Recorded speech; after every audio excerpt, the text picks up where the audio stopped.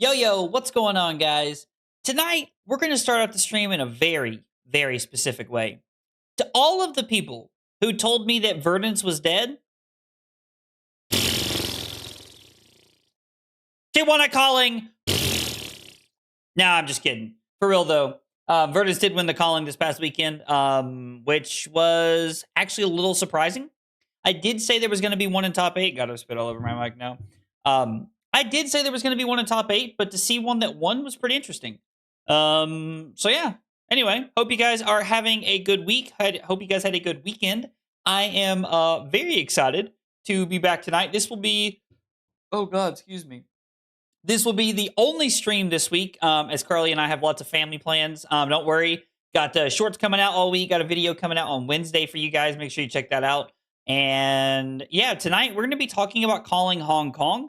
We're going to be talking about Victor. I've made some changes to the list. We're going to try some things tonight, and we're going to go through stuff. Yeah, Lip, people said there was quite a few people last week who told me like Verdance was like basically dead. So yeah, yeah. Anyway, yeah, we had to start the stream with a little spiteful, like, I don't know, like haha funny noise, I guess. Mekado, Rob, Ben, Lip, Tom, Jay, Adya. What is up, guys? How is everybody? Top of the morning. I love that we have so many people that it's morning time. Because, it's like 7 o'clock at night for me. So it's always so funny to see those kinds of things. Like when people say like top of the morning and stuff. Hope you guys are doing well. Thanks for being here. Liam, what up, my dude? How are you, buddy? Yeah. So if you did not have a chance to watch Calling Hong Kong this weekend, I would say you should go back and watch it. Gonna be honest, like, I think you should go back and watch it. I don't know. It was a great event. It was like coverage was always as really good as always. They introduced a new thing for coverage where they started doing like an arrow pointing, like saying whose turn it was and who active player was, which I think is really cool. I thought about jokingly messaging Ethan and saying, man, you did that right after Kano left, huh? But no, it is really cool. I do think it makes it a lot more, it's easier to keep up with the games as they're going on. So another like small piece that they're adding to coverage. So yeah, it's always cool to see stuff like that. Midnight here? Oh, well, dude, L, I appreciate you being here and hanging out. It's midnight for me. Yo, you as well, Chi-Chi, huh? Top of the night to you. There you go. There you go. Let them know. I'm always here for it. Okay, so we're going to break down Calling Hong Kong. We're going to play some Victor games, and then there is a new Arc Raiders update, and by that, I mean the expedition started.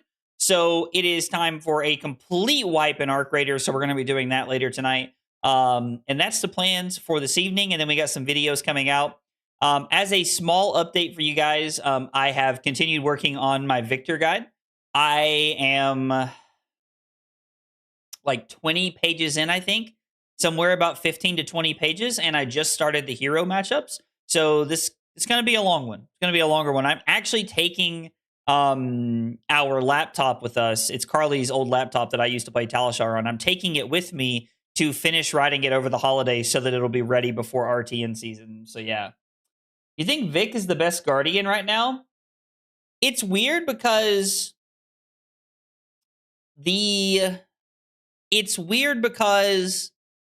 KO is so popular, and we're going to talk about that with the whole meta breakdown from Hong Kong and everything, but Victor is in a good spot, but there's still some matchups you have to dodge and you have to know how to play against, I would say.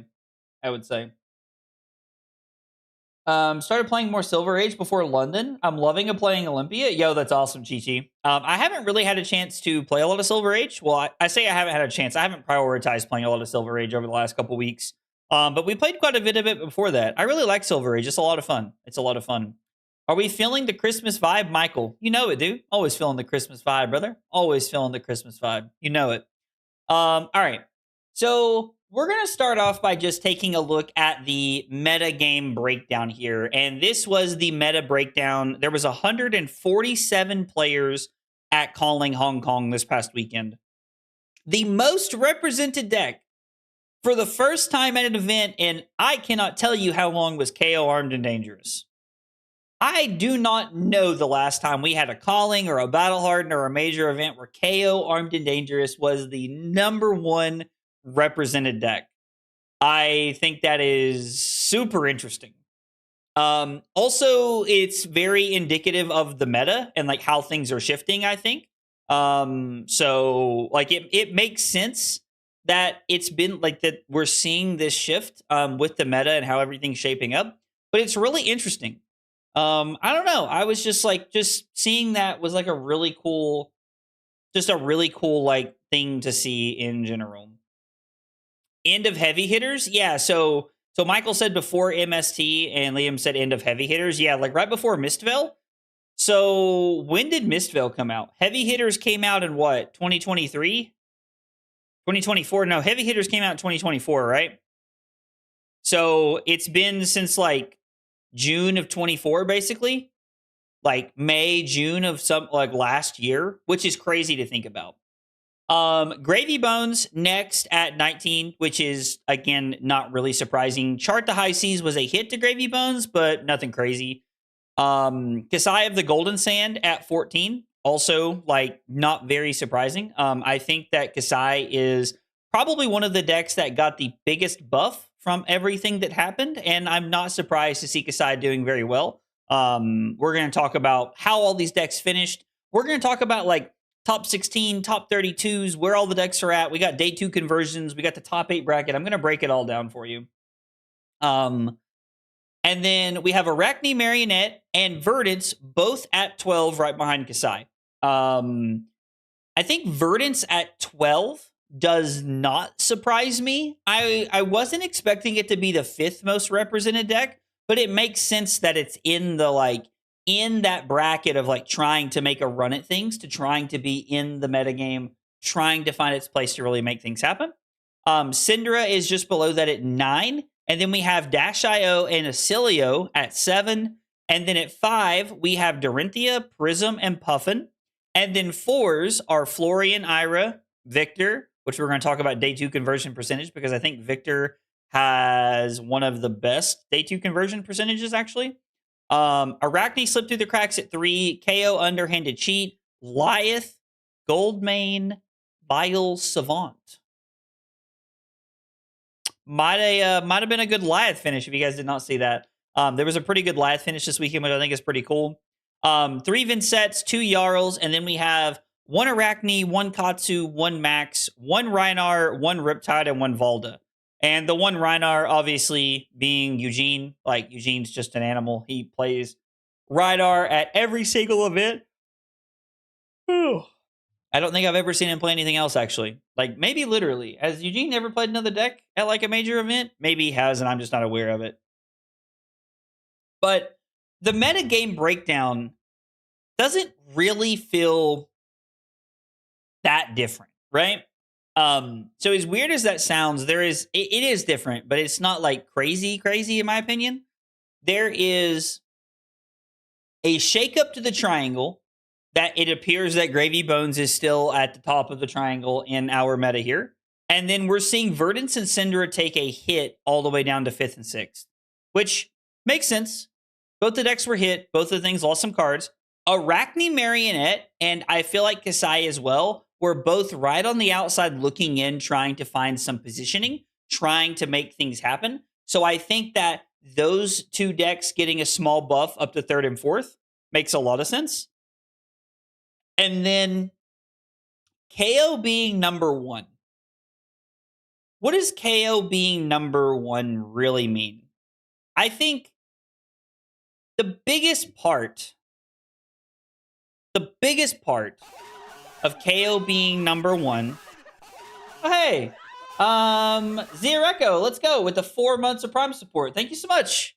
Thank you so much for the 4 months, Zereko. I really appreciate that. It means a lot. Thank you. It means a bunch. Hey, Drew, what's up, dude?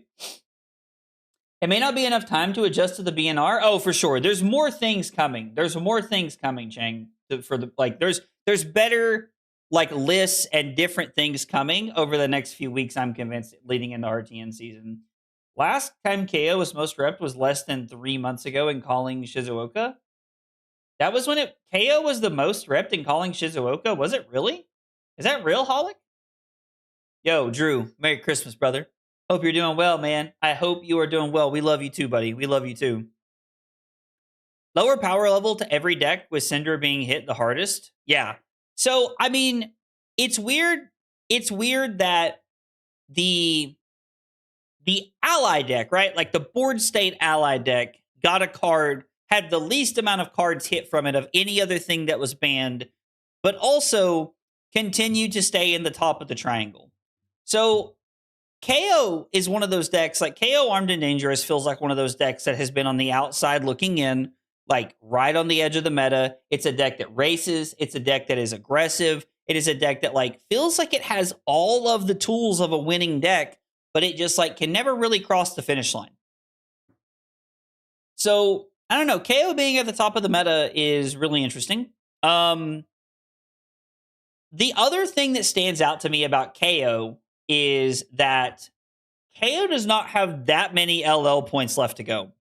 I'm pretty sure KO Armed and Dangerous is at like 840 or 50. Is like at 840 or 50 as far as like their LL points. So I'm pretty sure we could see, I don't know, somebody will have to correct me on this because I haven't done the math. I think KO can go during RTN season, right? If they win enough. Like, I'm pretty sure we could 110% see KO go during RTN season. I mean, somebody correct me here. There's also a Battle Harden. There's a couple of callings in January. So, like, I think it could easily happen. He needs 1/10 of the RTNs. 1/10 of the RTNs. I don't know. That doesn't seem that crazy for me. That doesn't seem that crazy to me. I am curious to see what RKO will play after. What RKO will play afterwards. It's interesting. Probably, I believe he has the 2x modifier, right? Oh, yeah, he does have the 2x modifier at this point, right? It's been over a year and a half. So it's the 6 months, less than 6 months is cut in half, right? Or something like that. And then it's 6 months to a year is regular. And then, or I think is what anything over a year and a half is like 1.5 times points, right? Or something like that. Or is it anything over 2 years is 1.5 times points? I can't remember what it is. Less than a year is half. Okay, so less than a year is half. 1 to 2 years is normal points. And then anything over 2 years is 1.5, right? And yeah, Josh, we're talking about OGKO. Crossing my fingers that he's gone before Yokohama. I'm also hoping that he is at that he's gone before Yokohama, because it just kind of like puts Guardians in a better spot. KO is a deck that kind of chews through Guardians, not named Valda, is kind of my experience. Like I feel like Jarl, whether you're aggro or fatigue, kind of struggles into KO. Victor has always struggled into KO, and Valda just kind of eats KO's lunch. So just one of those things. If he's 1.5 already, he needs even less wins then. Yeah, I don't know if he's over 1.5 or not yet, right? So I think it's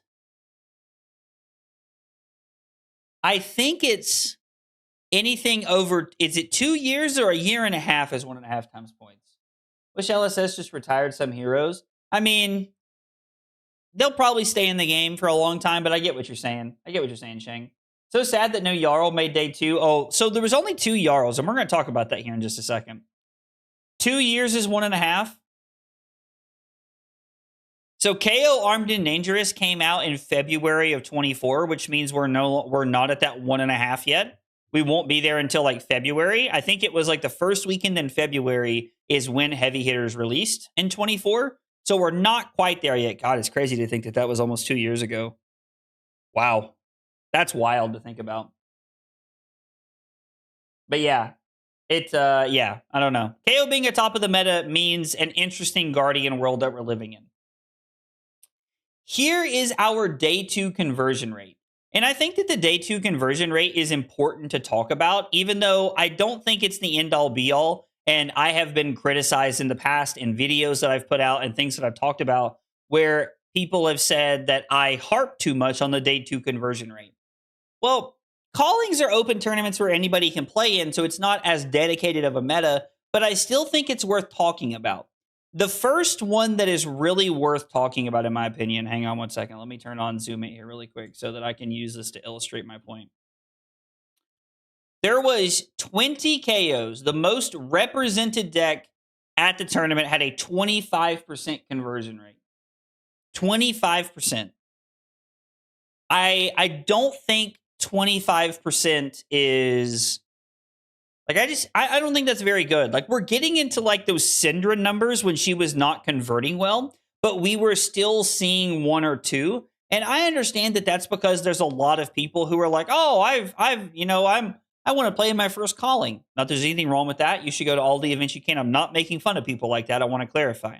But what I'm saying is that people show up who don't have the skills of somebody like Brody Spurlock, Jacob Clements, all these people who you're seeing top 8ing and do well all the time. And so they don't have, these like profound skills like all these other players do. And they show up and they lose with these decks that are, quote unquote, best deck in the meta. And in somebody else's hands, they probably are best deck in the meta. The next lowest we have a few other 25%ers like Florian, Ira, things like that I'm not really going to harp on. The next ones that I want to talk about are Acilio and Dash.io. Acilio and Dash.io both had 7 people playing them in the event. Acilio was a deck that a lot of people considered, myself included, to get a better buff from this BNR and to start looking better. Well, 2 of 7 made day 2. And you could make day 2 with a 4-3 record in Hong Kong due to the size of the event. 2 out of 7 made the event for both Dio and Acilio. I don't know. I was expecting more, to be honest. From both of these heroes. And I think there was almost a Dash.io in top 8. I don't think there was a Dash in top 8. I think we almost saw a Dash.io in top 8, but we didn't really get there. So seeing that Acilio and Dio are heroes that are not doing very well, and I don't know if you guys have seen Jacob Clements' list. He made it to top 4, I think, of the calling, and lost in top 4. But he was playing Gravy Bones that had 3 Amulet of Echoes in the sideboard. I was talking about that with somebody earlier in the Discord, and they said, "Show me where Acilio hurt you." And I'm like, yeah, it's a good tech card. It also has like the random play of combo into Verdance, but Verdance like is not trying to combo you if you're Gravy Bones. They're trying to fatigue you. Oh God, sorry. So I don't know. Just seeing that number be so low is a little surprising. I did see Josh talk about, like Eugene made day 2. Like this is not Reinar making day 2. This is Eugene making day 2. The single KO underhanded cheat that made day 2 did go on the top 8. Ricardo Diaz, I believe, was the gentleman's name. I watched a couple of games. Had a very good run. Was really putting things together. The one Florian that made day 2 was Andrea Mangucci. If you guys don't know who Andrea Mangucci is like arguably like one of the best Magic players of all time, who's now playing Flesh and Blood sometimes, I think, and is a very good Flesh and Blood player as well. So I guess there's a reason why the same names keep performing with Gravy and putting him in top placements, but others who aren't on that level don't make it. So I actually completely agree, King. You'll notice that Gravy Bones has a 37% conversion rate, 7 out of 19, which to be fair is like not bad. Like that's not like a horrible number.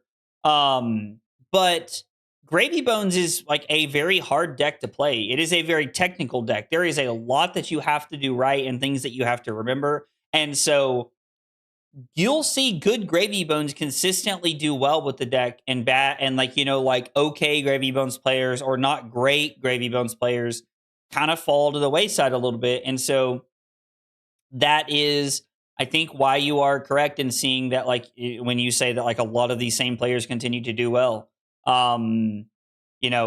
Like Jacob Clements playing Gravy Bones top 8. I think Brody Spurlock was playing Gravy Bones and made top 8. Like, very, very, very good, very calculated players.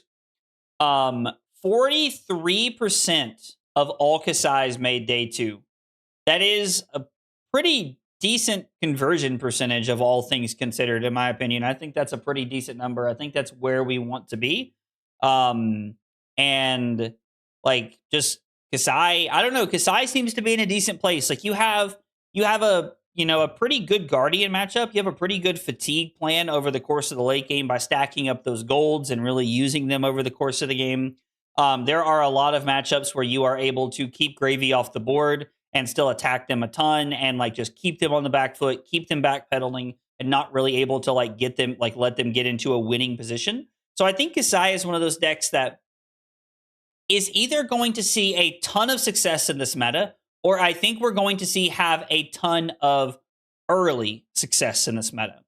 Kasai is a deck that it feels like the meta can kind of shift around to kind of like hate out a little bit and like put into like weird spots. So I think that you could see Kasai get hated out a little bit. Excuse me. Sorry, I was up late last night. I made my final run for the 5 million coins in Arc Raiders last night and got there thanks to my wonderful wife and my wonderful friends who were willing to, like just help me out with some loot last night. So if you guys play Arc Raiders, I'm sure you know what I'm talking about. But I don't know, like Kasai, I think Kasai being a good hero, like being a heavy representation in the metagame is a pretty good thing for the game in general. And I think like that's a perfectly fine place to be. Arakni Marionette also at 42%. Five of all heroes made it into day 2. Like not a bad conversion rate at all.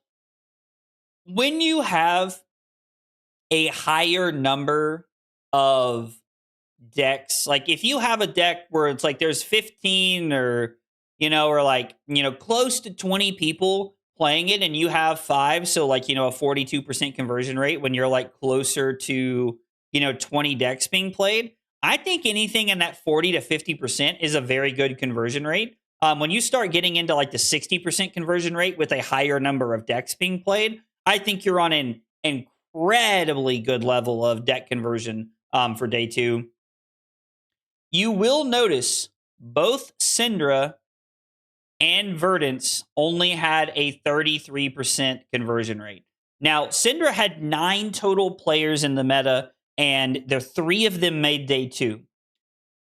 I am still not entirely convinced that we are going to see Syndra fall away. In fact, my video on Wednesday is me talking about Syndra and where she is at and how I think she could move forward.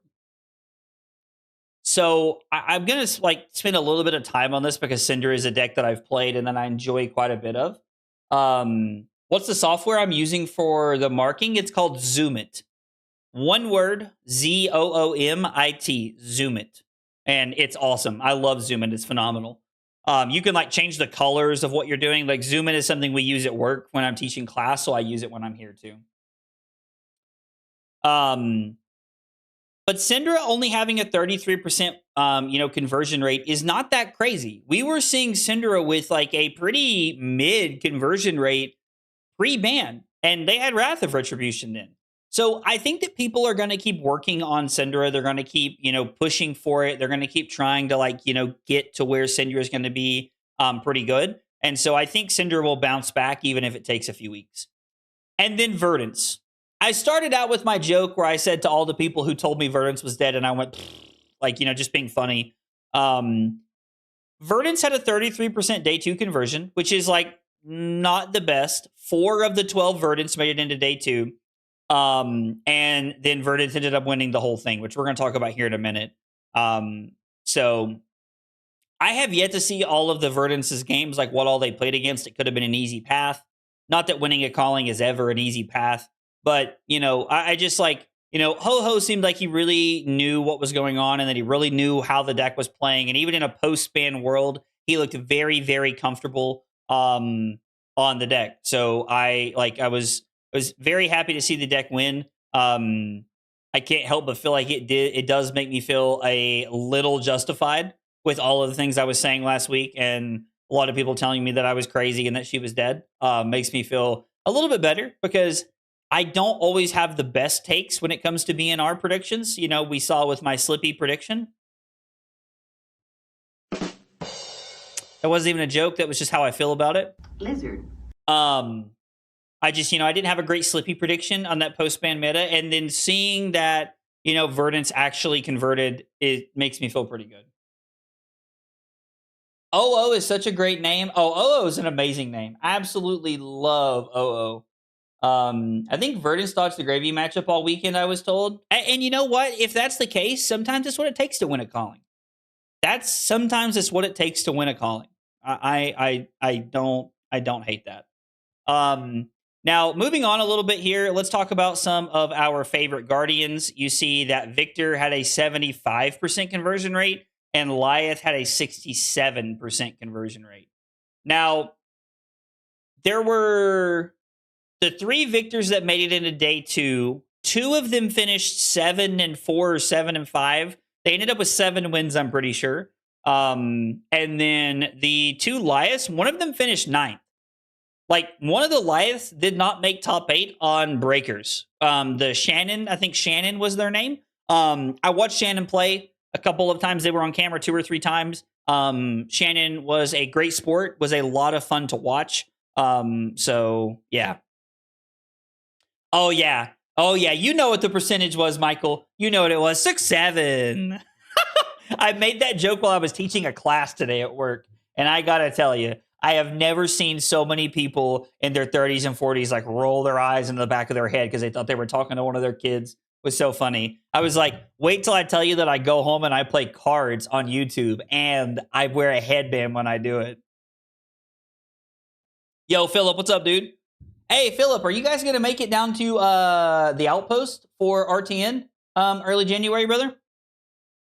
So, Lyeth, 2 of the 3 decks made it in. Victor, 3 of the 4 made it in. Lyeth finishing 9th. And then, 2 Victors with 7 wins, which I think put them both in top 32, which is really cool. So, I don't know. Like, the meta has a very interesting shakeup. We're going to talk about, I want to spend this moment talking about what I think this means for Guardian in general. Now, KO may leave during RTN season. We may see crazy things happen during RTN season that shake up the whole meta. We may see some tech we haven't heard of yet. We may see lots of things. I do very, very strongly believe that there is a world where playing Lyeth is actually a good call right now. And I know that you guys probably think I'm on some like cope or that I'm crazy, but we have seen a Lyeth do well at multiple events in a row now. Battle Hardens, Callings, lots of events in a row. And Lyeth, I think, is not having better numbers right now because it's not being played in high quantities. I 110% believe that. And when I say high quantities, I'm not talking about Cinder quantities. I'm talking about like more than 3. Like, I'm talking about 10. Like, we had 3 people playing Lyeth in Calling Hong Kong. 2 of them made day 2. I don't know how the other Lyeth did, admittedly. I don't remember where they finished. I looked earlier, but I forgot. But I don't know. Like, I can't help but feel like there is really something there. And that Lyeth could be a pretty solid answer to the meta right now. I don't know. Aside from Gravy, I think Lyeth is fine. I think Gravy is a real problem for Lyeth. Just like, I think Gravy is a problem for all Guardians except Valda. Valda probably has a decent matchup. Yo, Delph, what's up, dude? Trust Dio is best deck in format? I mean, I don't think Dio's bad. I just think her conversion percentage was pretty poor from the weekend. Oh, I'm loving seeing RKO like sneaking up into the limelight, Ian. Lyeth can deal that psychic damage where people won't have a sideboard or game plan and just fold. Now, there are a lot of people at like a Calling, I think, who are like, oh, Lyeth, like you're playing a meme. Ha ha ha ha ha. But the deck is real, right? Pupi? I'm going to go with that. I don't know. I feel like you've probably heard the joke too many times where people mispronounce your name as Poopy. So I'm going to go with Pupi. But if I'm wrong and you did Poopy on purpose, tip my hat to you. That's a great joke. I hope Carly's listening right now. She'll love it. Thank you so much for the sub over on YouTube. I appreciate you being here and hanging out. Guys, if you are here for the first time and you are new to the channel, we got 3 questions we ask everybody when they're new. They are, what's your name? What got you into Flesh and Blood? And what are your favorite hot dog toppings? Let me know in the chat. Tell me about yourself. I'd love to get to know more about you guys. So anyway, past Lyeth, I actually think there's a world where just Guardian in general is like going to start to like come out of the woodwork a little bit here. Now I don't know how that's going to affect the meta and like how Guardians are going to start to look. Victor has a very good, other Guardian matchup where you can just remembrance back, visit the Goldmane estates and like cycle them back through. If Lyeth is able to set up confidence tokens and dominate and all this other stuff, then they're able to keep people off tempo. Valda has natural dominate, and Pleiades. Pleiades is kind of in that world where I think she struggles with Gravy as well. I haven't played a ton of Pleiades, but that's kind of where I'm at. Lyeth is a lot of fun to play. I agree. Tons of fun to play. I've been cleaning up on Lyeth the past few weeks. Currently 11-1 on him over the last 4 armories, and we averaged 24 to 32 players. Yo, 11-1 solid, dude. That's awesome, Ironside. You're crushing it, dude. What was it John Seward said? Onions, mustard, and stale cart water? Yo! I've never heard that John Stewart quote, but that's amazing, Sharp. That's hilarious. Create Chaos. My LGS got me into Fab, and my favorite topping is sauerkraut. Okay, well, let's do it. Well, Chaos, welcome to the channel. Thanks for being here. I'm glad you're hanging out with us. Thanks for chilling tonight. Appreciate you being here and hanging out. So anyway, I don't know. Based off the day 2 conversions and like the meta and everything else, like it's really shaping up in an interesting way. Let's take a look at top 8 and kind of talk about top 8 and how we're moving forward here. So our top 8 was 2 Kasai's. 2 Kasai's. And I want to point out they were 1st and 3rd. They were 1st and 3rd going in the top 8, which is crazy. And I don't know if I saw this correctly, but was Shoma 11-0? Did I see that correctly? Was Shoma 11-0? I'm going to have to go back and look, but I think I saw 11-0 when I looked at that. Somebody fact check me there. Somebody fact check me, please. Undefeated until top 8. Yeah. See, this just continues to prove that like the undefeated until top 8 is a curse. Like you want to lose one before top 8, right? I know that's like just like a running joke in like the card game community, but yeah, 11-0 is insane. What's up, Rose? Yeah, undefeated until top 8 is crazy. Absolutely crazy. Shoma is him, dude. Shoma's Himothy. It is actually Poopy. Hello, dude. Hell yeah. God, I hope my wife's listening right now. My bro showed me the game and got me hooked instantly. And my fave topping is cheese. Ooh, cheese on a hot dog is interesting. Well, Poopy, thanks for being here. I'm glad you're here, and I'm glad you're hanging out with us. I'm glad you're playing Flesh and Blood, man. I'd hate to have that happen to me. It would feel bad. The Queen of the Dead has a ride. Shoma was the Pharaoh. Dude, Shoma's an animal. Like, Shoma is a beast, dude. Okay, top 8. Let's talk about top 8. We have 2 repeat decks. I think that's it. We have 2 Kasai's, 2 Gravy Bones. We have a KO Armed and Dangerous, a KO Underhand to Cheat, an Arakni Marionette, and 2 Gravy Bones. Did I miss the 2 Gravy Bones? No, 2 Kasai's, 2 Gravy Bones. Am I having a stroke? 2 Kasai's. Take those off my screen. 2 Gravy Bones. Arakni Marionette. Verdance. My God, Verdance. Jesus, I forgot Verdance. Yeah, thank you, Mekado. I forgot the hero that won. Oh, if you're watching this or you ever watch this, I'm so sorry. I promise I didn't leave you out. Absolute G winning the whole event. My bad, guys. My bad. Oh, Lord. That might have actually been me having a small stroke out of all the times I say it. So, you know. Oh, yeah. It's all coming together. Anyway. So taking a look at the bracket here, you will notice that King said earlier that Verdance managed to dodge the Gravy matchup. Brody lost to KO Armed and Dangerous. Verdance beat Kasai. Verdance is favored in that matchup, to my knowledge. Verdance beats KO Armed and Dangerous in the semifinals. Jacob Clements, playing Gravy Bones, loses to Arakni. Verdance beats Arakni, which is also what I think is a favored matchup.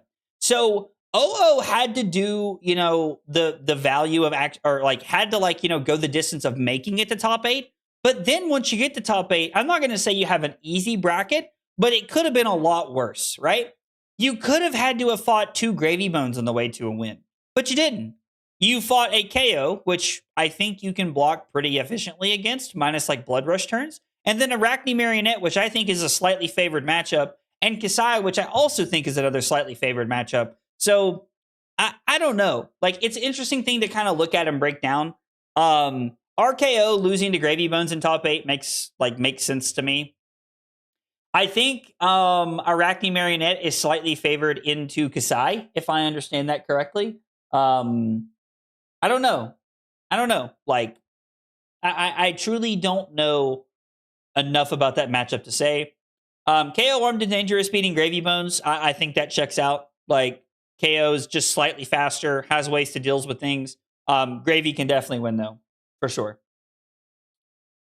Do you think if Rhinar gets more representation, he will have better performance? Honestly, Xavier, yes. 100%.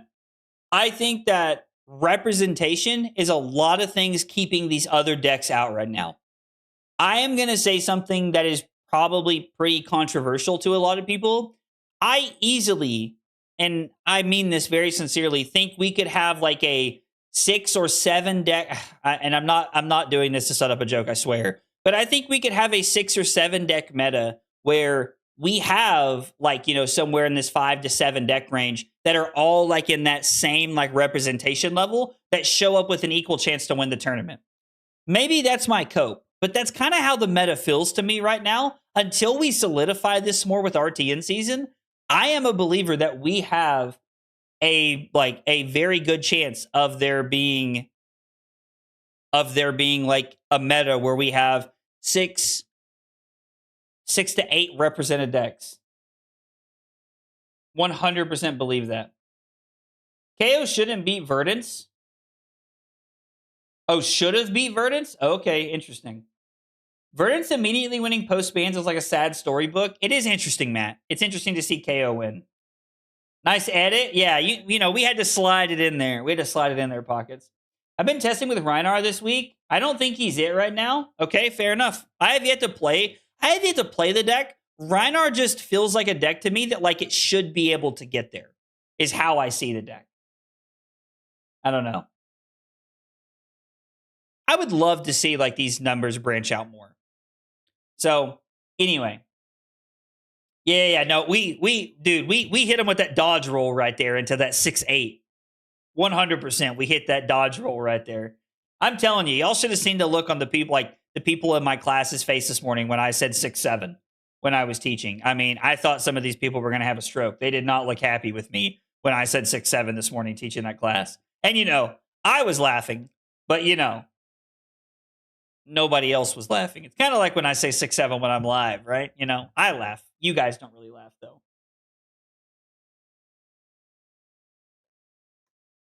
We need more Betsy in the meta? Okay, Lucas has gone too far. Rhinar, I can live with. Betsy? Nah, fam.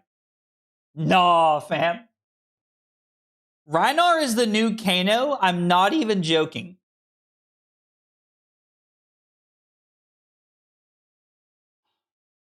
Rhinar is the new Kano.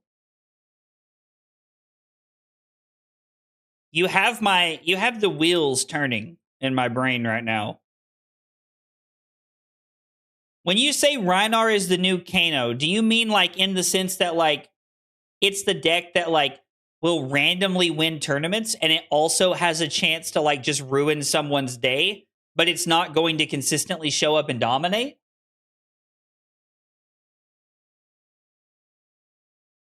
Why is Intimidate really fake currently? Not arguing with you, I'm very curious.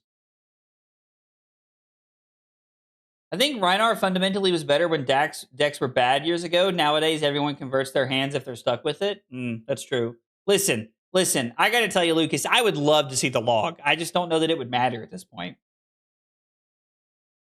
Are we getting the Betsy log in Compendium? I mean, I think LSS has abandoned all hope for Betsy. If there is a Betsy log in Compendium, You have my word now. We will at least give her a shot for Silver Age for Pro Tour Yokohama. I will at least test it leading up to the event. Who is the best kisser in Fab?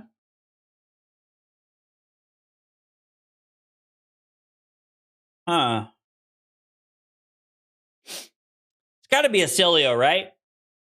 It's got to be Acilio. Like, Acilio just, like, all the pieces. I mean, you take one look at Acilio, and you know you might be along for one ride with Acilio, but it's going to be a fun one, right?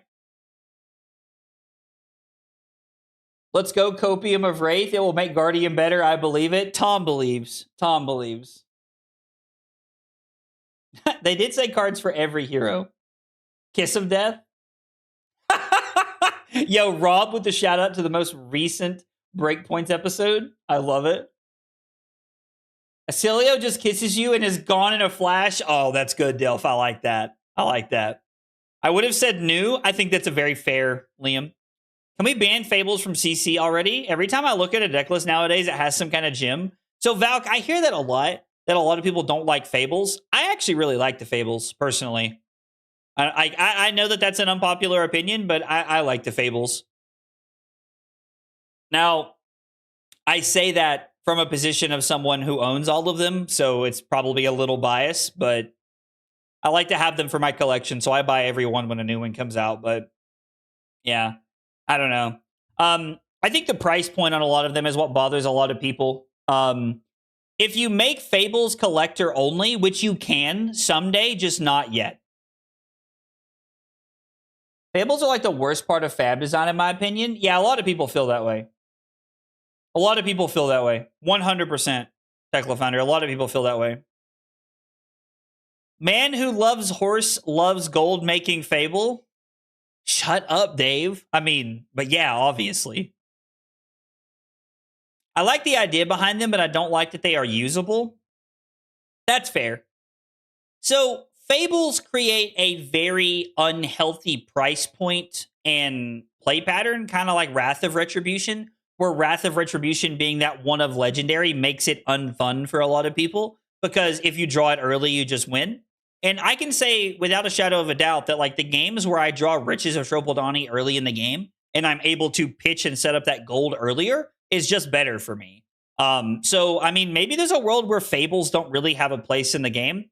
I think it's mostly a price point for a lot of people. Like, having to spend that much money on one card is very odd. And I get it because, you know, to Philly, I ended up bringing like multiple Fables to let friends borrow them because I had them and I wasn't playing them.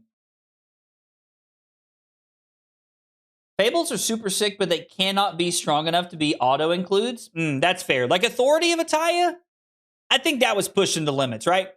Authority of Ataya was pushing the limitations like a little too far past the envelope, in my opinion, for where a Fable should be. Like, you know, I get that. One of Legendary should not be in CC. I actually really agree with that, Chang. I actually really agree with that. Agree that thematically the gems are cool. Yeah, thematically, I love having them in my collection. 100%. If Triple Donnie was $150, nobody was complaining. I mean, if all of the Fables were like $100 or less, it'd probably be fine, right? Yo, Dylan, what's up, dude? I think the Powerhouse one-ups are really bad variants. Feels like playing Yu-Gi-Oh! Yeah, no, now that is, like, that part I truly agree with. You draw your Fable early, like, you are in a better position majority of the time than not. Like, the amount of games where I pitched Authority of Ataya to play a Wrath of Retribution, I think if I had to go and convert, I won over 90% of those games. It's just crazy. Like, those are the turns that are, like, absolutely insane. Triple Donnie was a mistake. You take that back. I'm kidding. If they got rid of all the Fables to, like, if they came out and they said, hey, we're going to, like, make it to where all the Fables are only available to be played in Living Legend. We don't want them being played in CC because we feel like they provide this price point issue and they provide this issue of, like, power level swinging games. I wouldn't be upset about that. And you're talking about someone who has spent too much money on owning all the Fables. I still wouldn't be upset about it. Oh, hey, get him, Delph. Hey, what's up, Trent? You're right. Ring should be a 3 of. That sounds fair to me. It should probably be banned like Wrath. I mean, Ring is very broken. You have a problem with Fables are 1/3 of a salary in my country are necessary in some heroes? Yeah, no, Johnny, that makes a lot of sense. I completely agree. It's a price point issue for a lot of people. Agreed. My level of Fable is the Chaos Gem or like Plague Hive. Okay, Liam, I'm down for that. If you make all the Fables like Plague Hive or like the Schism of Chaos or something like that, then yeah, sure. Wow. It's weird to think that Assassins have gotten 2 really weird gems, huh? How about the, I feel like even the Amp one is probably too much, right? From Will of Arcana? I don't know. Anyway, I've spent enough time yammering on about the Fables and everything else. Let's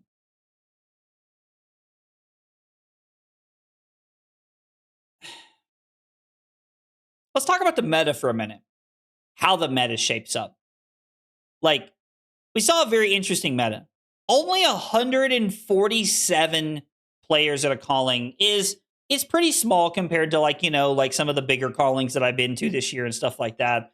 But, even in the US, we get callings that are 200 or 300 people, like nothing crazy.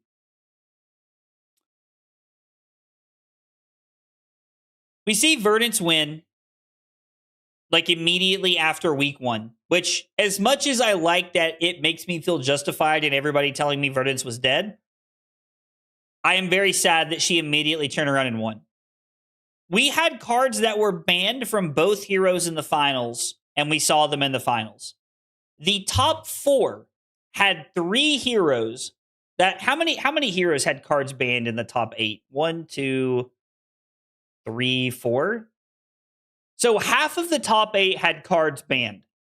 The only hero that had cards banned that did not make it to the top 8 was Syndra. Interesting. I will say this, and I said this earlier, and I'm going to say it again in case anybody thought I was like lying or you weren't here. I do not believe Syndra is dead. There was a Syndra who finished 13th at the event, which I thought was really interesting. Now it was I think it was Pei Tong, I think is how you pronounce her name. I could be wrong. I could have looked at a different name. I think that is the person who finished 13th. Great run for Syndra. They were the first person without a tiebreaker of being like they didn't have a tiebreaker to be in top 8 is my understanding it. But Syndra not being in the top 8 is really interesting. I still think Syndra has a good place in the meta. Let me hit you with some other stats that I wrote down on my old sticky note here. Our world champions also argue that Syndra is still playable. Yeah, no, I agree. I think she's still playable. Yeah. I was floored that Kano LL'd and they didn't hit Striders. Yeah, I don't know if they ever will. They probably never will, honestly. I mean, they should, but they never will, right? Okay, so let's talk about heroes here. KO Armed and Dangerous. There were 4 KO Armed and Dangerous in the top 32. And I've picked top 32 and a lot of top 16s for the things that I'm going to talk about because I feel like top 32 and top 16 gives you a better holistic representation of what the game, the meta actually looks like instead of just looking at top 8. Personally, that's how I feel about it. Jarl didn't make top 8. I know, Art. I was sad that Jarl didn't make top 8. KO Armed and Dangerous is probably going to be gone before we get through RTN season. So there was 4 KO Armed and Dangerous in the top 32. There was 4 Kasai of the Golden Sand in top 16. And then there was another one slid into the top 32. We had a total of 5 Kasais in the top 32. 2 of them were in top 8. That is a number that stands out to me. But wait, there's more. It gets better. The next one is not that crazy. Mario, 4 heroes in the top 32. 4 people playing Arakni Marionette in the top 32. Makes a lot of sense to me. Gravy Bones had 6 people in the top 32. We hit a card from Gravy Bones. There was 2 in top 8 and 6 in top 32. I just...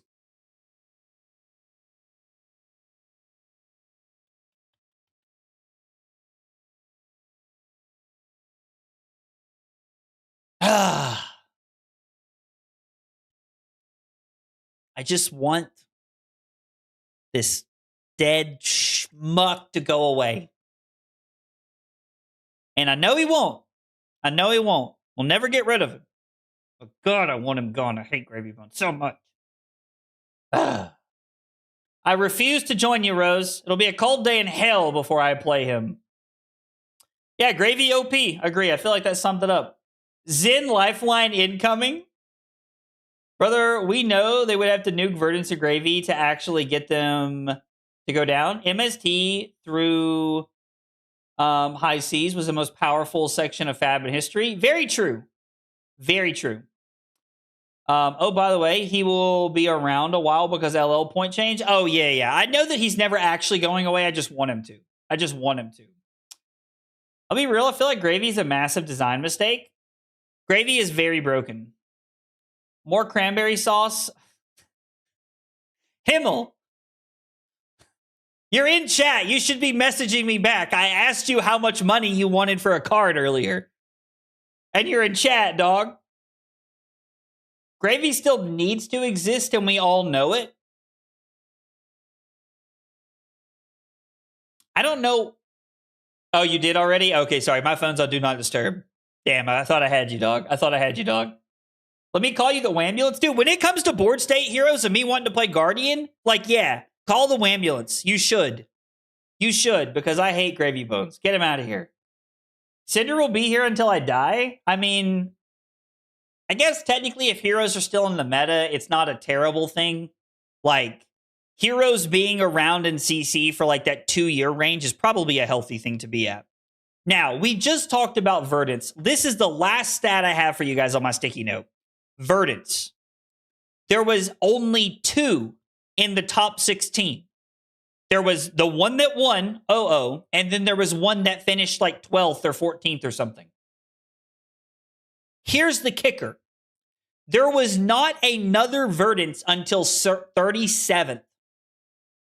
There was 1 in top 8 that won, 2 in top 16, the same 2 in top 32. We did not see another Verdance in top 32. Just the 2. And it won the event. Which goes to show you, if you've ever seen the movie Any Given Sunday, it could be you on any given Sunday. First off, if you haven't seen the movie Any Given Sunday, you should watch it. Al Pacino, masterpiece of a movie. It's absolutely amazing. When can LSS make a balanced permanent base deck? I mean, to be fair, guys, like, LSS is trying new things and making things different, and they have had a very heavy hand with Gravy Bones this time around, so I give LSS a lot of props. I just hate Gravy Bones. Like, you know. Y'all are getting mad at good players and calling it luck? I'm assuming that's aimed at somebody in chat.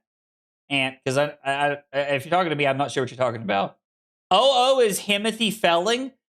The video that Michael Fung posted on Twitter where is like doing this to the Felling poster was peak cinema.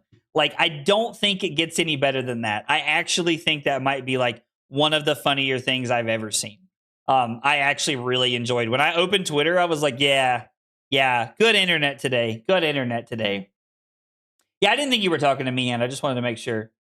Rose, I won't play Gravy Bones. 1, I don't think I have the confidence to play Gravy Bones. Actually, I take that back. If I was to dedicate playing Gravy Bones, I think I could play Gravy Bones at a high level. Yeah, Felling good? Crazy, right? Felling good. I am so effing upset Kano is gone. Spencer, I'd like to tell you that you're going to get some sympathy from me, but dog, you ain't, bro. You ain't, bro. Wasn't the problem with Verdant's 6 Burn Bears and not Rootbound? It's kind of up for debate, I guess, Phil. I just need my Void Tough Nut to be viable in the meta. Philip, I don't know what to tell you, dog. Join this dark side then? Man, I don't like playing Assassin either. Michael. I mean, Assassin is fun. I did enjoy playing Slippy the other day when I played him. It was pretty fun to play Slippy the other day, but I don't know. Tough Nut mentioned.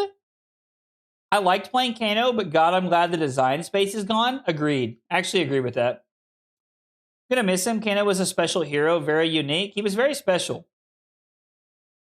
When Gravy finally LLs, we've already gotten the new Dromai, and the board state deck, Reign of Terror against Guardians, continues. If you bring back a board state hero with Phantasm, I'm in. Because it is now a skill-based, like, matchup that isn't just you doing your thing and me dying. New? Yeah, New was a special... we're live. I got to keep my words to myself here. New's where she belongs, Michael. Where she belongs. Anyway, we can complain about Blaze soon. I hope they put Blaze in the format, and I hope she's cool. Hope she's good enough to play.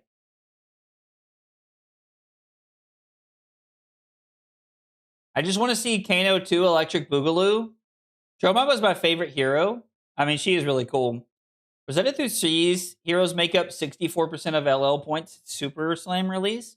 Super Slam heroes have made up 0.8%. That's sad. That's crazy. Phantasm instantly dies in this meta with KO, Armed and Dangerous, and Guardian. Yeah. I don't want Blaze. I want Kano.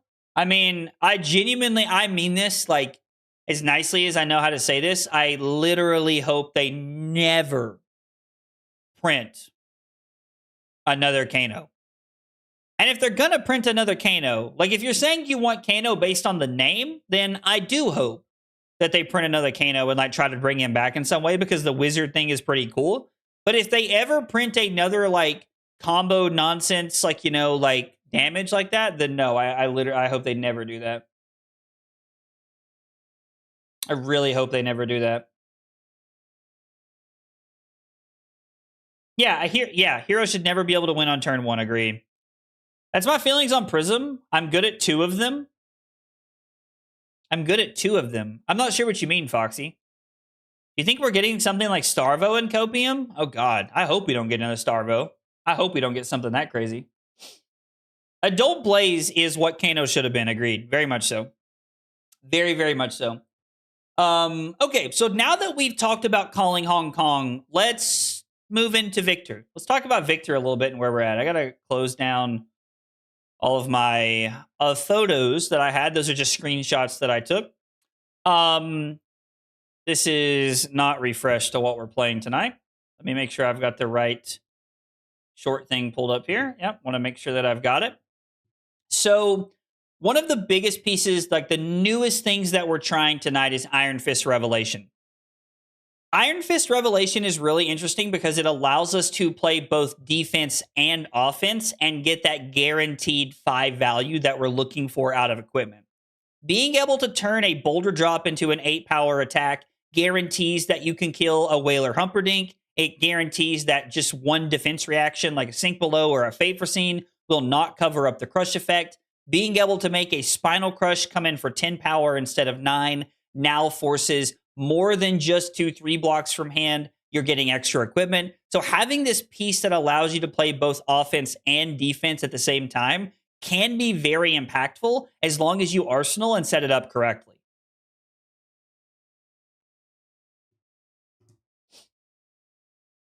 Oh, Flattering Showman would be really cool. Flattering Showman would be really cool.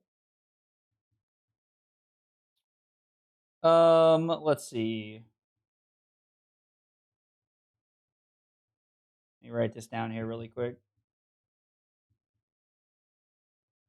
So I can come back and grab this. Will Boast ever be playable? Probably not, to be honest. Like, don't reprint her. They will because she prints money, but I don't want them to make Prism 3. Oh, I got you. You don't want them to make Prism 3. Taking a look at the deck, I have changed a few things, but nothing crazy. One of the considerations that I've been having from some of the lists that I saw is not playing right behind you. I have seen some people playing Rouse the Ancients in this spot as more of a go again to like help into like other matchups to try and pressure them, which I think is neat. I don't know that it's necessarily like the most impactful thing we can be doing, but it does seem pretty cool. Or maybe trying to play like 2 copies of Rouse the Ancients and like 1 copy of something else could be pretty neat. I don't know. I hope there's an adult Terra. I would love for there to be an adult Terra. Moving to the sideboard. A lot of this is going to look very similar. I am back to 2 copies of Poison the Well. So the other night at my armory, I had our local Verdance players sit down against me, and I was playing 1 copy of Imperial Warhorn and 1 copy of Remembrance into them.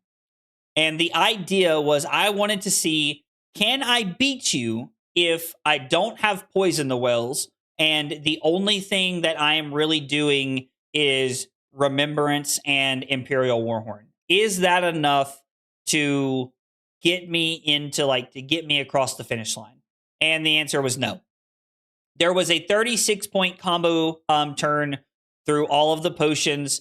He just Everbloom and lifed them back into the deck, was setting them up, continued doing the thing. Without Poison the Wells, I lost the game. I was at 28 when my buddy Michael Paul went off, and I ended up dying. He was at 30. He had 36 points, and I just ended up dying. 1 copy of Poison the Well, or it was 34 damage. No, it was 36 because it was 8 points. The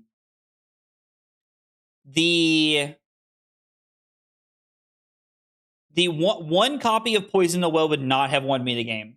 So I am convinced that 2 copies of Poison the Well is probably the way to go into Verdance to make this happen consistently. I don't know that I want to be on Imperial Warhorn and Poison the Well. I don't think we have enough room for both right now. I have decided that one thing I want to do when I get back from Christmas break, from hanging out with like in-laws and hanging out with the family, I want to take a variation of my 46 card main deck, and I want to make a sideboard that is solely dedicated to like trying to beat Gravy Bones. And we're talking like 6 cards dedicated. I want to take 6 cards and just seeing if the 6 cards can help us get there in that matchup. I'm talking about running things like Rampart, trying to fat stack a little bit into the deck, still trying to utilize cards like Test of Iron Grip, and then still being on Staunches, but adding in some extra cards, maybe like a second performance bonus, maybe being on some Sink Belows or some Sigil of Solace to try and help us gain life, to try and stay above what they're doing. Because if Sigil of Solace helps us stay alive in the Gravy Bones matchup, then I also think that Sigil of Solace is going to be very impactful in the Verdance matchup, where we can use that to stay up on life. So those are things we're going to be trying when we get back to see how it works. I won't have a ton of time to test before RTN start, but I will be trying to stream as much of it as I can. And also, while I am gone this weekend, I talked about this earlier in the stream. Just want to kind of reiterate this now while we're all hanging out. I talked about this earlier. I am working on finishing up my big, my Metafy guide, my big piece that I'm working on for Victor. That should be out. That's going to be out before RTN season. I am hoping to get that out and to get that posted on Metafy next weekend is the idea. I'm going to try and finish it up this week while I am at my in-laws. We have a lot of downtime where we're kind of just people are taking naps and hanging out. So I'm going to try and take my laptop and work on that some. So that is the idea. Hopefully it'll be done by then. But if not, we'll definitely get it out before RTN season so you guys can see that. So yeah, that's the plan. We're just going to be playing some games tonight. If you guys want to play some games or, help tonight, I am definitely into play some games. We're just kind of running. I'm not looking for anything specific. I'm just kind of playing games to see how the deck feels and get into a rhythm a little bit. I look forward to helping you there. Thank you. I appreciate that, Rose. I appreciate that. Yeah, we'll go first here. I truly don't know what the I know I have a sideboard guide, but I can't remember what it is off the top of my head. Vynnset is go first. Null Room Boots. I think we want to be on Skullcap. Yep, because Skullcap blocks for more when we get down less. We're going to be on. It says I'm playing Grindstone. I don't know how much I like that. I'm curious to see what my thought process was there. We'll kind of come back to this. I am on Tech Plating, Iron Fist Revelation.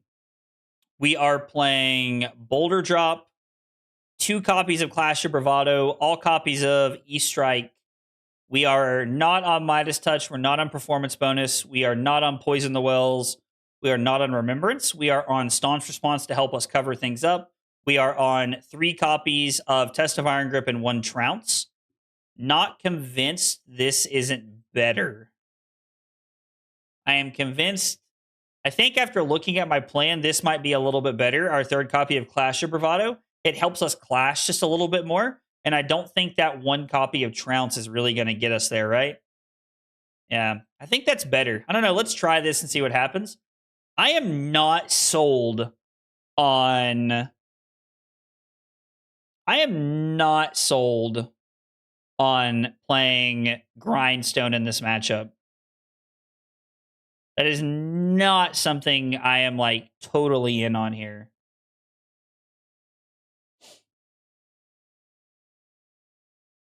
I mean, I think we can just run this out.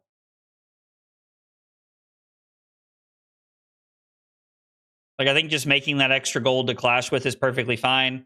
We're not making any might tokens, which is less than ideal, but it's fine. Love watching and playing against Vynnset. I do think that playing against Vynnset is very fun. It's a very interesting matchup dichotomy. Like, just in general, it requires a lot of interesting thought.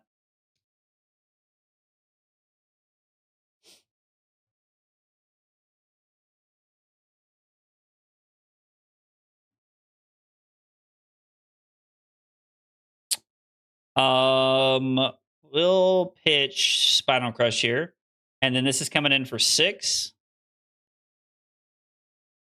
We'll block 7 and see if we can get their last card out of their hand. We do. Command and Conquer reveals a Cull, and they discard a Reduce to Rune Chant. Pretty happy with that. Pretty happy with that. Kind of wish we had something else we could do here. Vynnset is fun until you're playing a Cilio and half your cards get ripped out of your hand every turn. Yeah, that does happen sometimes. Have I tried Aggro Victor? Blues mod check? Wait, what? Have I tried Aggro Victor? I mean, we've played Aggro Victor in the past, like where I've been on like out muscles and things like that. Normally that doesn't work into like Verdance and Gravy Bones because they gain enough life and they're just doing enough things to where you can't really stay in a good position.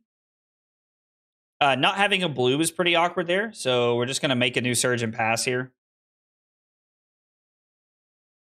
I would like for our Clash of Bravado to be able to like destroy a Malefic or something. Like that. That would be an ideal situation.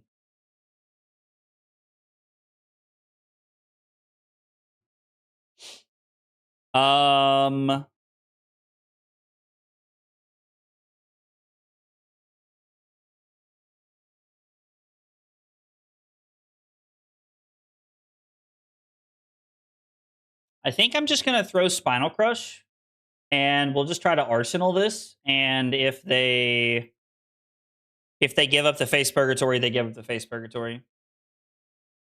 Aggro Volda might be the play. What does Volda struggle into besides Verdance? We just going to pivot to Aggro Volda right now? I mean, you could twist my arm. You could twist my arm. Oh, guys, I'm so sorry. I'm on the wrong screen here for when we play cards. My bad, guys. My bad. Yo, Damien, what's up, dude?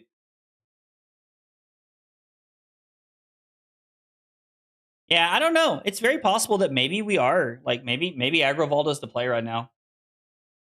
KO's going to be popular.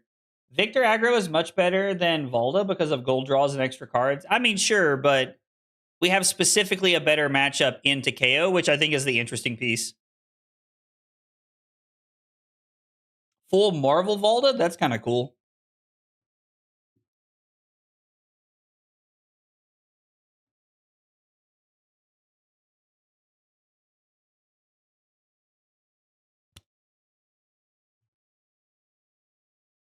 Wonder if they're going to throw something at me or just go to 32 here. Like, genuinely curious to know what they're thinking. Okay, here we go.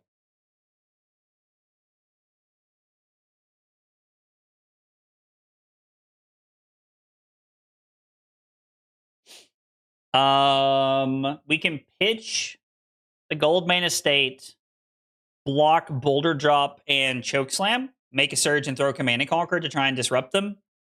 I'm okay with that. Getting a blue back into our deck. And I think saving this for later will be better after we've clashed too. This will give us like a chance to try and like close out the late game. Actually, I think keeping the Choke Slam is technically better. Even though it's not like one of the biggest decision points, it's still like technically better. We just want to keep our life total up as high as possible is really like the idea of what I'm going for here. Just being able to like block and keep our life up is very, very impactful. And then CNC has a good plan as well here, just really making our opponent think. Now we're also opening up our arsenal so that the next time, we have a card we want to arsenal, we can set up for the Iron Fist Revelation to make this work. RKO and Assassin is probably my hardest outside of Verdance. Okay. So you struggle into a lot of the same things that like Jarl struggles into, it sounds like. Gonna let that coal go. Sure. It's like we knew there was a coal in their arsenal. I just figured they wanted to keep it to like try and like, you know, get some value out of us, but that also makes sense. Okay.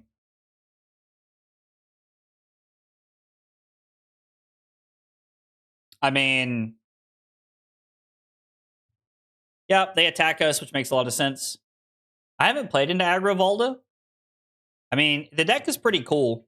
I know that there are a couple people who are testing Aggro Volda. I just like don't know I haven't played the deck to like really know like the viability, but I've been told by a few people that the deck is good, that I should trust that the deck is good.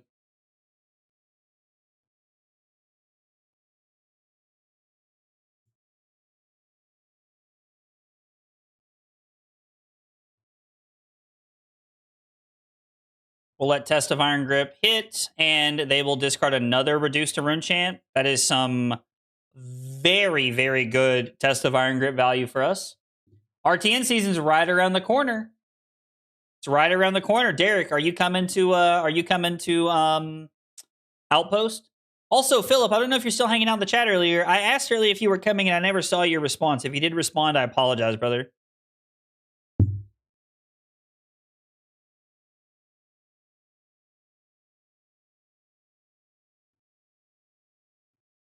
I mean, let's just send the hammer. I guess just like trying to mill them out's a good place to be. I'm glad Florian kind of sucks right now. I absolutely hate playing against him. That's fair, Paul. I get that.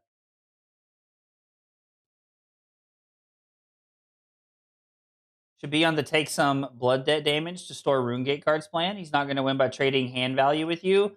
So I think our opponent is trying to do that, but I think they're scared of blood debt damage and like when their pop off turn is going to be is kind of what I think is happening. So I'm not going to lie, Spencer, I'm learning a lot about you right now. You're sad that Kano's gone. We both have a 6 on top. That's fine. Like you're sad that Kano's gone. You miss stack Florian. Do you like any healthy decks that exist in the game? Just like asking for a friend. Oh, Florian is a cool hero. I do not think stack Florian is good or healthy for the game.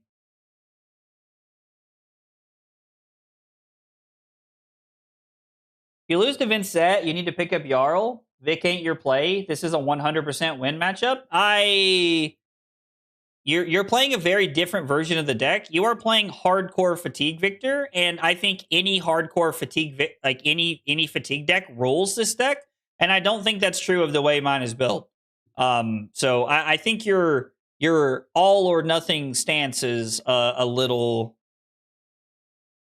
too much for me. I think the all or nothing stance is a little too much for me. This is one of those hands where, oh, that was stupid. I'm sorry. I forgot that this was coming in for 9. I thought they granted go again. I wasn't paying attention. So I need to pitch the headbutt here, and then we're just going to block 9. I thought it was go again, so I was trying to clear out my hand so I could block the next rune chance. I play decks with playstyles I like. They just happen to be weird, unhealthy ones. No shame. Like, play whatever makes you happy. That's the joy of card games, brother, is that you can play whatever you enjoy. I'm all for it. You be you. Don't be ashamed of it.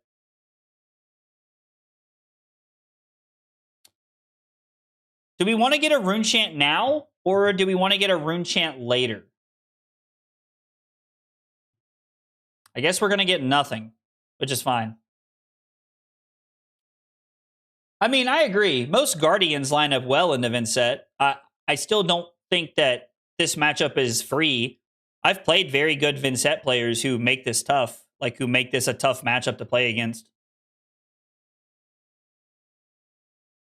As long as my opponent is not having a good time, I am having a good time. I'm learning a lot about you guys right now.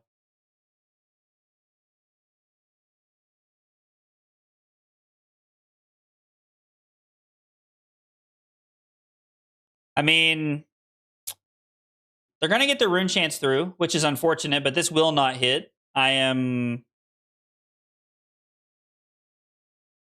just going to block this out. Unfortunately, the Iron Fist Revelation, the value on Iron Fist Revelation is just incidental here. Like, just kind of is what it is.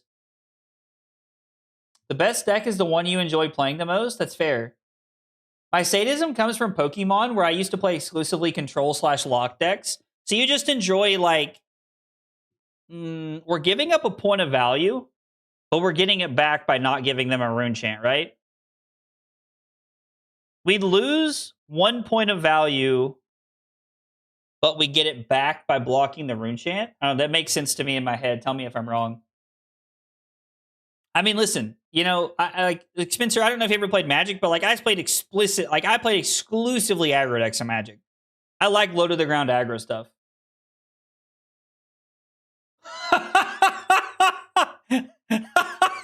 and your message is actually hilarious, dog. You crack me up, bro. Your favorite word is no and honestly based. I guess that's true. We're keeping a rune chant and a point of life, but that point of life is like, the point of life is the 1 point of value there, right? We're going to keep Thunderquake in the deck because it clashes well.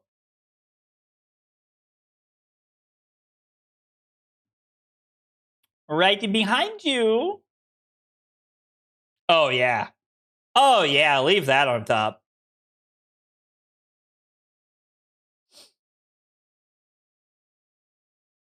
My favorite word is yes, yes, you're not having fun.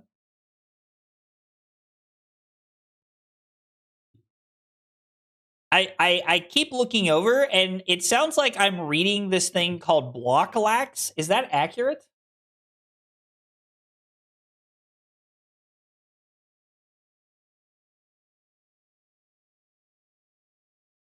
Yeah, Mega Might token, baby. Oh.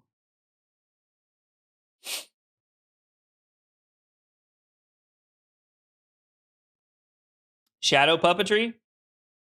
Okay.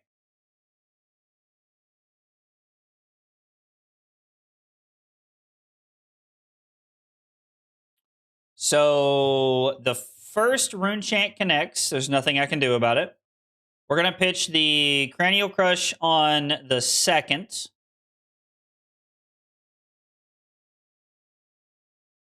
And then this is going to be for 7. So we're going to block like this to cover this up. We'll try and save the Revelation for something that might matter. What is his Grimoire for? I assume it's to make an Eloquence token. So he can make an Eloquence token and like kind of like generate a multiple action points. Any hero recommendations for someone who loves mid-range with disruption / interaction? So I feel like if you like mid-range or like disruption and interaction, like Mario might be a good place to be at. There's not a lot of decks in the meta right now that are doing like crazy disruptive things, but I do feel like that like Mario like lives up to that.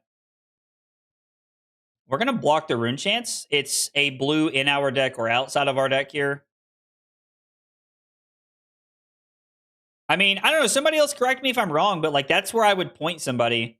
Like I think assassins do a good job of being the mid-rangey, blocky style stuff. We're just gonna take 5 and go to 29. Verdance is kind of disruptive. Verdance is kind of disruptive. Very mid-rangey, I would say. I mean, I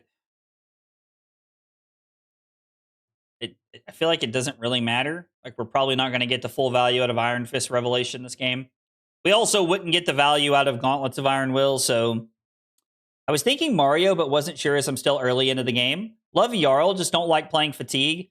So yeah, I mean, I think that Guardian is like in a lot of matchups just priced into playing Fatigue right now, which is unfortunate. But I get what you're saying, that like it's not something you want to do. Warrior? I don't feel like Warrior is very disruptive. It is very mid-rangey, but it's not very disruptive. That's why I say Mario, because I feel like you ask your opponent a lot of questions, and if they don't know what's going on, then they just lose because they don't understand the answers.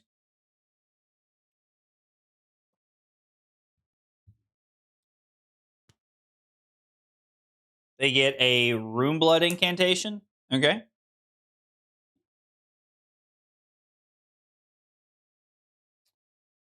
We're going to attack for 7, putting our Staunch on the bottom. And we're just going to Arsenal the Staunch.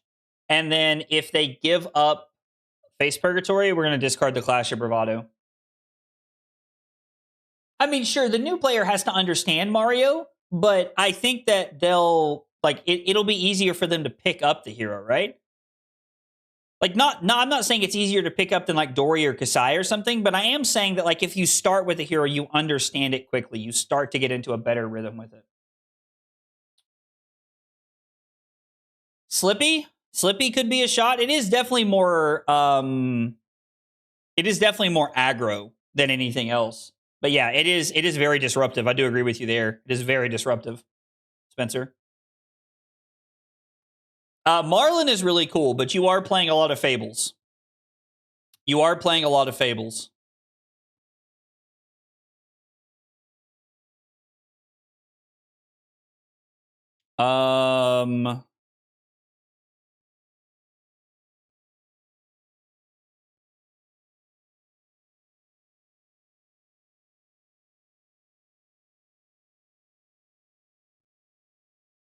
I think we're just going to crack a gold and send 10 here, right?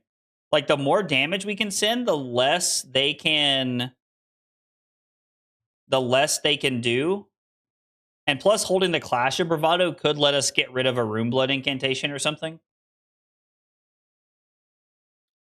Azuri's a good recommendation for being mid-rangey, but mid-rangey and disruptive. But I would say that Mario's a better meta pick, right? Hot take, Azuri Switchblade is an awesome first hero for people. All right, hit me with it and explain. Hit me with it. Explain your case, because I'm curious to know what you mean here. Yeah, Marlin being expensive and needing Fables, like, is not great. You know, if you have a local who owns all the Fables, then, you know, maybe they help you out. All right. If they're willing to play their Cole here, I think I'm okay with that. Like, the Clash of Bravado is good, but it's not like this end-all, be-all card that I need to have in my hand. Was hoping to get value out of it, but it's fine. I'm a Kasai gamer, and I'm happy where she's at the moment. Where she is at the moment. Yeah, I mean, I would be too, Paul. Like, she's a very good place in the meta right now. Kasai's very powerful. I didn't suggest it because we were talking about disruption specifically. Okay, 3 Blood Debt pieces. Overpower is not going to save you here.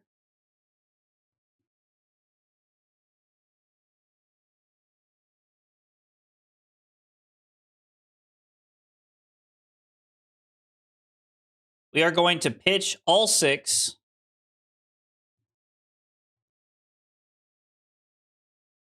Block as many rune chants as we can. The staunch response not looking great here. And then we're going to skip the rest of the rune chants, go down to 27. Hopefully we get a clash win here. We're going to cover this up and try to get a clash win. We do win with a blue disable, which is perfect. Witchable. I'm really happy that Undercover Acquisition has relevant text this meta. Oh, I agree, Michael. I 100% agree. I think Undercover Acquisition having text is actually a pretty healthy sign of a meta, in my opinion. It teaches them reactions, planning separate attacks, can play around the defense reactions, and CNC that they don't own yet, and can convert 4 cards on 2 mana. That's fair. No, Kasai's just a great deck. Begs for Fables at the Outpost. Oh, that's so funny. That's so funny. Ayo, let's go. Chris with 14 months of support. Chris, thank you so much for the 14 months, brother. I appreciate it. It means a ton. Thank you, thank you, thank you. I really appreciate it. Man, it really has been this long, huh? Much love, Chris. Thank you. I appreciate it. So I'm thinking we block 1 rune chant and then just staunch this. This doesn't have go again, right? So this is the best way to value our hand here.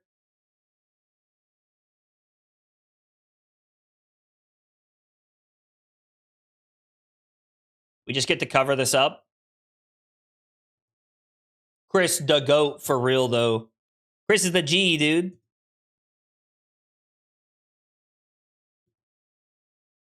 Chris and his wife, Yanina, are awesome. All right. So we're at 25. Oh, riches.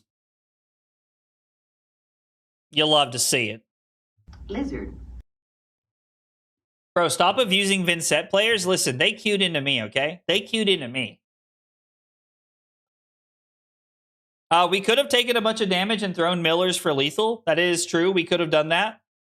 I don't think we get too much value out of that since they have Face Purgatory. I would rather block out their bigger turn as much as I can and then wait afterwards. Oh, man. Oh, you'll love to see it. Oh, yeah.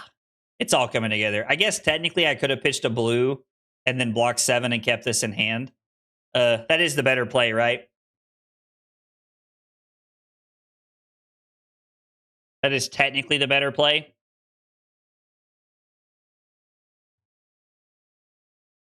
Because we can always pitch this next turn to draw 2 cards.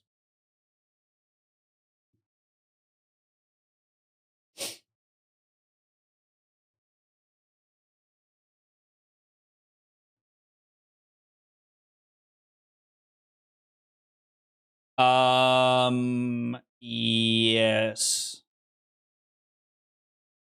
Hit a CNC. Okay.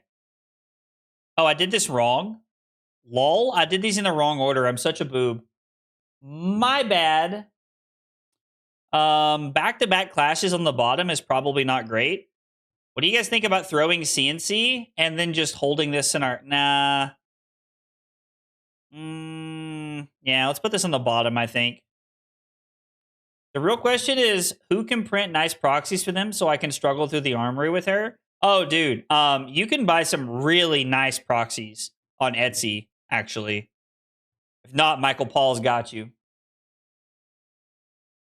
This match, I mean, is very favored. Why do you think Verdance did so well at Hong Kong? So, friend, she dodged gravies, it appears. Like, Ho-Ho dodged gravies. There were 2 in top 16. But, like, honestly, the biggest reason is that I just don't think Verdance is as dead as everyone makes it out to be. I just don't think Verdance is as bad as position as everybody makes her out to be. Let's just draw 2 cards. Actually, drawing 2 cards is just wrong, right? Like, we're just supposed to make a surge and draw one, and then we're not going to get blown out by Purgatory here? Because it doesn't matter what we draw? You can definitely tell I'm, like, kind of all over the place tonight.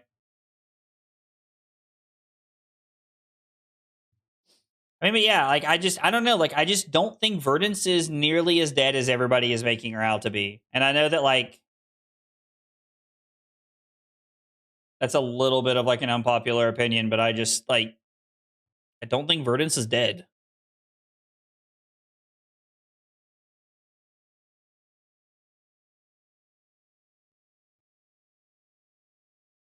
Two rune chants on the back end. This does not have go again.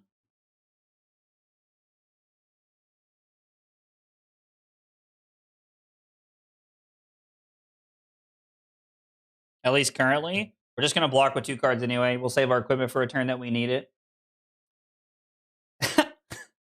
You did say if I lose this, it's time to grab Jarl. You did say that. Which is funny because I think Jarl's more of a fatigue deck than Victor is. We're just kind of forced to play fatigue in this matchup, I think.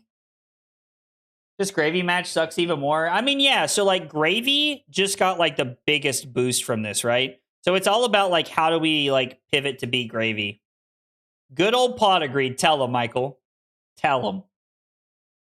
She definitely lost a chunk, but if people pretend she doesn't exist, she will still win. That's fair. 100% agree with that. Gave me 2 cards out of their deck instead of 1 card off the top, which means their hand doesn't convert very well.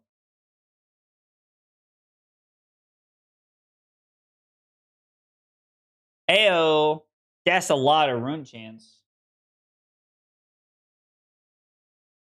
Oh, and they're not even going to do anything with it? Crazy. That's crazy work.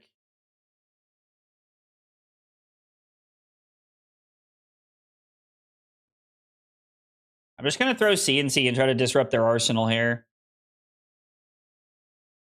And then if they hit us with the Face Purgatory, we discard the E-Strike Arsenal Boulder Drop. Play Acilio. So I really like Acilio, and the deck's a lot of fun. I'm gonna level with you. I'm not good enough to play Acilio. Like I've played the deck enough to know that like I would have to dedicate a crazy amount of time to the deck for me to actually be good with it. I think this is our pitch deck. Haven't been counting entirely, but this feels like our pitch deck. Am I overthinking this? Are we just shipping this and winning?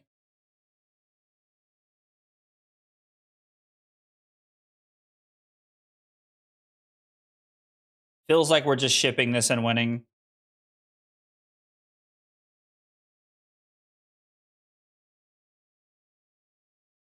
I think this ends the game. Why not E-Strike into CNC? Because if I E-Strike into CNC, I just get blown out by Face Purgatory. I mean, I guess it's not a blowout because we just go E-Strike into Hammer. I like I said, I'm kind of all over the place tonight, so I don't feel like I'm playing very well right now. If I'm just leveling with you guys, I feel like I am. I don't know, like not having like. I think trying to like. I think my head is in Christmas mode, and so I'm struggling with playing an optimal game and talking to you all at the same time. If I'm being honest, is what I think is happening. Let's see, 14 turns. Yep. Oh, hooray! We win.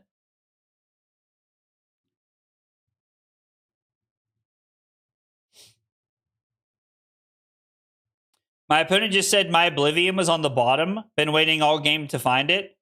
I'm going to be honest. I don't think Oblivion would have been enough for them to get there when we have a 7 in Arsenal and an E-Strike floating through our hand there. Like, I don't think that was going to be enough to win in the game. Okay, hear me out. Pro content guy here. I love the live streams, but is there a world the content is... Is there a world the content, if condensed and posted later? I keep having AI summarize it for me after I miss an episode. I love the live streams, but is there a world the content is condensed. I'm going to assume that when you typed if, you meant is condensed and posted later. Are you saying that? And I'm not. I don't.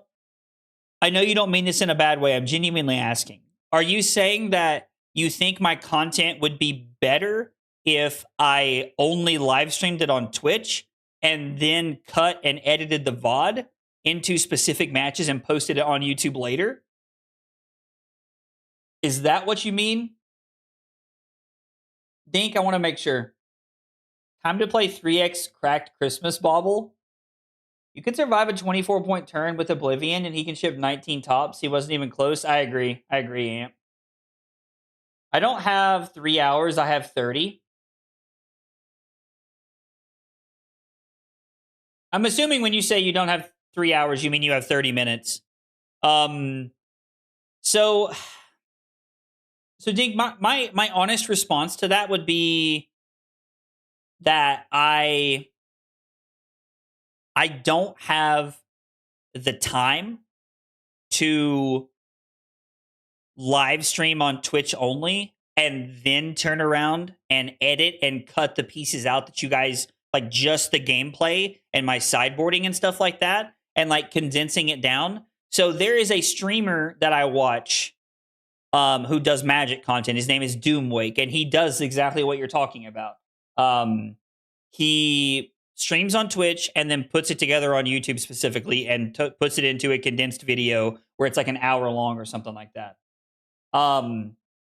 But if you're asking me if there's a way for me to like condense down my content to make it like faster and easier to consume, it is very possible. It is 100% possible, but live streaming on both YouTube and Twitch and like the fun of hanging out with, you know, everybody that comes by, whether there's 50 people watching or 150 people watching, is kind of my favorite part of being live. Is kind of my favorite part of making content. So I don't know if there is a world where that happens. It comes in the form of me doing this full time, and that is not realistic right now at this point in my life, is the short answer. I hope that answers.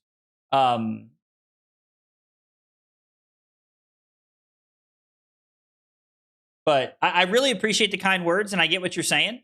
I don't have the time to do that and edit that. Or if I did do something like that, it would be that streams went out much less. Streams went out much less, I think. You say? Yo, Chris with the $2 super chat. That's why he's the GOAT. Yo, Chris, thanks, brother. I appreciate it, man. I appreciate that. And Dink, I know you don't mean that in a bad way, man. Like, please don't take anything I'm saying as criticism. I'm just sharing with you how I feel about that. Live streaming and like talking to you guys and hanging out is the reason I got into this. If I was somebody who just made recorded content, and I know that's not what you're suggesting, but like if I was someone who just made recorded content, I probably would have stopped doing this a long time ago. Hanging out with you guys and chilling with you guys is my favorite part of this. Just quit your job, bro. Bills are fake. Yo, somebody get Carly on the phone. Somebody get Carly on the phone. Yeah, editing does take a long time. Makes it accessible. Trying to watch a VOD on Twitch is just awful. The VOD system on Twitch is getting better, but it's not great. LOL, totally fair. And to be fair, love the lives. Please keep streaming for 3 hours. Anyway, chapters for each game can be posted, or each game be posted, just to make it easier to navigate later. Chapters can 100% be done. That is actually something I am working on, trying to be better about. Okay, so this actually, there's a really good like segue here, and I would like to talk, like, before we like too much time, I'm going to spend a couple minutes talking about this. Blazing does not sponsor the stream, but they are such a good product. I want to talk about this. Blazing is making it to where you can find VODs and games from streams and videos with timestamps on Blazing's website just by searching the hero category, which is really cool. Now, me and John Lupine Fiasco, you know, are kind of like, you know, the lab rats, I would say, to try and help get this off the ground, which is really cool. You know, if you watch Breakpoints, are you the wolf or the butt plug? If you haven't watched Breakpoints, it's probably a really weird thing to ask you. And so I am going back after my streams and adding in timestamps where I am trying to find room where it's like, okay, I started playing the game here, I ended the game here, and I'm trying to add these timestamps where it is 110%. Like, here's where the match starts and ends. Here's downtime in between games. And so I'm trying to do that more regularly. So that is something you can expect moving forward. But if you have not seen the Fablazing thing that I'm talking about, you should go to their website and check it out. It's really cool. Want a Marlin game? Yeah, let's do it. Some biddies, you say? Yo, let's go. Dink with the $1.99. Dude, Dink, thank you so much for the $1.99. I appreciate the super chat. It means a lot. Thank you, thank you, thank you. It means a whole bunch. Valdez Bay? Dude, Valda's a lot of fun. I like Valda. She's a serious contender for me for RTN season. Love the content. Got me into Fab, honestly. Well, dude, I appreciate that. I really appreciate the kind words, and I'm glad you're playing Flesh and Blood, brother. I'm glad you're hanging out. Inside of you, there's a wolf, and also inside of you, there's a butt plug. Yo, if you watch the video, then you know what's going on. There are two wolves in me, and one of them is plugged up. Yo, y'all crack me up, dude. Y'all crack me up. But yeah, I'm definitely down for like a Marlin game, whatever it is. If you guys see the game, jump in. Like, let's play some games. I'm just playing games and like jumping in with random people. So if you guys want to play one, jump in. Let's do it. Dot, what up, dude? All right, Spencer. Tell me why you think Guardians are bait right now. Be specific. Good luck and have fun. Oh yeah. Here we go. Grudge match. Grudge match. You love to see it. Grudge match.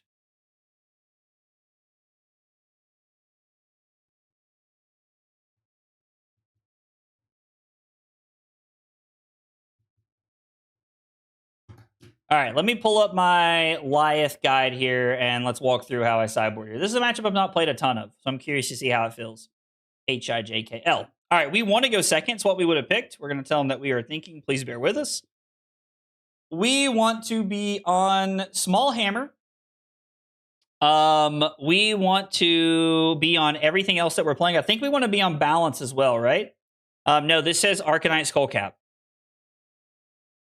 I don't know. We'll see how Arcanite Skullcap feels. I think that we might want to be on Balance, though. Boulder Drop, Clash of Bravados, all three of them. E-Strikes are really good. We are not on Midas Touch or Performance Bonus. No Poison the Wells, no Remembrance, Staunch Response, and we're on Trounces over Test of Iron Grip. I don't think Test of Iron Grip... Maybe this is another, like, Test of Iron Grip over Trounce matchup. Maybe we want to be on Test of Iron Grip over Trounce in this matchup to try and, like, help discard some cards from them. And they left. Okay, well, never mind. Now, none of what we just did matters. Big Sag. Well, I was actually kind of looking forward to playing that. Ooh, Mario, this is a good one. Let's see. We'll go ahead and scratch that out. We do not need that one. Let's see. Where are we at right now? Call this one 4830. Okay. So against...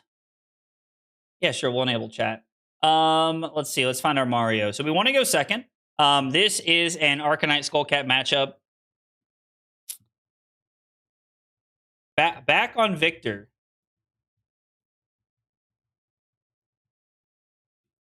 All right, looking at our sideboard guide, this is a Boulder Drop matchup. I think we're on 2 Clash of Bravados in this matchup. We're on Enlightened Strike. No Midas Touch, no Performance Bonus, no Poison the Wells, no Remembrance, no Staunch Response, Test of Iron Grip, and Trounces. Because we want to be on as many classes as possible to try and make this work. And we are here. All right. We got Mario coming at you. This is actually going to be cool because this is like a meta-relevant matchup for what's happening, too.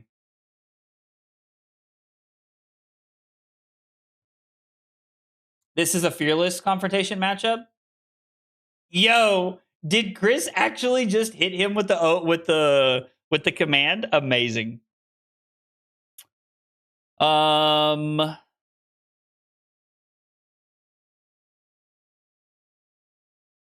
pretty content with giving this up front, I think, here, and just trying to like win into something better. I know that drawing on turn 0 is not the best thing in the world, but we are over blocking exactly. So by like 1 buff. I don't know why, but I feel like I've created an underdog Mario list that works for me, but I haven't seen work for anyone playing similar list to mine. Okay. I mean, listen, if it works for you, it works for you. You know, that's the important part here. I felt like giving 2 cards was incorrect. That's sad. I did not feel like giving 2 cards was correct there. And they hit our arsenal. Okay. So if they hit our arsenal, they're on Stalker Steps and they're on Flick Knives. Okay. We're just not going to give them an arsenal. We're going to put Peck Perfect on the bottom first, and then we're going to throw Boulder Drop after this. So we're just going to throw 12, just get aggressive and try to disrupt them and push their life total down a little bit here. Not let them really do anything cool. Or if they are going to do something cool, it's going to come at the cost of something. It's going to come at the cost of something. If you wanted to see the Marlin list, Cynical, I don't really have a Marlin list. I'm sure that Silly would share it in the Discord if you asked. You know, Silly's somebody who hangs out pretty regularly. I'm sure he would share it if we asked nicely. I have no doubt that he would. Also, by the way, Cynical, are you okay with me saying your name like while I'm live? I always like ask this of a lot of people just to make sure they're okay with it. Most people I know that I say their name, like I've talked to them and I know that they're okay with it.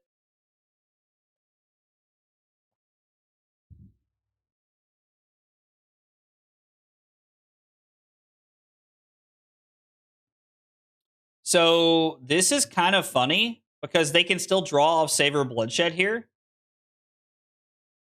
Like they can still flick and hit us here, but I think Test of Iron Grip looks to be pretty good.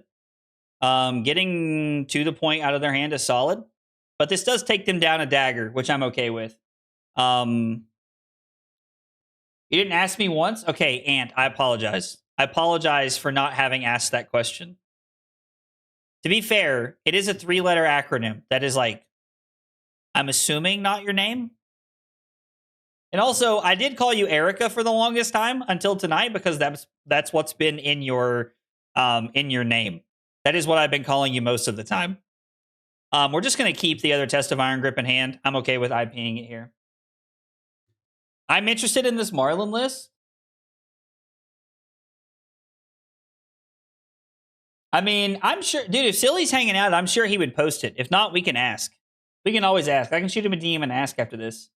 Shelter would have been insane there. Also, Martin, what's up, dude? Red Boulder Drop is insane.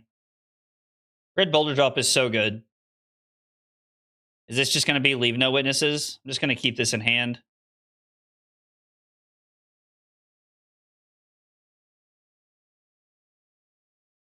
I thought this was a Leave No Witnesses. Well, this makes me a little sad.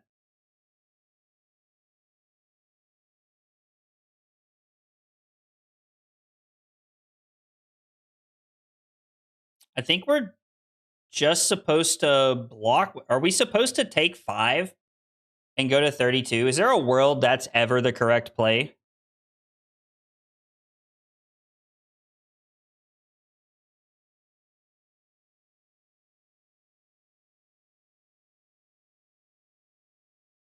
Oh, fair enough.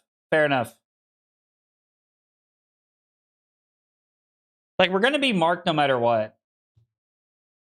So if that we're using premium. I kind of think taking 5 makes sense here as well, Chris. Because they're going to flip into something. We're not going to Arsenal, so that doesn't really hurt us. Like, I was debating blocking with the Test of Iron Grip, but I don't think it's, like, we need every point of value we can get here. And honestly, I'm kind of okay with just IPing the Test of Iron Grip again here as well. Like, this is something that forces, like, probably 1 card. If they take 9, it's because they have, like, all of the reactions. They're just holding the reactions here. If they take 9, it's actually a huge win for us because we have the test in hand. Oh, are they blocking with Mask of Deceit to pick the one they want? Be aggressive. Be aggressive. Hey, listen, you can be whatever you want online. You can be whatever you want in person, right? Silly, tell us your secrets. I'll shoot Silly a message after this. Okay, so we got 2 reactions and a Mask of Deceit out of hand. I think that's a win for us. Does Mario run Take Up the Mantle? I think so. I think you play Take Up the Mantle in Mario, if I'm not mistaken.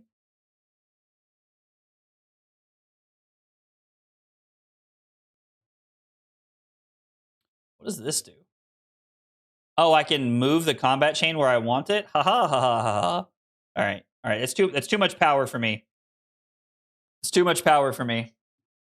Non-fab related? Oh, yeah. So, Dot, you weren't here. You might have missed it earlier. But I did I was up a little late last night. I was yawning earlier in the stream. I was up a little late last night trying to get to 5 million. Was up a little late last night trying to get to 5 million, but I got there.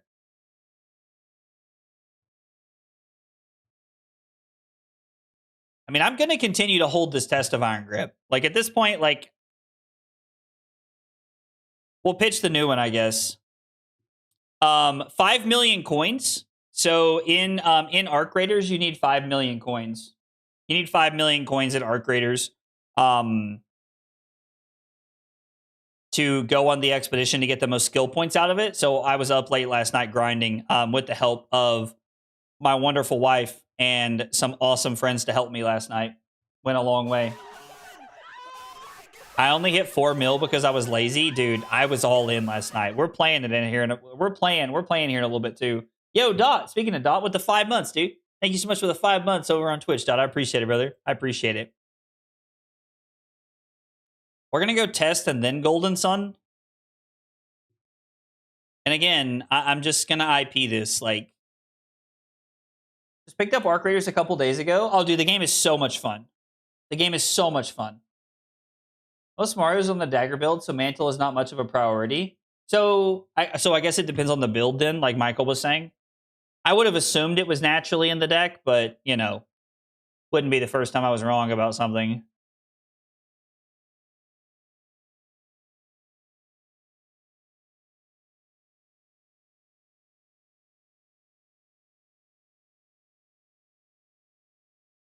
I feel like blocking here is a mistake.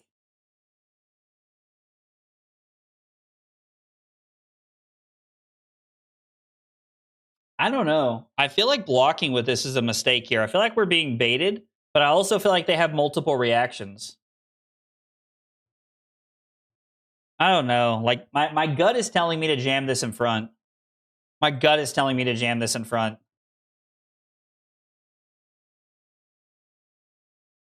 Hades is so good. I've never played Hades, but I've heard good things. Like, I don't know. Call me crazy. My gut's just telling me to jam that in front right now. Like, there are so many dagger buffs. Stains of the Redback is not one, I'm pretty sure. Yeah, with stealth gets +3. This does not have stealth. I'm already marked. Why? Oh, they must have an Orb Weaver Spinneret or something.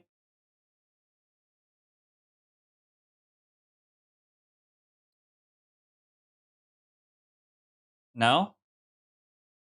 Yeah, so Orb Weaver Spinneret and Arsenal.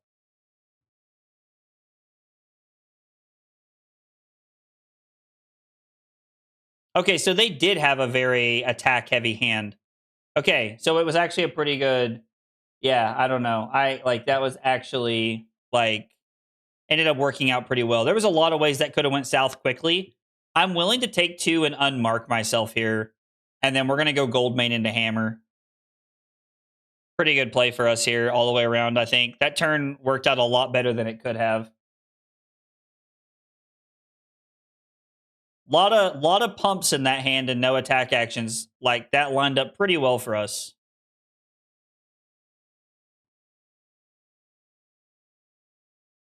We're going to make 3 mites and draw a card into our Peck Perfect.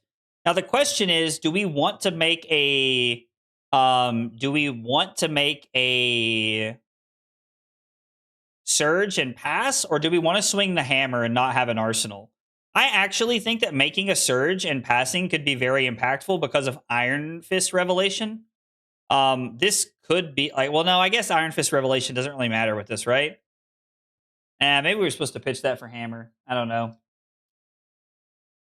This Mario could build a house. That's so funny.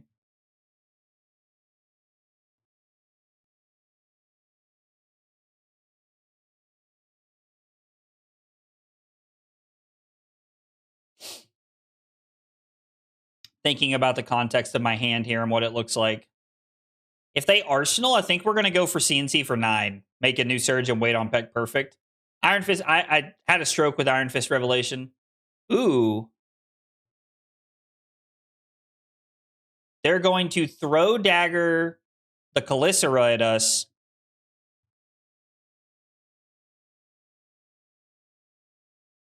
Okay. So we go to 24 and we're marked. Interesting. If they attack, I might try to get value out of Skull Cap this turn.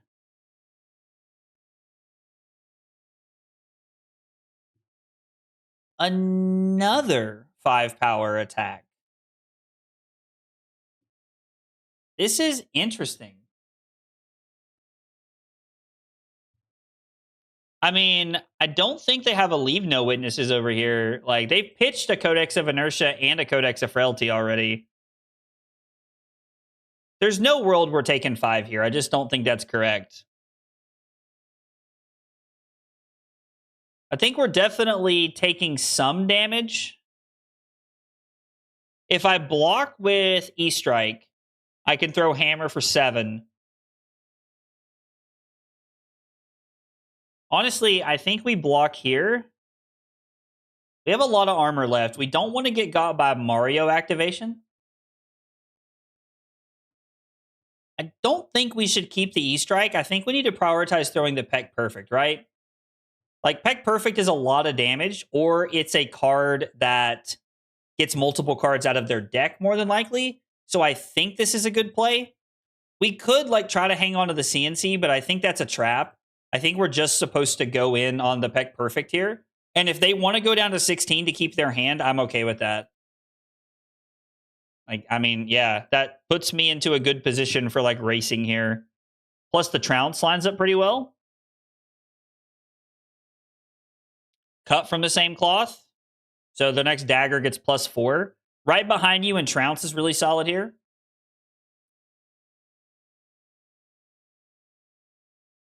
Yeah. The Peck Perfect being a 5 cost means that we needed to be able to throw it. Like, we need to pitch both cards there to make it happen. Blocking CNC does give you a CNC if they Codex. That's true. I was not thinking about how it affects the Codex line. I think just blocking 9 is perfectly okay here. And then we're going to do this like this, so we resolve right behind you. We will leave that on top because it is going to win the first of most clashes there.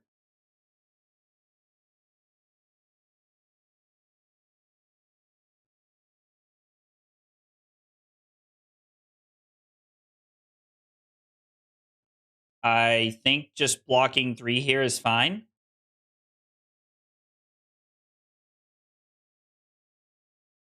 Is there a world where I'm blocking with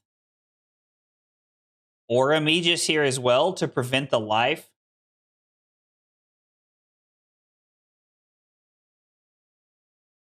Are they willing to give this up?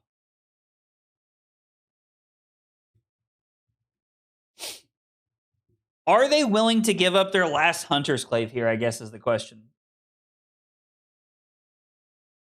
Or are they trying to get equipment out of my, into, like, the blocking zone? This is tough.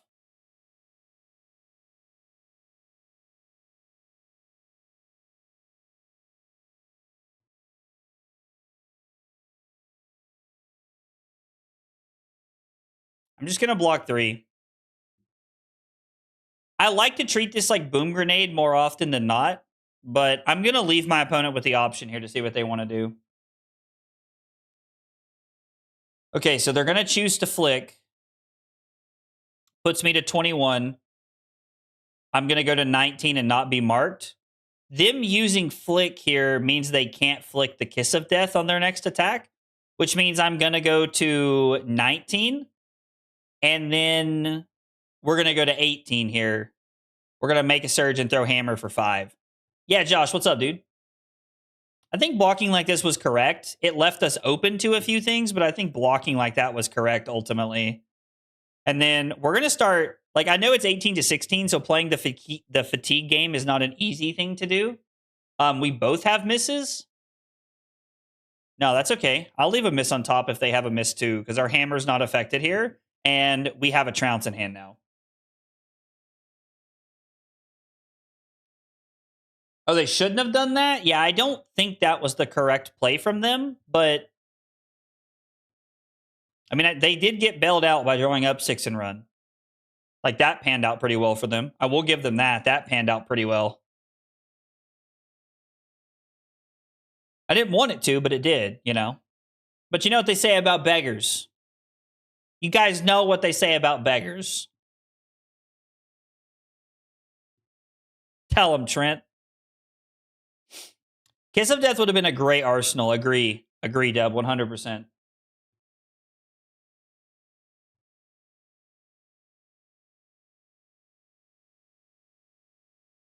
Winning with a thunk on top of the deck is awesome because it means we draw it and we make 2 mites.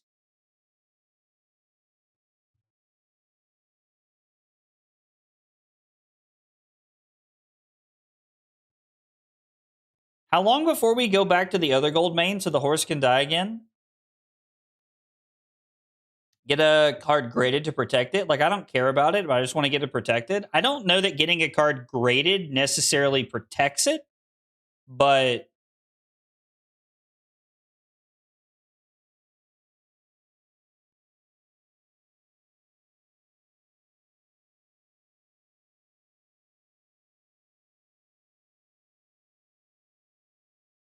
the last card in their hand is Codex, right?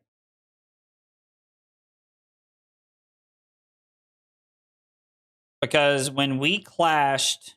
No, that was on my turn, so Codex was on top of their deck. Yeah, and now they have a Shred on top of their deck, so we don't know what their last card is.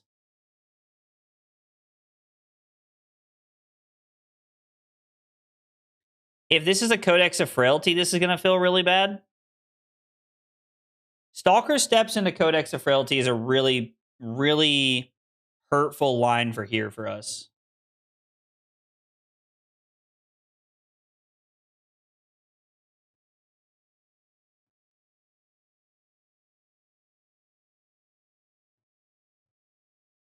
I think this is the... Yeah, no, I know that they work on Dagger. That's why I read them. I'm more concerned about what's coming up after this. I think this is the best way to insulate ourselves. I could be wrong. Okay. Interesting. I think we're going to draw a card.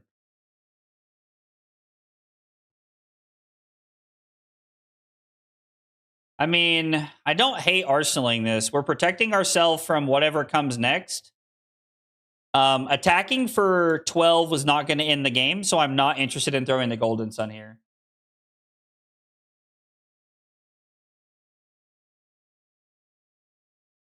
Okay, they go to 5, and they have a Codex of Inertia in their hand.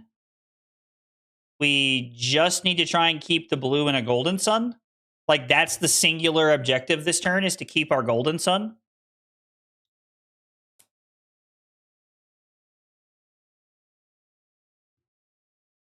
Codex of Inertia is card from your hand, correct? Or card from the top of the deck?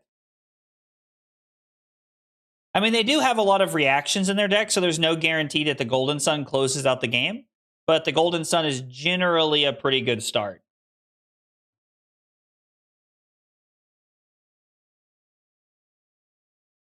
What kills us from here? Have we seen any tarantula toxins? I thought we saw one T-Tox early, right? So we've seen 2 Savor Bloodsheds. Savor Bloodshed, and we've seen 1 T-Tox. I feel like this is a no block here. No, Inertia's in there. No, Inertia went to the bottom. They have a yellow Shred in their hand. What does Shred say?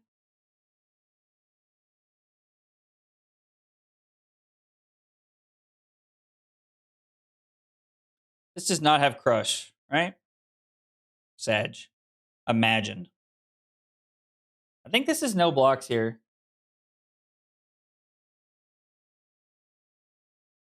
Okay. But it's not on top of their deck, right? They drew it last turn. We clashed on their turn, and then they have it this turn. Like, it's not on top of their deck.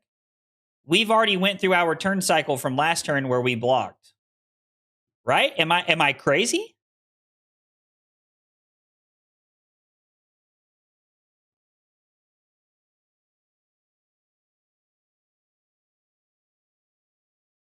Did I just go back in time? Am I having a stroke? I think I just went forward like 2 minutes and then came right back to where we were. How is that on top of their deck? How? I don't understand. What? How did we know there was a codex? We destroyed a Shred and then have it clash since. I'm so confused on how we knew that. What am I forgetting?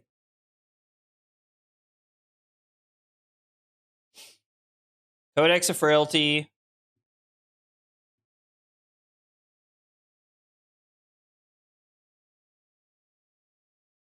They're going to get a pain in the backside.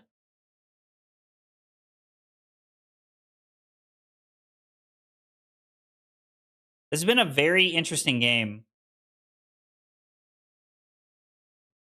They're going to Arsenal, more than likely, which is fine because we're not going to throw the Golden Sun. We're going to throw the Command and Conquer and force them to make a tough life choice here. They're already down to 5, and the lower they get, the better chance we get of winning this game with the Golden Sun here.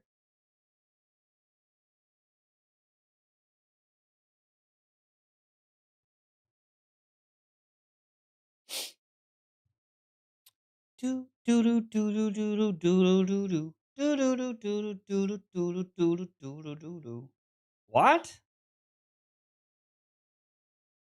Yeah, I mean, I guess we knew that was their arsenal. I'm just surprised they didn't protect it a little bit. I'm so confused on what's happening right now. So it's just a second copy? I mean, yeah, it did go to the bottom, and we knew they had the Shred in their hand, right? Which they pitched. Typhlosion. Really like that name, by the way. I think we survived this turn and win. I'm pretty sure we survived this turn and win. They'd have to have a lot of reactions to cover this up. We have one more. No, we have 2 more Goldmane estates. It's +4.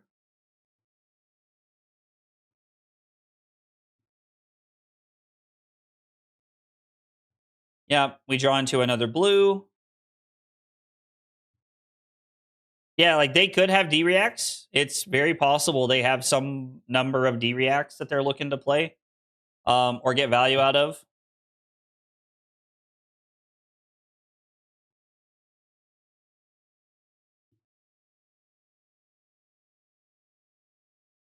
Okay, you guys might think I sound crazy here.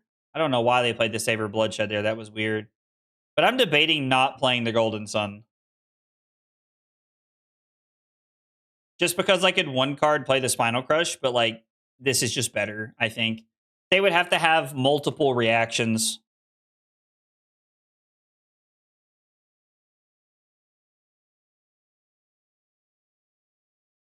Also trying to figure out where I know their username from. Johnny Rain. Like, where do I know that from? They got closer than I thought they would. Okay. So that one took us 10 turns. Hooray! We win! We did it! Boissimo! I don't know the rest of the Dora song. Aggro holding Golden Sun like Verdance holds a light up the leaves. I like that idea. I like that like comparison. That's a good comparison. Oh, that's funny. All right, that makes us 2-0.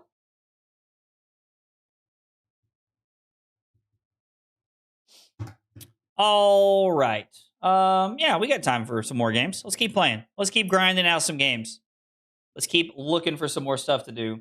Want to go hard mode now? Yes, absolutely, Rose. Let's do this. Hang on, let me make a private game and I'll shoot you one. Let's play one, Rose. 110%. I want to play against Gravy Bones. It's been a minute since I've... Oh, no, just kidding. You're right there. You're right there. All right, Rose. I just sent you a message. Just sent you a game. Let's do this. Guys, by the way, thanks for being here. Thanks for hanging out tonight. I appreciate you guys chilling while y'all are here and hanging out with me. Means a lot. Appreciate y'all being here and hanging out.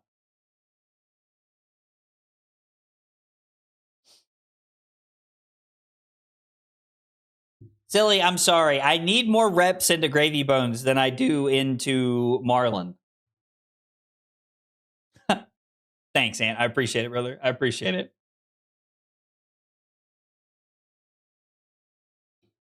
All right, here we go. Unfortunately, Rose is going first. We're going to try our new Gravy Bones strategy here.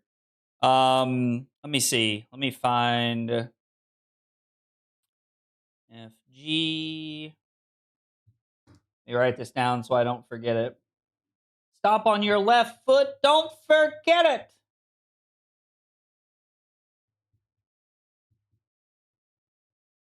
Okay. We are playing against Gravy Bones, and we are going to be playing 63 cards trying to get the fatigue matchup. Balance. I'm going to try Miller's Grindstone. I don't know how it's going to work. We are on Boulder Drops. We are on Clash of Bravados. We're on E-Strikes. We're on Performance Bonus, Midas Touch, Remembrance, 2 copies of Staunch Response, and Test of Iron Grip. And we're going to try... Yeah, the only thing we're not playing is Poison and Trounces. We're going to try 63 and see if this works. I am not convinced this is going to go any better than our other game the other night, but I think it's at least worth testing to see how it feels. SpongeBob and the Burnt Peanut reference? Oh, dude. I'm hitting all of the buzzwords right now, Trent. Old news. Yo, thanks, Trent. I appreciate it. Scorch that Rose aggro. That's so funny, Cody.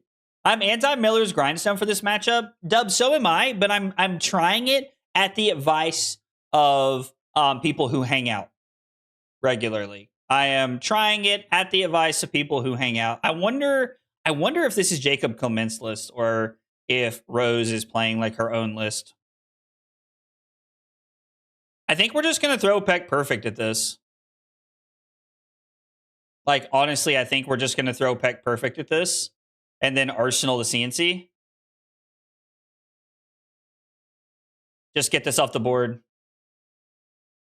It might be her own list, but we were talking about Jacob Clement's list from the calling earlier today is why I asked that. We are already up 3 cards in deck. You are correct. We did get close to fatiguing a Gravy Bones the other night, but Rose is a very good player, and hands like this are not going to cut it. Man, where's Dave when we need to talk about the jam? Where is Dave when we need to talk about the jam? This is tough.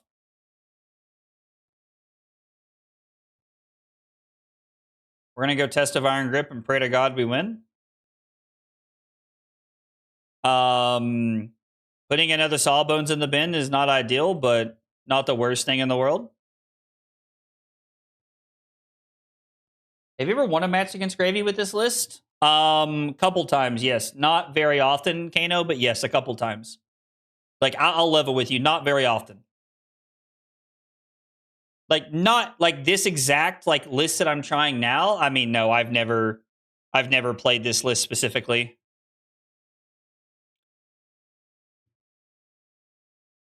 Is it more important to protect gold or to get this off the board. I think we are in a position where we just want to play the Staunch response here.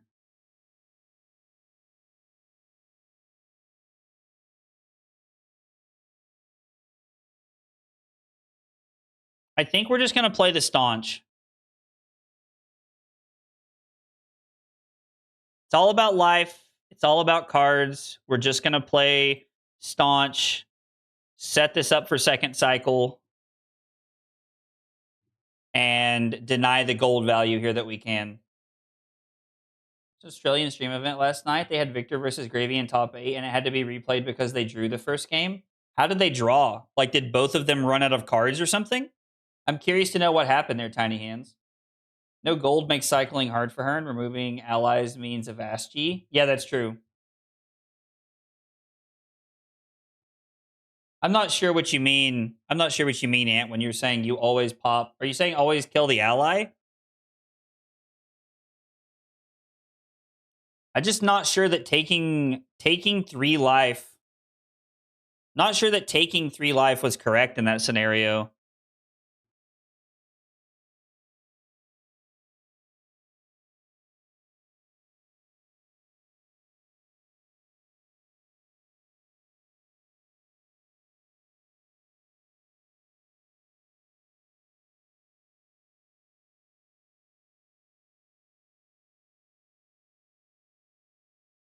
Block 3.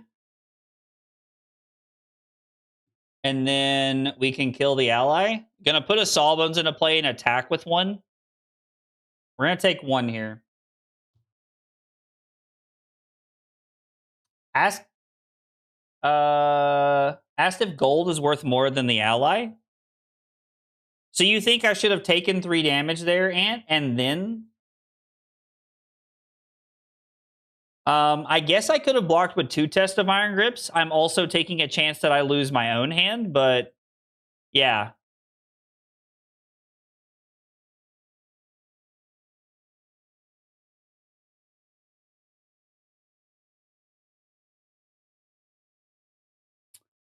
I feel like I'm being baited into blocking here.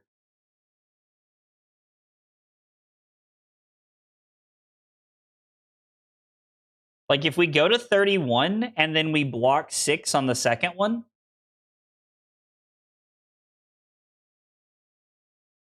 There's no good decision here.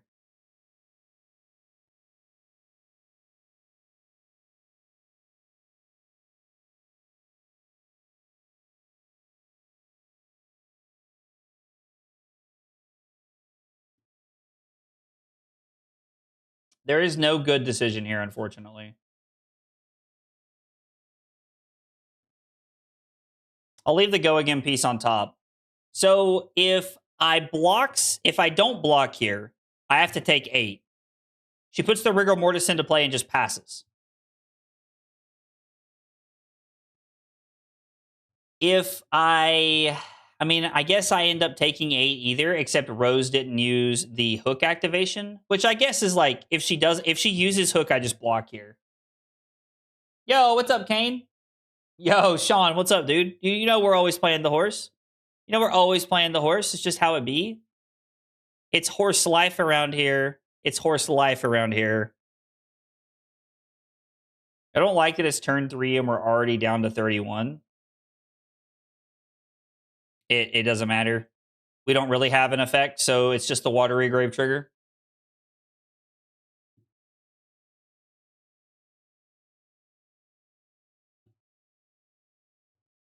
Okay, so this turn we're going to prioritize getting that performance bonus into Arsenal.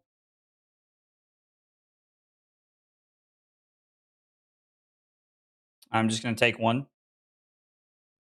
No reason to do anything else here.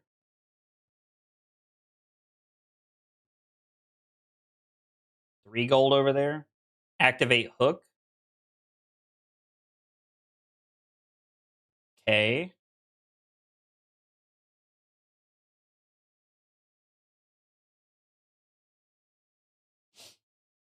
So we're gonna block Thunderquake and E-Strike, I think.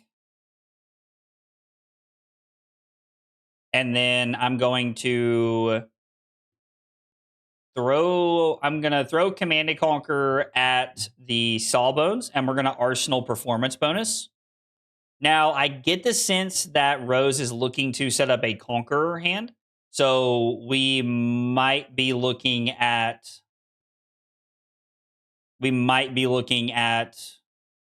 like having to protect our performance bonus this turn. I'm now back with Dominoes, my man. He's on, yeah. So Rose is playing Remembrance in this matchup, which does make it very hard. But we almost got there the other night, and I want to know how much more we need. Michael, describe, what do you mean by a roguelike? Can you describe that to me, Michael? I'm not sure what you mean, buddy. BNR says that all classes are going to get support against allies. If Guardians do, they're going to be insane meta contender. Oh, no, 100%, Kane. If Guardians get support that they can run reliably into allies, we're going to be in a very, very good position. How many allies? We've killed 3 allies. I'm expecting 16. There are 3 in the bin, 10 left in the deck somewhere.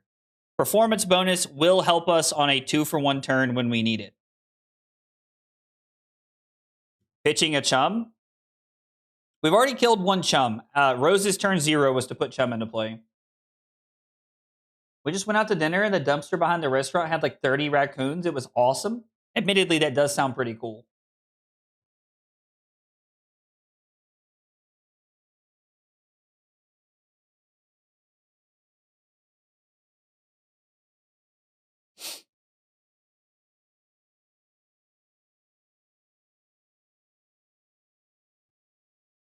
We're going to block 8 and block with the shield so that we can reclash if we need to.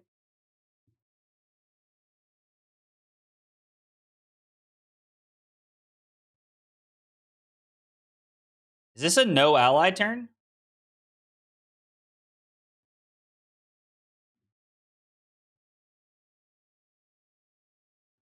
I mean, I think I'm okay with that.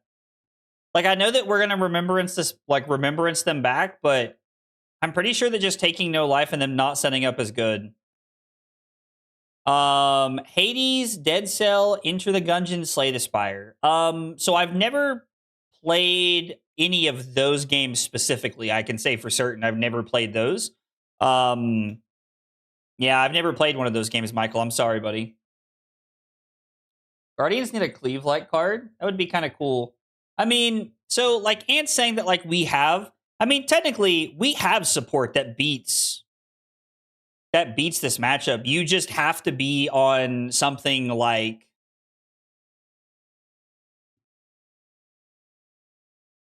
you just have to, like, if you want to beat this matchup, in my opinion, you just have to play something like Jarl, like Fatigue Jarl.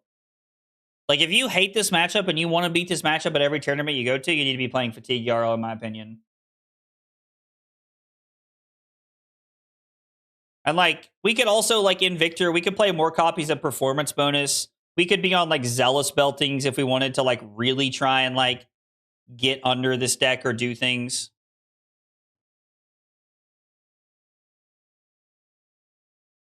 See, turns like this where we are able to block with 3 cards and then just, like, kill an ally, these are the turns that favor us. The problem is that we don't have a lot of these turns. Normally, there's a lot worse turns than this for us. But this is good because we are kind of chewing through allies. And the Remembrance is obnoxious. Like, Remembrance is annoying, don't get me wrong. Let's see, Rose is on 43 cards, and we're on 46. With her, and we both have a Remembrance. So, basically, we're up 3 cards right now. You have to try Slay the Spire. It's a card game roguelike where you build your own combo deck. I mean, I do like card games. I like the idea of building my own deck. That sounds pretty cool. Remembrance is not looking great in this situation. We could pitch it and Riches to a turn if we wanted to, I guess. Games with like randomized elements like items, powers, that usually hard that you have to replay the game loop many, many times. But each time's different. That's kind of cool. Think you would like Slay the Spire? I mean, I've never tried it, but it does sound fun. No, I've never played Slay the Spire, Josh. Okay. Hopefully we get an ally into play that we can deal with. And Okay. Rose going wide this turn with the Mage Master boots and a Swabby.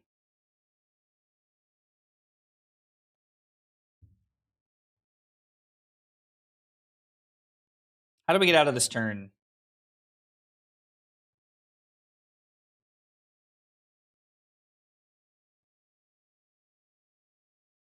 Like, what does getting out of this turn look like for us?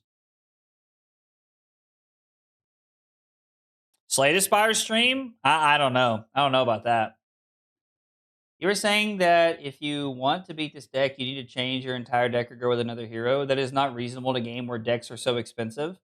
I mean, that is fair. Like, there are a lot of expensive things.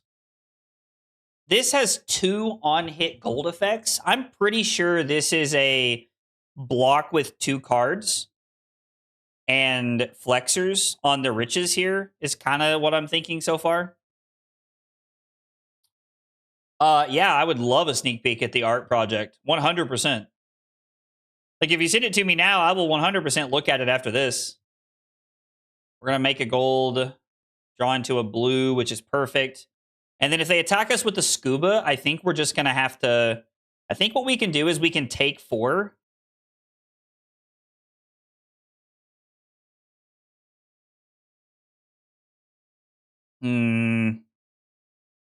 We can take 2, I guess.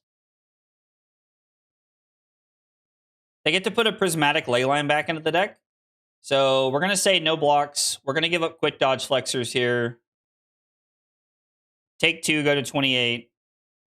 And then we're going to performance bonus the Swabby.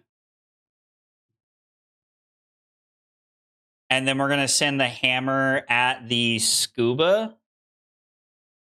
And Fearless ruins our day regardless.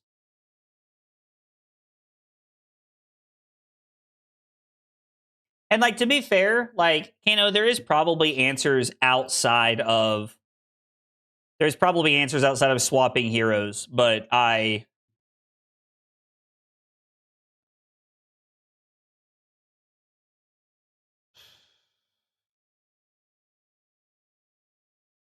don't think I want surges, right? Like, I don't think surges are the answer here.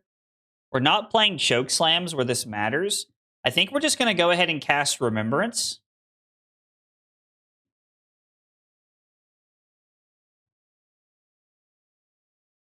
The hard pivot to Lyeth when a calling become a legend. I mean, to win the first calling on a 5 intellect hero would be, like, awesome, actually. We're going to cycle back in the performance bonus, the E-Strike at minimum. We're going to break the combat chain. Remembrance. I'm sorry, Michael. The dog had to pay for Rose's sins. Performance bonus, E-Strike is probably our best options here. As answers to Whaler later in the game.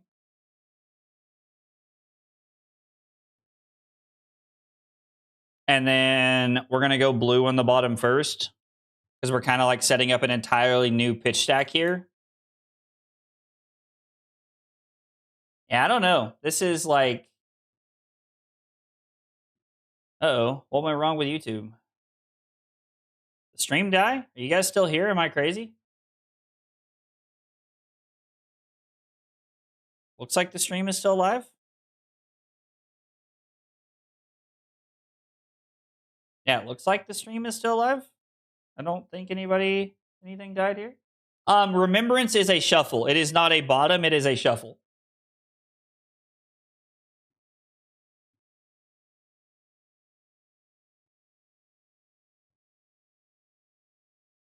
Okay. So they hit Call to the Grave. And there is a Rigor Mortis and a Whaler Humperdinck over here, which means Test of Iron Grip could actually be backbreaking. Hitting a Boulder Drop's also pretty good because it means we can Arsenal it and try to set up for an Iron Fist Revelation. Okay, so it's still... All right, so the stream's still good. Yeah, so one day it definitely will discreet. One day. One day I agree it will. I just don't know when that is the question. What has she done to you that you had to kill her again? I mean, listen, the dog has to die at all costs. I'm sorry, Michael. I know that's not what you want to hear, but like, the dog must go. Cycling those ley lines back in is ridiculous. We got another saltwater swell there.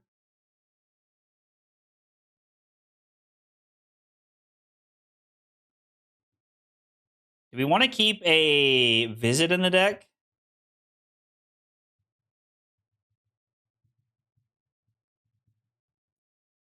I think we want to keep a visit in the deck, right? Instead of one of our 8. Man, I don't know. Our 8s are good. We just put an 8 on the bottom. We're already down 1 copy of Visit Goldmane Estate.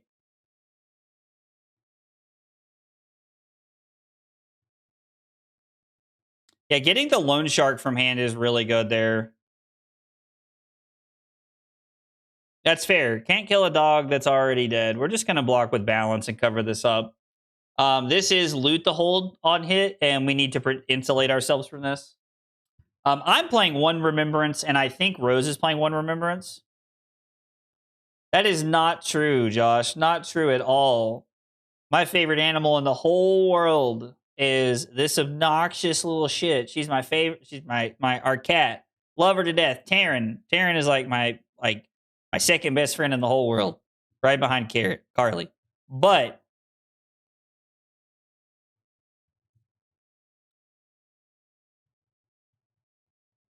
we broke Hook there.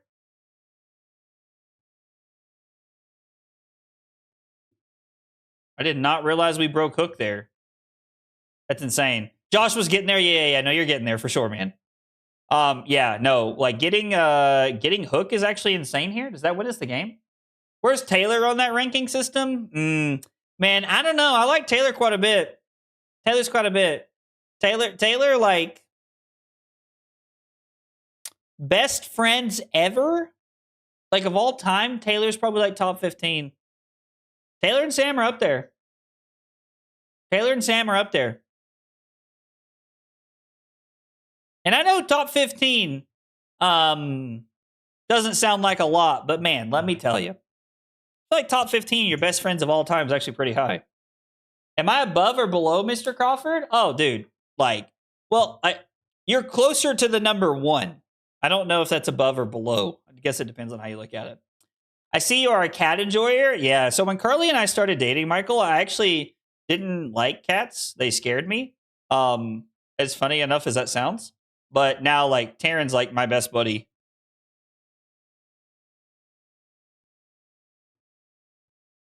Pitching Riches is pretty good. We're just going to block 6, take 1. Kill this, and then Arsenal performance bonus. I think I'll leave that on top. I better be above Taylor. I have hair after all. That's brutal, Josh. Yeah, no, we're up on some cards right now, but we did cast Remembrance, which is like not the best thing. Being up on cards and being at a point where like their blue attacks will no longer kill us is important. Because if we get to the end of the game and Fearless Confrontation is like going to attack us to where we'll lose enough cards, we're in a bad spot. There's also the turns where they don't hit anything. We're going to start throwing Hammer at their face, and that's going to be important for us. In the MySpace era, are we ranked? We ranked our top 8 friends and seeing people shuffle on the top 8, let everyone know you were in a little fight. Dude, that is so real.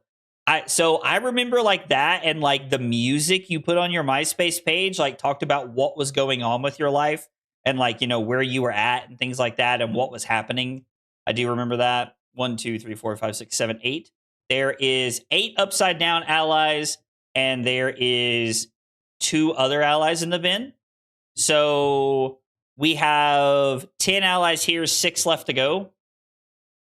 I'm sorry, 8 left to go because we got to count the face-up ones. As weird as it sounds, we are going to block with Test of Strength here.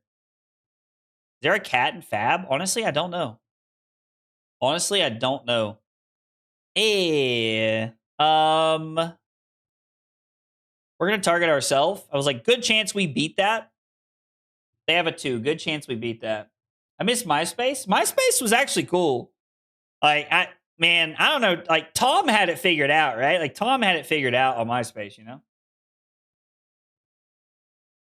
Yeah, there's 4 Conquerors left is how I'm playing this game right now. So we need to get value out of performance bonus before it actually matters. I don't think we're supposed to balance here yet.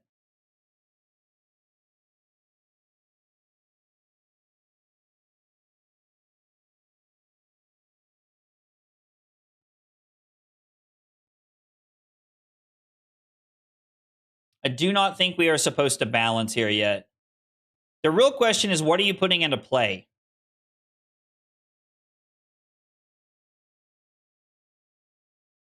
If I can keep this boulder drop in my deck, I will.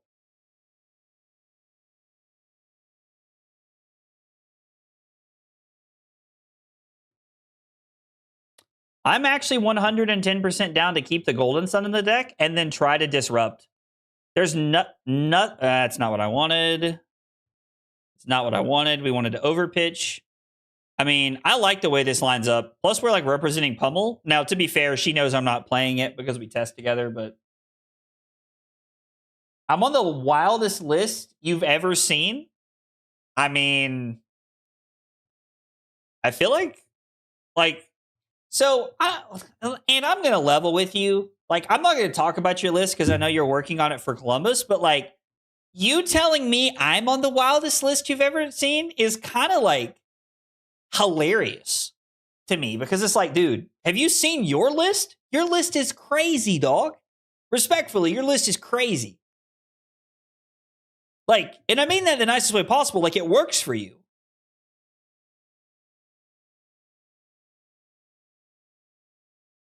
Just gonna do Crown of Providence. Interesting.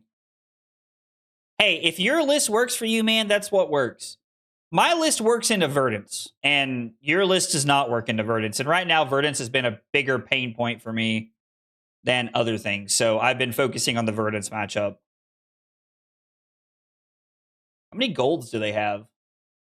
3? Okay, so there's still plenty of gold over there. Okay. Never mind.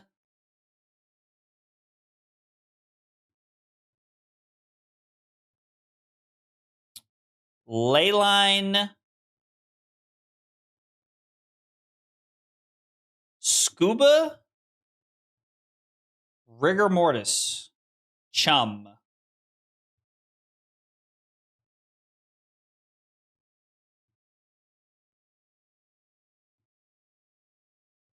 They're not going to double ally. This is going to be a big turn. Huh. Verdance is the new Kano. That hero doesn't exist. Okay, when we said that about Kano, I could kind of get on board. But Verdance just want a calling, dog. Verdance is a very fun deck. Ignoring it, like, that's fine. I'm not okay with ignoring Verdance in my meta because I know what my local meta looks like. I think I'm actually pretty okay with the dog here, right? Because this is for 6.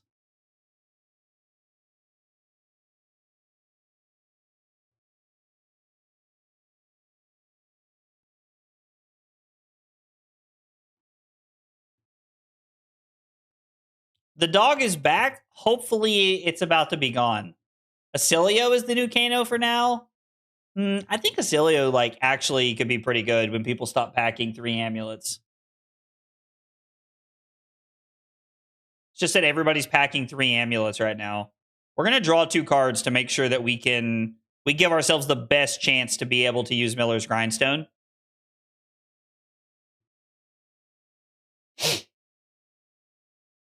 I mean, saving this for a late, like a Humperdinck turn is not bad, actually. Like, I know we can get this off the board right now without losing anything.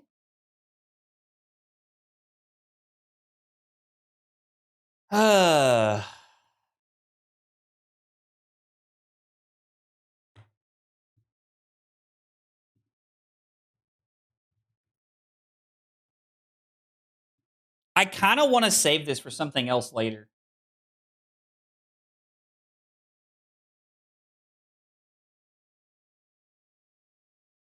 I'm worried about getting blown out by Fearless Confrontation right here. We haven't seen one yet. I think we're just going to go after the Salty Sea Dog here. Hopefully we get it. I gave my entire Cilio matchup because I just have to dodge the 4 of them that show up to Callings. That's funny, Foxy. Please ignore Verdance. I'd love easy wins. So, I mean, like, I feel like in Ant's defense, right? Like, you are priced into ignoring something. I think that is the way of Victor. You have to show up to events and hope to dodge something. Do you want to dodge Gravy or Verdance? Like, is probably the answer that we have to just like ask ourselves over and over again. And I think that might just be the world we're living in, to be honest. I really think it might.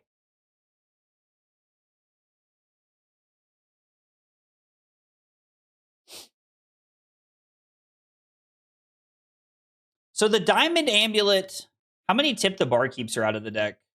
Is it both of them? No, just one.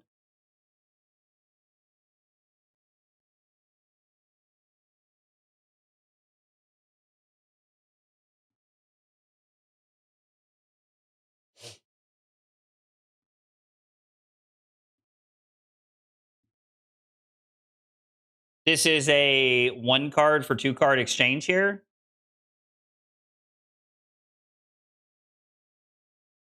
And then I assume they're going to play something and attack with it.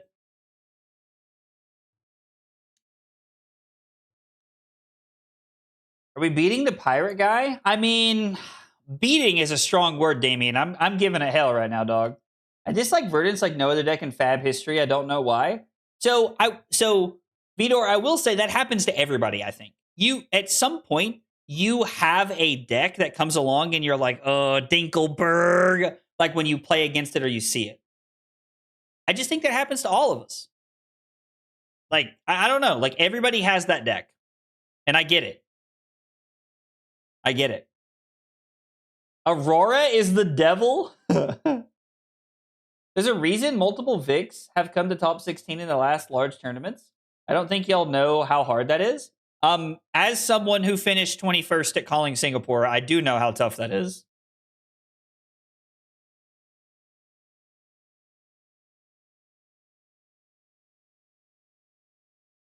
Okay, so was that the second Tip the Barkeep? No, we discarded Sea Legs.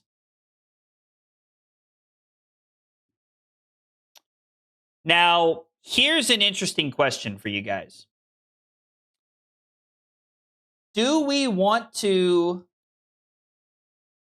block 3, take 3, throw our performance bonus at the Sawbones, and then go upstairs with a Spinal Crush if we draw into a blue?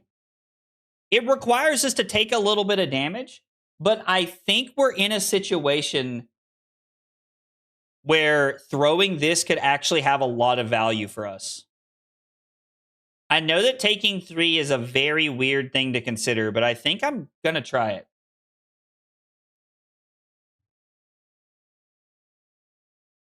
Yes, I did win money in Singapore. I think it was like, it wasn't anything crazy. It was like a few $100 for finishing like top 32. Like, it wasn't anything crazy, but yeah. No, I mean, listen, I made money playing cards. Like, I call that a win, you know?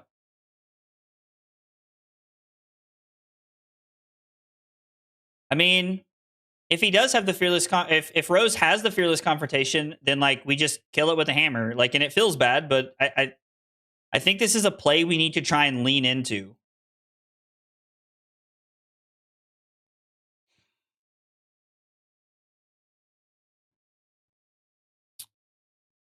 I still think we're in a situation where we need to crack a gold and go for it.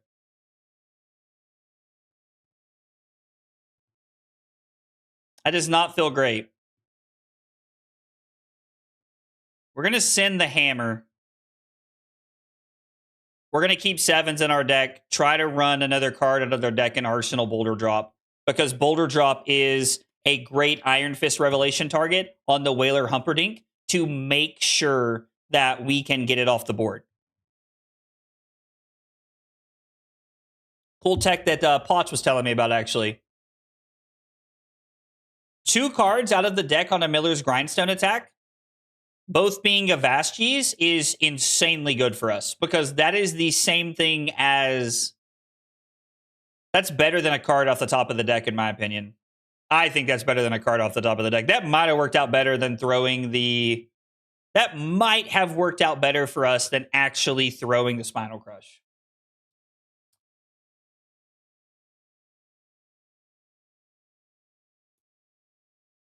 As someone who played a lot of Oldhim, yes, Oldhim was a very frustrating deck for a lot of people to play against. I understand why it's an unfun deck and people don't like it. I do have touch for the Whaler, Josh, but I think it's a good to have multiple options for the, for the Whaler. I still think it's good to be prepared here.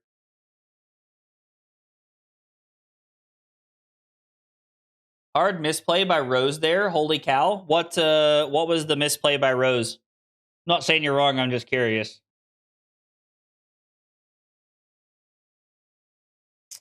We're going to give Staunch Response, pitching the Clash of Bravado, kill this, and then we're going to Arsenal Test of Iron Grip.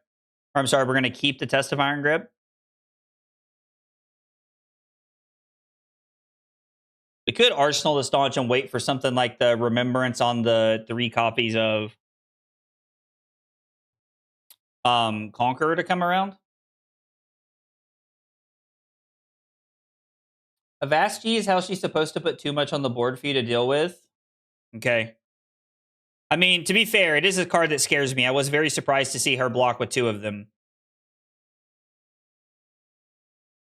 Maybe she felt like she needed the seafloor salvage more? I don't know.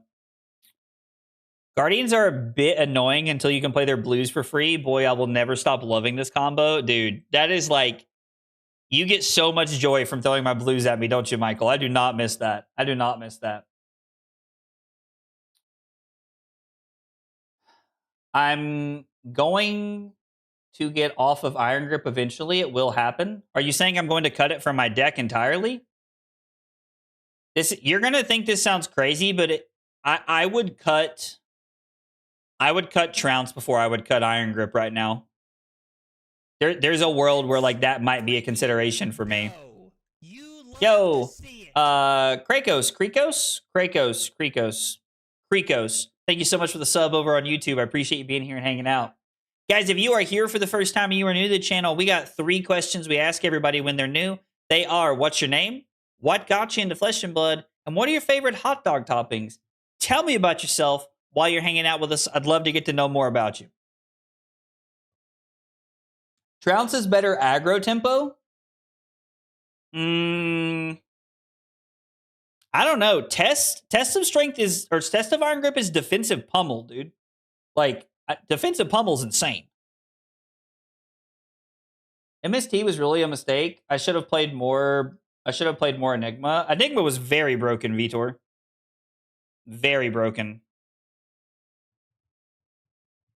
Rose says she's thinking. Plus, we have our right behind you with the Test of Iron Grip this turn. I mean, not that, like that was guaranteed or anything. I think both victors, at least the victor that finished 7-4 in the top 16 that I saw was playing. This is probably a balanced turn, to be honest. I think was playing all the copies, was playing multiple copies of Test of Iron Grip. Yo, what up, Grinch? How are you, buddy? Stopped playing Enigma because my locals started whining when they played me. I mean, yeah, it did, yeah, like like Enigma was one of those decks that made a lot of people feel bad, even though I think there was a correct way to play into the deck. I have a feeling we're about to go crazy this turn cycle. Please, God, let her attack me with an attack that matters. We will be trying to set up an Iron Fist Revelation that matters here.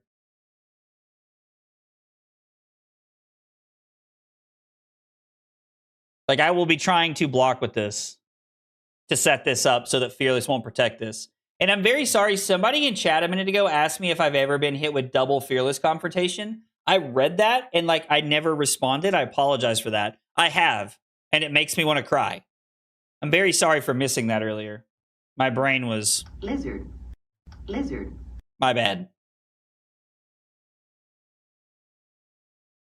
I agree. If your locals are upset that you're playing a deck on like Friday night or Wednesday night or whenever your armory is, you should swap decks. Play something else. Like mix it up, you know? Like play things that your friends are going to have a good time playing against. I'm a firm believer in that. Firm believer. Have to understand the cards I'm choosing, otherwise I just can't play it right. I can't put myself in someone else's mindset. I mean, I actually think that's a great way to understand what you're doing and what you're thinking about. I actually don't hate that at all. I don't think there's anything wrong with net decking. I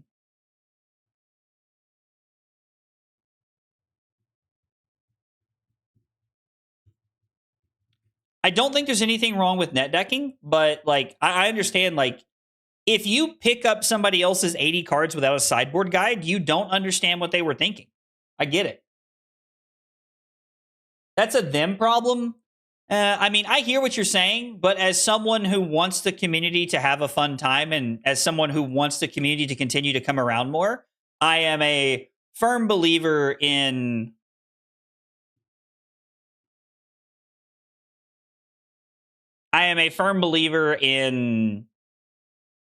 like still just like playing different decks so that other people are having fun. You don't have to, but I like to. Okay. This does not have go again. 11. 4, 6, 9.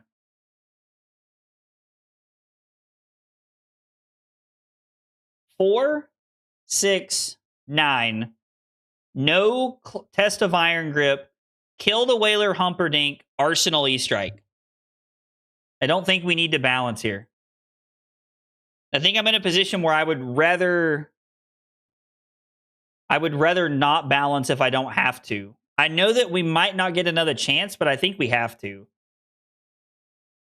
That's true. If you are a YouTube member or a Twitch subscriber or a Metafy subscriber, you have access to all of my deck list with sideboard guides. Thank you for pointing that out, Dub. I appreciate it. I clearly don't push my own content enough. Bottom this. We don't care about this. There is no test of Iron Grip. This is an ally. Ironside Revelation flips up Boulder Drop. You can Fearless Confrontation if you want to. People were fine with me winning on Aurora for months. Enigma was regardless of win or lose. I mean, illusionists are heroes that make people feel bad, I think. Most of the time, more often than not.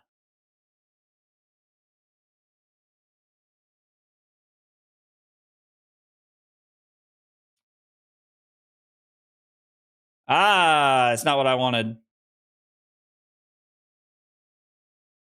So there was a Fearless Confrontation just pitched, meaning that Rose would have to have double confrontation here to save the Whaler, which, if she's on 3, could happen, but I would cry. I feel like you avoid using balance a lot and it costs you a bit. I'm wrapping my head around what you're saying here. I avoid using balance and it costs me. Okay. I will take this feedback and try to like process it some more after the stream so that I can like think about what you're saying, because it's very possible that I am playing too passively with it and I should be more aggressive with it.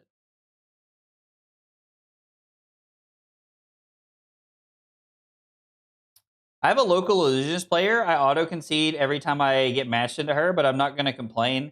I mean, I don't know, man. Like I'm not going to hate on somebody for like being frustrated. Like when I played Oldham, I did not play it at locals because I understood. I was like, I get it. You don't want to have to play against this. Like, I understand. This feels like a take 2 situation.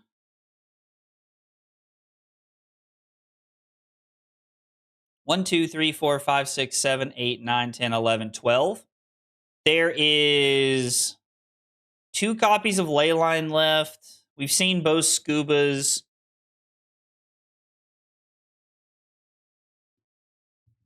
I think we're taking 2 here. This could very, very easily be a follow-up conk, and I would rather take 2 and not get blown out. Requires a game plan for when to use it, like Quick Dodge and Stalagmite. Okay. No, that also makes a lot of sense. We were almost baited into blocking. Almost.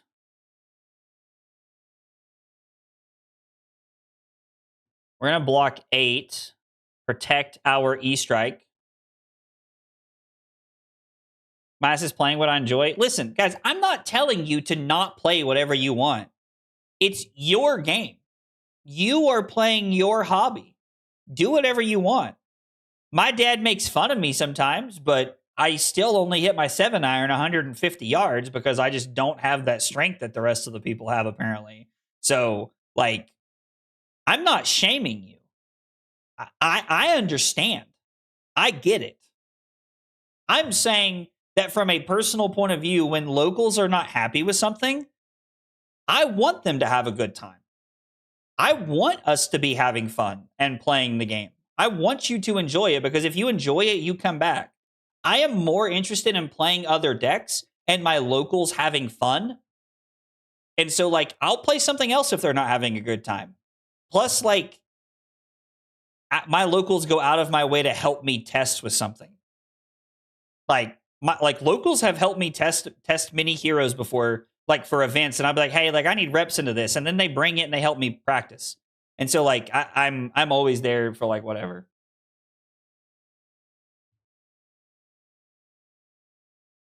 Yeah, what's up, Nick? Fun, huh? I mean, yeah, listen, playing to have fun is what matters. It is a hobby, first and foremost. You should always be playing to have fun. What most people fail to understand about me is that I have fun when I'm winning. So when I go to big events, I play what I think I'm going to win with. Get better at golf? Facts, Josh, facts. That's how I learned a game plan. In each relevant matchup, I look for what I want my equipment to block. Saving quick dodge flexors for the Wrath turn is the easiest example. So I do agree with you, Dub. And like most of the time, I look to save my flexors for a turn when I look to save my flexors for a turn when I want to like whenever I have whenever I have riches in this matchup. And I look to save my balance for their big pop-off turn. That's like my general go-to.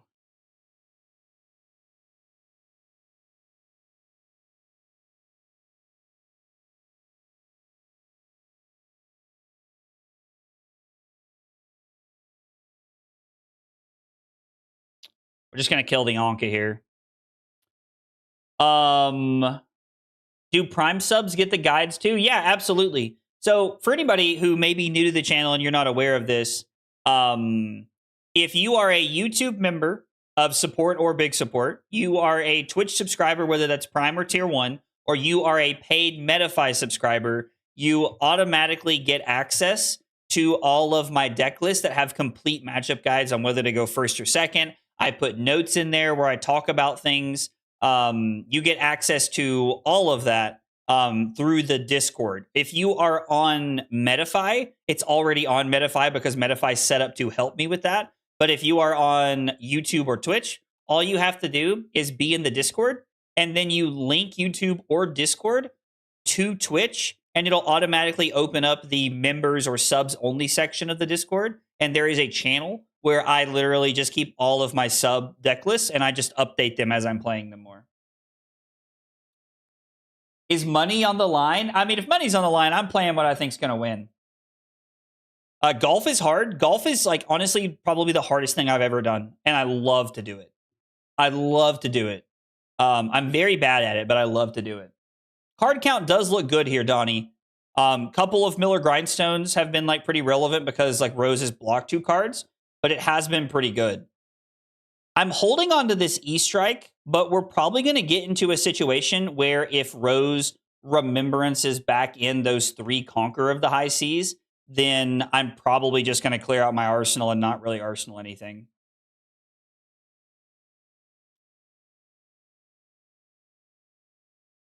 Check my DMs? Okay, sounds good. I'll check my DMs after the stream. Are you trying to visit here for in-game? Visit for in-game is not really the plan, to be honest. Do I want to blow this up? Does this even matter?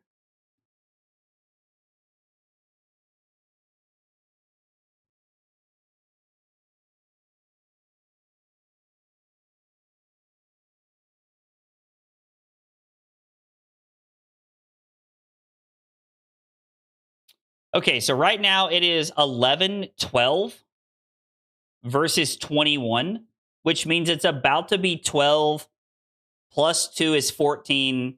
So it is 14 versus I block with 2 cards down to 19. So I'm up 5 cards if I block with 2 cards here.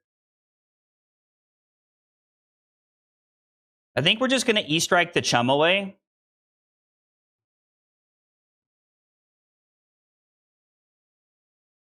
And then just leave the Clash in hand. No, we'll put that on the bottom.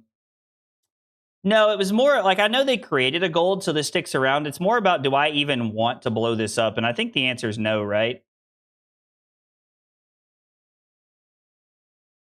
think we're just going to put this to the bottom. I have no interest in blowing up Loan Shark. I'd rather them discard or something. The Bravado block would be funny, Dub.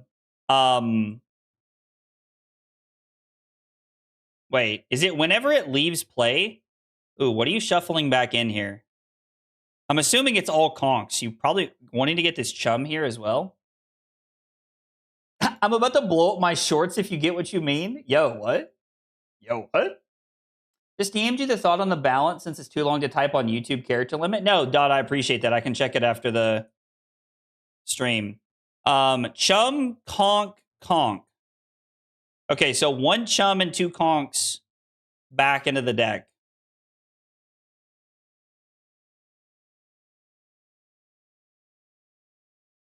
Yeah, if they kill it, we get damage or a card. Test of Strength could be good here. I mean, listen, if they start attacking us and the gold matters, we might like go for a Goldmane estate in plan here. I doubt it's gonna matter, but this match 100% went to time, and like it will. It probably already went to time, to be honest. But I am more interested in getting the reps in for this matchup than anything.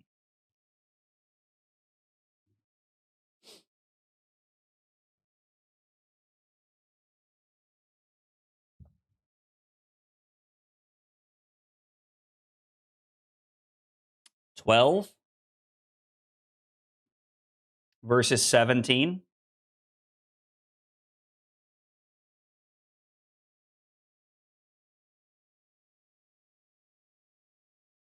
Oh, yeah, it's all coming together.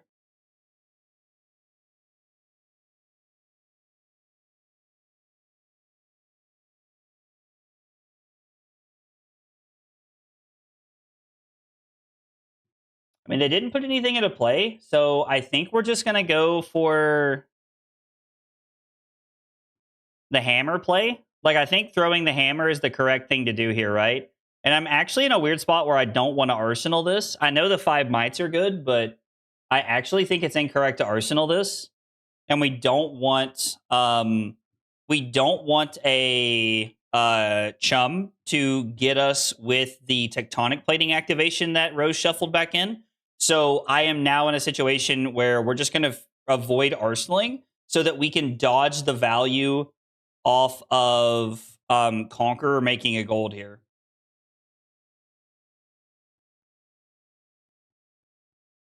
Do we have any disruption left? There's a CNC left in the deck. There is a Spinal Crush left in the deck. CNC, a Spinal Crush, and it looks like that's really about it. All the boulder drops are gone. So we have a Midas Touch on top, and they have a Loot to hold. We want a card off the top of their deck, right? Like, I think it is correct to put a card off the top of their deck, and I don't think we need Midas Touch here. Do we want Midas Touch here?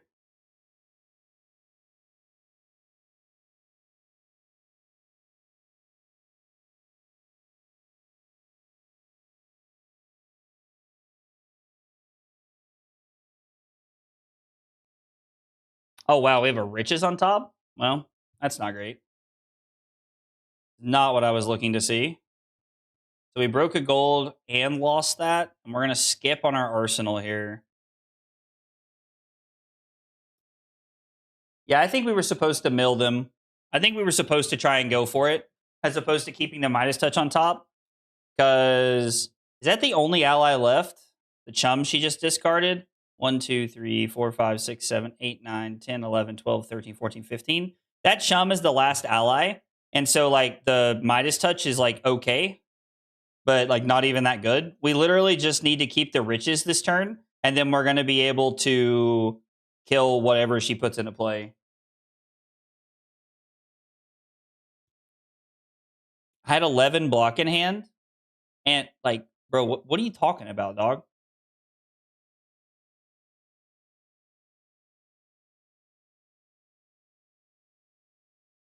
I actually have no idea what you're talking about.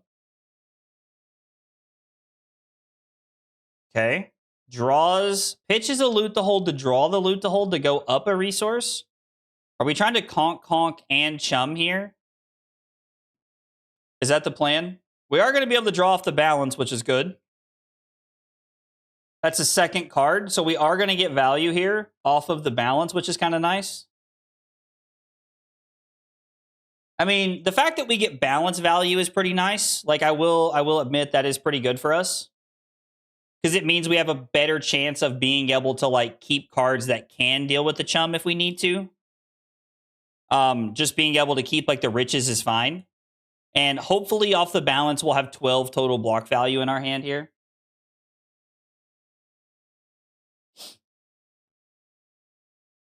Okay. Give no quarter. Sure. It's the next two ally cards. So that's just going to make that free.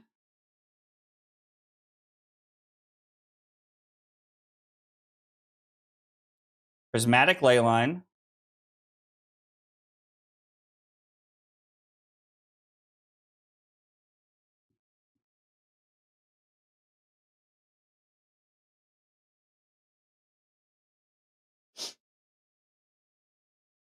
We could just jam 9, I guess.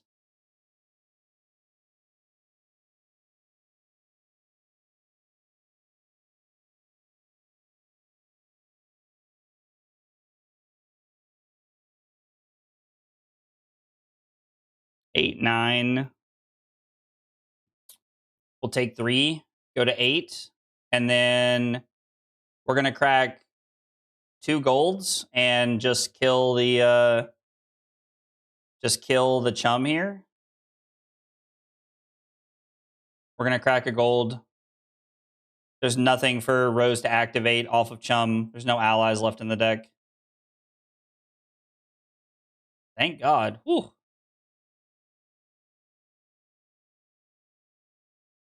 And then there's one more conch in the deck, and that's all the value she has left is the conch. I think everything else is like non-attack actions.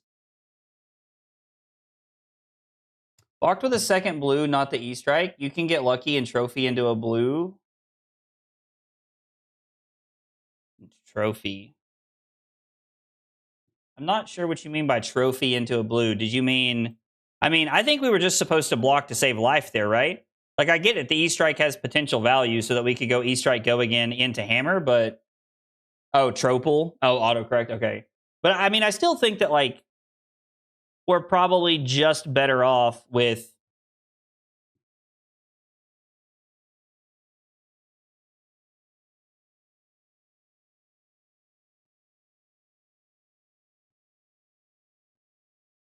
Oh, it's just Hammer until they're out of cards. Like, until we run Rose out of cards here. Well, this is way past the 10 o'clock margin.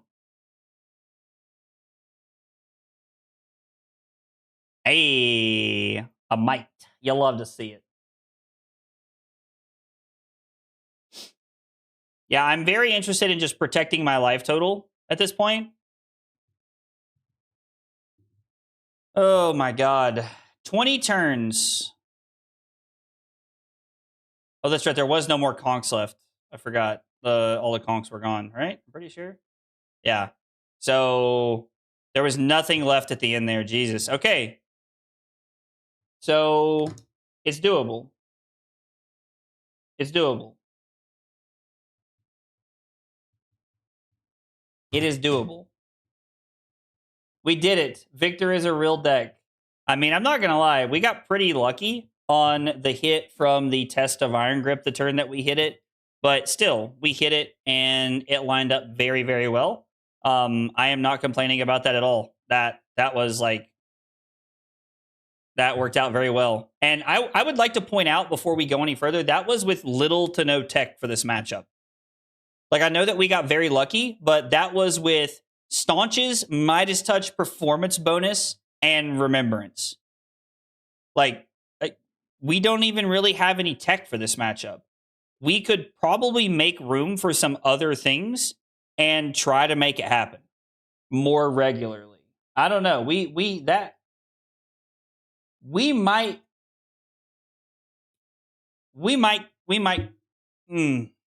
This might become a real thing. We might start teching for this when we get back. Yeah, like we get a Rampart. I think if we get a Rampart and a second performance bonus, we're in a better situation. Rampart and a second performance bonus like makes this real nice. That or like Rampart and second Midas Touch. I don't know which one I like better. That's something we'll have to test and figure out. Okay, I would like to clarify that when you say 4 tech cards, Midas Touch is for Prism Loop, is why I play it. It incidentally gets value into this matchup. Performance bonus is for this matchup. Like, there is one card that I'm playing dedicated into my sideboard as like hard gravy tech, and that is performance bonus. Remembrance is not gravy tech. That is like grindy matchup tech in general. Staunch responses for other like mid-rangey matchups. Like, so I mean, I don't know what you mean by 4 cards. Like, performance bonus and Midas Touch are the only 2 cards that can even be considered tech in this matchup. Get my ass. Sorry. That was more defensive than it needed to be. I'm sorry. I'm on edge after winning that game. My bad, Brad. My bad. My bad. I gotta cool down a little bit. But you are right. It is more than 0 tech cards. That is me being exasperative. Exasperative, however. Rose, thank you so much for the 6 months of big support. I appreciate it, Rose. Also, I appreciate the game. It means a lot. Thank you.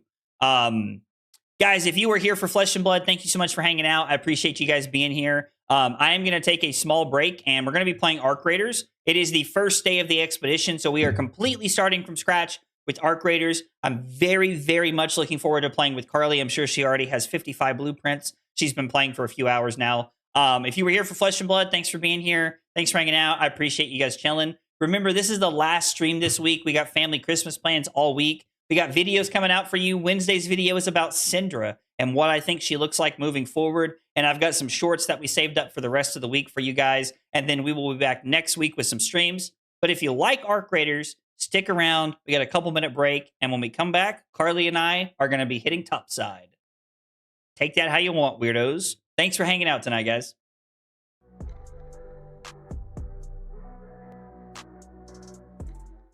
Kyle requested 5 subs of water. Fucking weeb. It was not water. That was not water. Oh, here, have some water. I was lied to. The lies. Yo, only 4 cups? Listen at this man. That is 4 full cups, Cusco.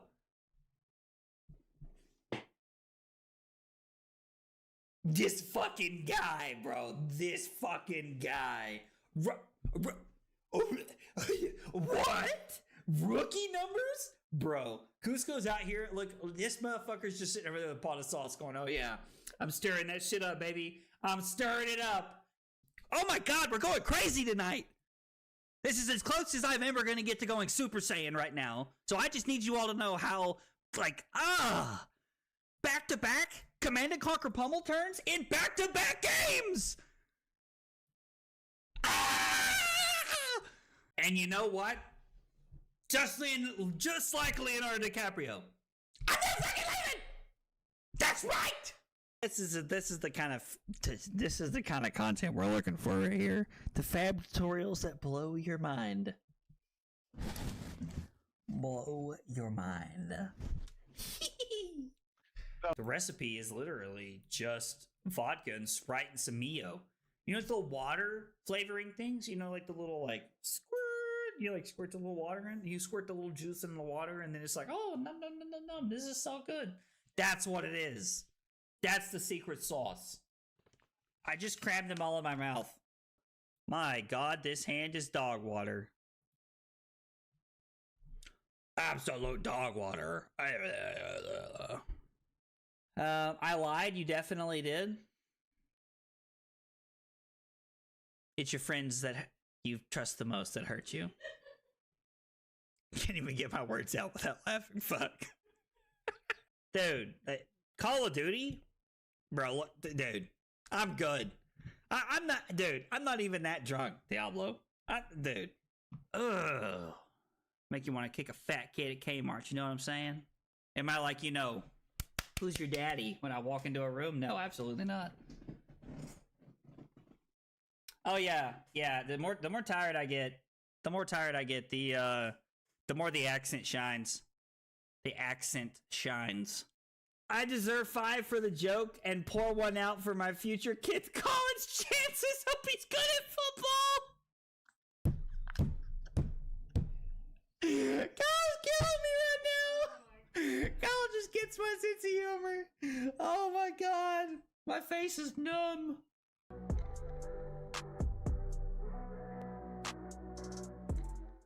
Kyle requested 5 subs of water.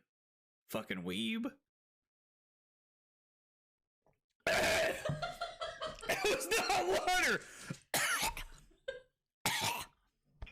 That was not water. Oh, here, have some water. I was lied to. The lies. Yo, Just convenient timing. Yes, I get on and Allie's like, oh, I have to go. Yes, real convenient. I don't blame her. This fucking guy. No, I'm just giving you a hard time, dude. I know it's late. Should have been around today. You should have called off work like I did. Oh, I should have called off. Man, those were the days. I will have bent over and stuck my ass up in the air and said, "Shoot me, shoot me!" Yes, stream. Why You did just your heard voice change mid-sentence? You just heard an old clip of me playing Fortnite. I will have bent over and stuck my ass up in the air and said, "Shoot me, shoot me!" Oh, soundboard. I love that you can hear.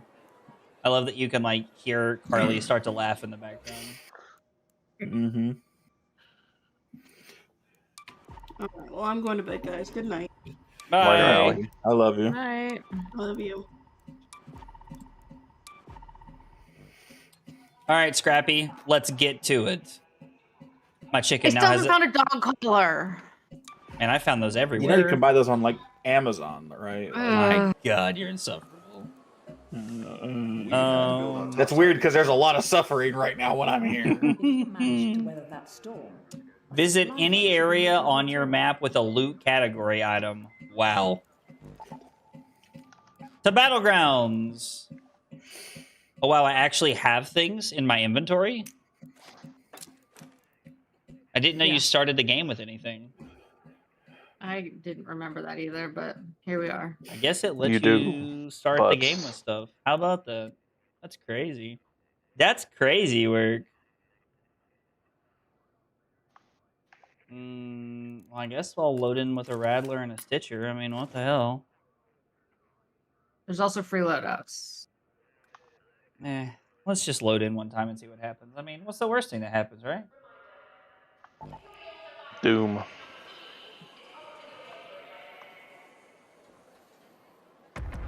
Show me what you got. Hold on. I need to bring more ammo. I'm gonna go back and find that Vynnset timestamp. Have to do that tomorrow morning.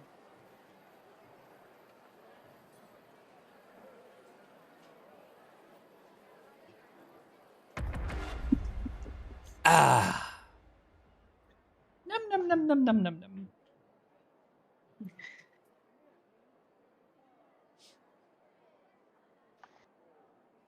I can't help but feel like the new Raider skin looks like the guy from Dune, Al Saib or whatever his name is.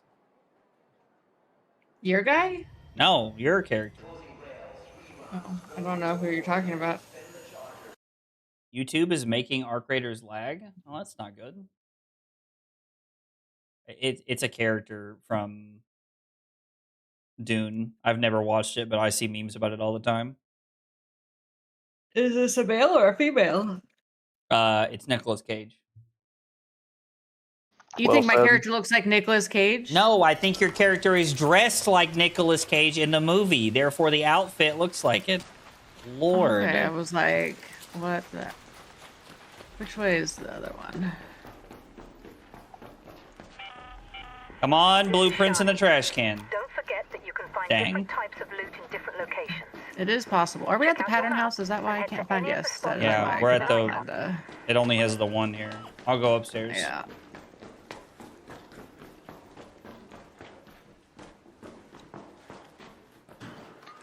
Man, we're just taking everything. Yeah, I think it's Timothy Chalamet in the new one. I actually think it is. Yeah, I know he's in it, so that would make sense. Shalama. Oh God, I can carry nothing. Nope. I can carry nothing. Ah! Why did I do this? This was a mistake. Give me back all my stuff.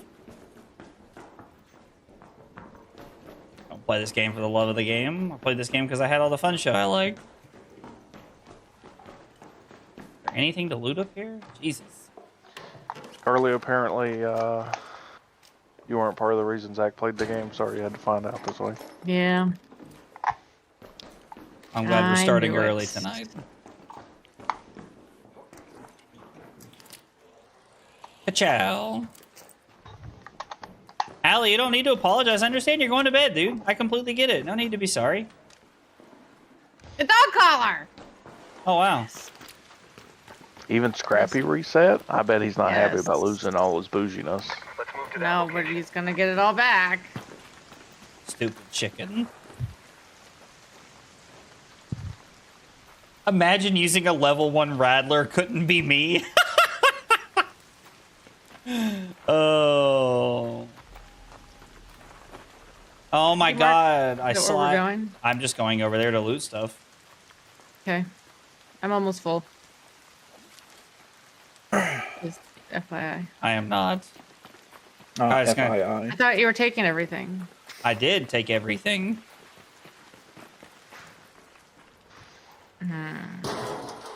Go back. Go back. You wouldn't find a crumb so small that a mouse could eat it. Press What? X down. Joke's on you. I press X to change player shoulder views.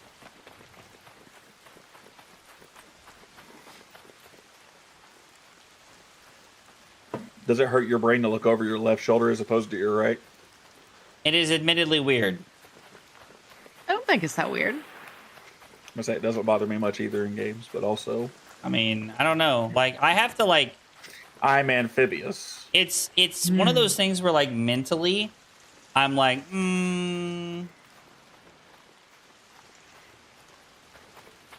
Zach, you remember that time that I dropped a tactical nuke on lefty settings? I do remember that. Yeah, actually. Yeah, silly. I will look at the art after the stream's over. We were already behind, so I wanted to jump over and start playing Arc Raiders with Carly. With Carly. Yeah, Sorry, I'm a Sure. 12-year-old just making fun of you for voice cracking, my bad. that's okay. Did your stream run long because something exciting happened in Hong Kong this weekend? I did yap about Hong Kong longer than I thought I would. Everybody told. Yeah. I know, right? Everybody last week told me that. Oh, a dog collar. Wow, first game. That's crazy. Oh my god, I hate you. Well, since she hates you, I think you should keep the dog collar. Oh, she has one Well, already. So Yeah, I found one also today. Or this game. I was like, today, friendly fire a thing? technically still accurate, but you mean like Damn. 2 minutes ago? Yes. It was the first thing I tried, Kyle, after I got the game. Was tried to gun Diablo down. Yeah. I was like, Zach, if you could just Honestly- hold still for just a second, I just want to check something. I just want to talk to him. I just want to want talk to to him. talk to him. Yeah, exactly. Are you in this one? I can't tell which one you're in. I'm above you, yeah. Oh. Well, no wonder this is looted. I thought... I'm above were you in the now, one that so I I can was be in. below you later. Ayo. Hey, yo. Nothing? Top. Oh, no, Top you're or in a bottom? different building. Well, this one's already been looted. Yeah, the building was... Or some- Yeah, that was what I wanted to respond to. Some of it. Sorry. My brain is only processing so much. You see what we're dealing with, chat? F's in the chat. F's. Wow. Brother. Not very kind. Yeah, Zach. Oh, of course, y'all take her side. Brother, I Yeah, think she bought you a computer. I'm just saying, like... Facts. Are you tired, Zach?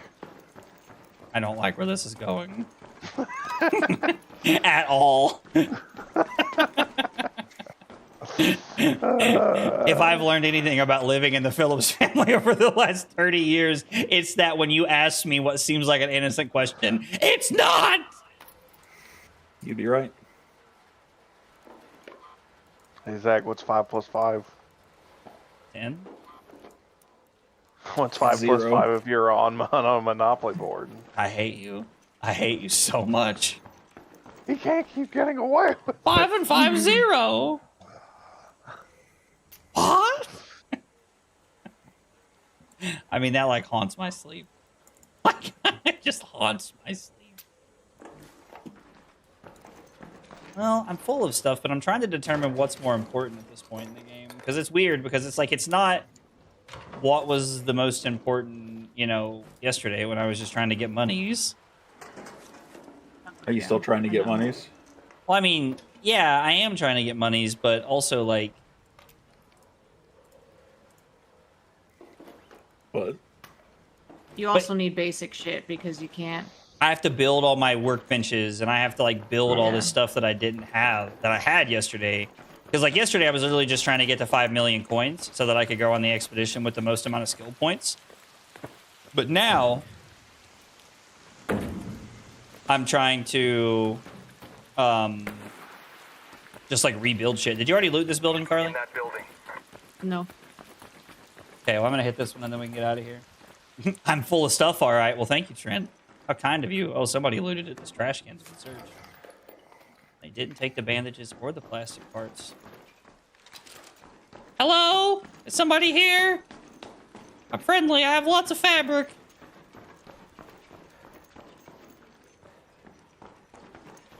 I was honestly expecting to immediately get blasted when I went around that corner.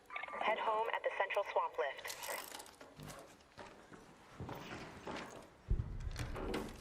Yeah. Are you sure you didn't loot this building? Yes. I told you that part of mine was looted. I thought it was you. No. No? It wasn't the whole thing. It was... Yeah. No, I don't have the whole thing looted.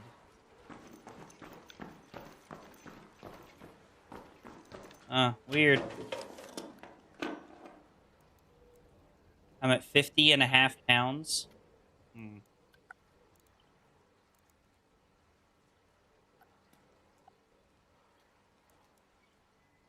I'm just gonna have to be over encumbered, oh well. It's that early in the game. We're just taking some for the team here. Bet you love being blasted. Have you been talking to Carly, Trent?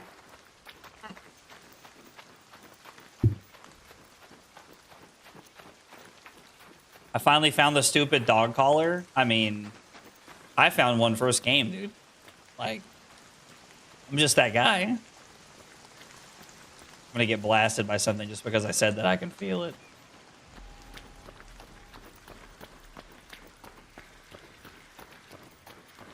Sorry, Carly, I'm over encumbered. Okay. I'm gonna loot these things. Well, I'm gonna get a head start so I can hopefully Okay. not slow us down too much as we run through hydroponics. No, this is just like the one side of hydroponic. I You know, have like the one that. Oh yeah, this is the far side where the elevator's at, on like the right Yeah. side of it. You are correct, Trin. I have been talking about butt plugs a lot lately. I feel like I'm the butt plug more than I'm the wolf. It's a hot topic in society lately, so this is understandable. Oh man. Oh. Hello, can we leave with you? We're friendly. What's up, bro? Hey, what's up, man? Yeah, we're just trying to get out of here. Alright. Mushrooms?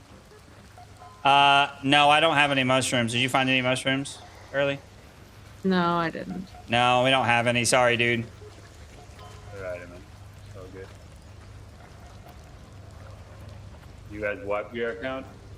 Yeah, this is game 1 of the reset for me. I'm just happy I found a dog collar. What a weird thing to say at this point. Damn. I know, right? Did you do the expedition? No, this is my first week. Oh, dude, I'm let's back go. doing this. We're kind What's of the that? same. Yeah, right? Welcome back. Well, dude, GG's, man. Have fun playing.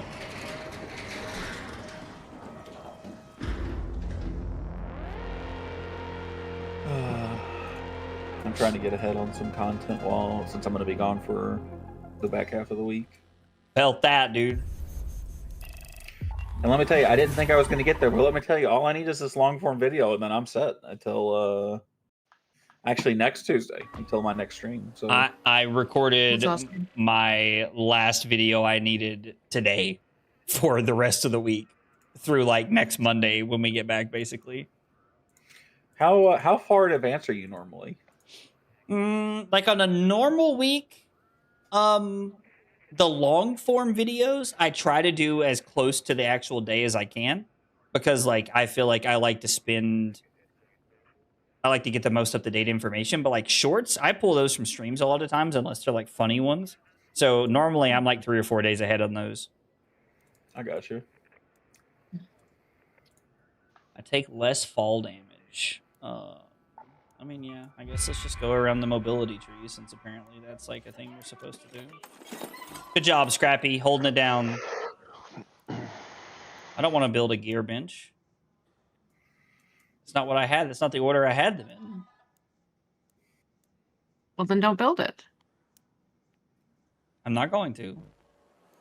Okay. You can't. Are we going back to Dan? Yeah, But it's sure. not because you said that. It's because he doesn't want to. Yeah. What do you think about that? I got you, Zach. You can tell me what to do just because we're married. She'd be right. Those things the boobs are attached to are me. That might God, be that was so one hilarious. of the funniest things you ever said. I should send it to you. I'm not gonna lie, I saw it and I debated sending it to Allie, and I was like, oh no, she's gonna kick my ass if I do that. That's not worth getting abused for. And then she said it to me, and I was like, yes. Oh God, we're back to lemons and apricots. What in the Hey, hell? Back. I need to tell you something before I go to bed. Okay. I'm watching your stream, and there's a button near the bar on the top of your inventory that says "Send to backpack" if you don't do it. Oh, how about that? When you I didn't know you could just put everything in your backpack at one time. I thought you had to do it when you first send got it to in. your stash. Nope, Yeah. you can send it to your stash. Huh, how about that? That's neat. Okay, good night. Thanks, Allie. Good night. Night. You're welcome. Bye.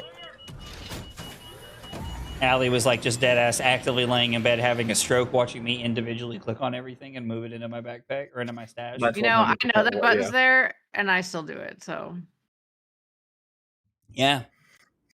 Yeah. sometimes I yeah. don't want everything in there, and I don't know. I decide as I go. Oh, nice. I'm gonna We go are to the late, right. though. I'm gonna go to the right and get this one.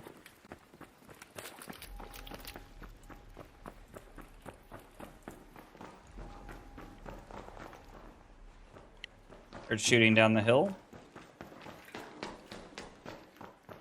I don't think I even have.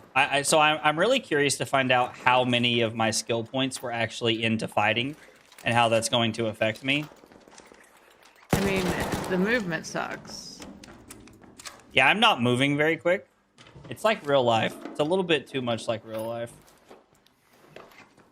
Wait, what? What did I say, Trent? What did I say that's making you say, wait, what? Now I'm real. What did I say that was crazy? Kyle, Ben, Carly, did I say something wild? Yeah, that thing about the rubber duck and the lipstick. And the lipstick. No, he's got a point. That one was pretty out there. It was pretty out there. I don't remember the lipstick, but... Oh, a cat bed. It's the kind of thing if I'd said I'd immediately forget to, so I understand. You don't have to explain further. I knew Ben would get it. He's a G like that. I'm not going to make any benches this time around. I'm just going to put everything towards the expedition. Oh my god. What That if sounds... there's not another expedition? There's already a new expedition category I can put stuff to. But what if it's a ruse? That would be cruel. What if it's a cash bar? How dare they? Oh, another dog collar. How about that? What movie is that from? The Grinch? Dude, that's Happy Gilmore. Dude. The Princess Bride? Another great movie. But you knew I knew the country's origin. Or the powder's origin, or whatever he says. Thus meaning you couldn't put it in front of the cup in front of me. Now you're just stalling. That's what you'd like to think! I didn't think Jack Black was very good in The Princess Bride, but I know most people did, so it's fine. What, Zach? What is it, Zach?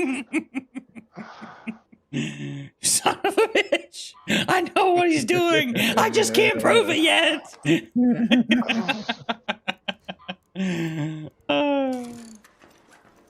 I love that meme so much, dude. Like the Dokes meme. I've never even seen Dexter. Oh, really? I saw the first couple seasons of it. Heard it was pretty good. It's a weird show.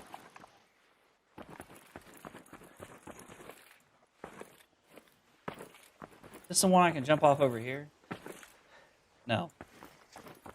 Anything's a dildo if you're brave enough. Anything's a trampoline if you're brave enough. Yes, but technically no. He didn't bounce. He didn't bounce. What? Yo, you're watching The Grinch tomorrow, Trent? We just watched it the other day. We went to the movies to see it for its 25th anniversary. Cannot even begin to express how much I love the Grinch movie.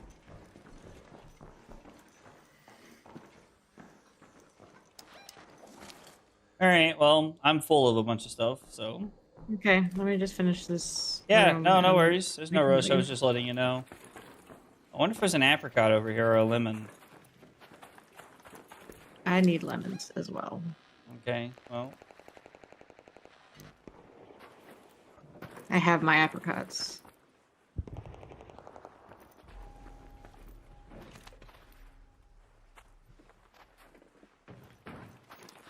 There's the thing to leave at here. Let's head home at the central swamp lift. Come on. Give me... What are they called? Prickly pears? Is that what cactuses give? Yeah, I was watching someone streaming and they kept saying pears, and I was like, since when do we have pears in this game? And I was so confused and imagining just like this pear tree, and no, it was just prickly pears. Ah, I see. I don't think, they would pair well with the game.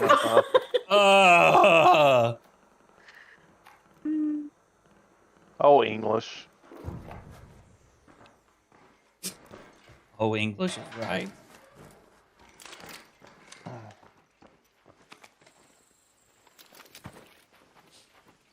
reminds me of a song made famous by the Princess Bride. Take me out to the ball game. Take me out to the crowd. I love when Ben starts laughing at his own shit. That's like the best. Oh. We watched Muppets Christmas tonight. Oh, I don't think I've ever seen the Christmas Muppets. Carly, have you seen it? Was it the Scrooge one? Oh, you're right. Is that what? I have no idea. Was Yeah, it you the can start Scrooge it. one? Well, no, I'm like That's- behind you. Oh. Is that what it's called? Is it Scrooge? The ghost one, whatever that one is. With the Muppets? Where like, yeah, with Tiny Tim. Who the hell is Tiny Tim? I'd like you to leave.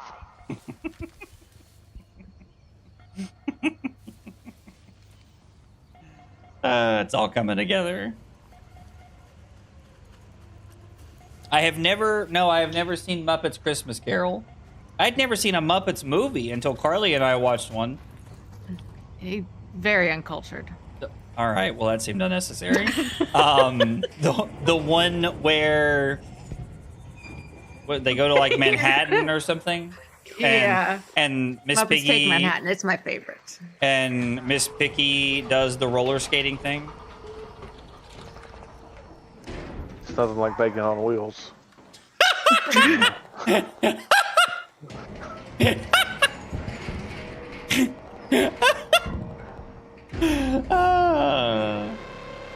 That was good. Yeah, and it's so funny because like when it cuts away to like the roller skating person, it's like just some guy like going through. $20 super chat. Go watch a Muppets Christmas Carol right now. Did that. Rose. Rose, that is amazing. I love you. You know what? For $20, that like I'll cut the stream off right now. Like We will watch it over Christmas. Carly doesn't want to stop playing Arc Raiders, is what she's telling you. Yes. Good job, Scrappy, holding it down. Watch this. Unload backpack. Ka-chow.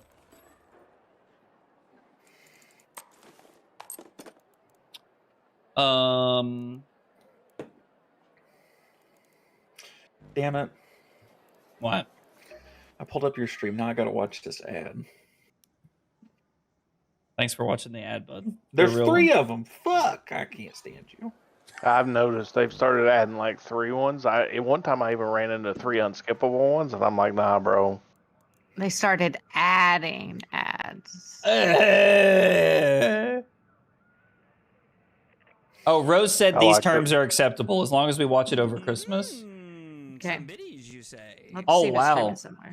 Oh, wow. Trent, $19.99. Double down on Muppets Christmas Carol. First off, Rose, thank you for the $20. And Trent, thank you for the $19.99. Guys, I really appreciate it. Like, listen, I $20, you can pick any movie you want. And I'm going to make Carly watch it. Like, that's Any the deal. movie? It's not Disney. For, You know- for $20 bucks, Thanks. any movie. And I will, like, it has to be 3 hours or less. Any movie 3 hours or less. Fuck. That was. Chris that is was- over there sitting there saying, all I need to do was give him $20 for him to watch K-pop Demon Hunters. When you're taking you so long. You know what, K-pop Demon Hunters, I'll watch for free. Now. Dot Yo, said I just- aggro isn't gay, but $20 is $20. Sorry, Cal, go ahead. I know I cut you off. I just want to point out, not to be that guy, but Trent, you really gonna get outdone by 1 cent? Come on, brother. Like, Carly, do you want to run freeze to Stella Montes? Yeah, I need to get Just stuff at to rack up Salamanca's. stuff? you say. Okay. Rose, $20 super chat. Fantastic, Mr. Fox. You know what? Like, at $20, it's not a made up list in my head anymore. It's actually a list going on a sticky note. I just want to point out that Trent has made a fantastic suggestion that you should watch, Velocipaster. That is like an awesome movie. Is it? Have you seen that movie? Yeah, we watched it. It's so years ago. bad in the best way. Carly suggested it. Like when it pops up and Yes. says VFX car on fire, I lost my shit. Carly had to pause it. I was laughing so hard. Like Brother, the middle I see- part, like the acting is real bad. But then, like when it gets to the end, where it's like, but it didn't affect my arms, Oh, and yeah. it's I don't know. It's just Yes, you hit me ridiculous. with the antidote, but you didn't get my hand. And he like reaches up, and it's that fucking fake hand. It's, like that might be one of the greatest movies ever made. Dude, that is, buddy. It's so bad, it's good. It's one of those things. Like I it's keep not seeing a it good on movie. Amazon every time I scroll through Prime Video. I keep seeing it. I look at Allie and she looks at me and I'm like, Allie, and she goes, no, and we keep scrolling. You should. You all just need to you need to Shredder, take shredder, an shredder, edible shredder, or, shredder. or get drunk or Fire, fire, fire. No, I could take an edible. No, you guys aren't going to be all enough for me. Oh shit! Run away! Zach, what did you do? I said shredder, shredder, shredder. Run away! Run away! Run away! Oh boy. You were too busy trying to get people to drink. God, I can't even run away fast enough to get away from this thing anymore. Yo, Tucker Dale versus Evil. That's a fantastic movie. Trent's got some good taste. Oh god, it's like the shredder's opening door. No, it's the shredder's opening doors. I've never seen Tucker and Dale versus Evil, but I gotta tell you, I actually think you would love Trent. Like, Trent's a real one. I think you would like talking with Trent. Me? Yeah, you. I love Trent. I've never actually had a conversation with him except in like stream. I love Trent. Yeah, but I'm Dude. saying like I think you'd like hanging out with him. The Okay, Beetlejuice fine, Trent, was. what are you doing Friday? What are you doing Friday? Oh, dude, you need to watch Has-Been Hotel and Hell of a Boss. That's actually, I don't know about Hell of a Boss. Has-Been Hotel is pretty decent though. Somebody's been telling me in stream that Has Been Hotel is really good. I actually think it's Rose. It's pretty decent. It is it's pretty decent. I was a fan. That's the one Diablo said he's too traumatized because they say the word sinners a lot. But it is a pretty well made. There's a raider over there. I'm not trying to I fight don't know if him. you I'm call it just like calling an him anime, out. but it's pretty well. I like it. I'm gonna go up top.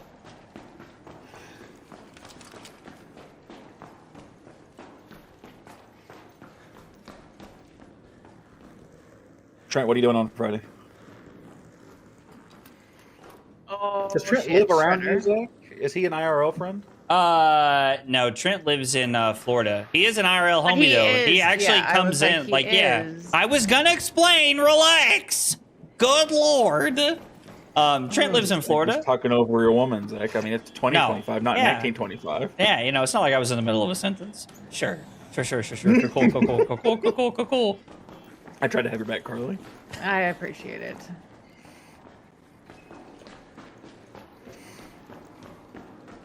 Yeah, Trent came in and like played at a card tournament. Like, are there people in here? I thought I heard footsteps.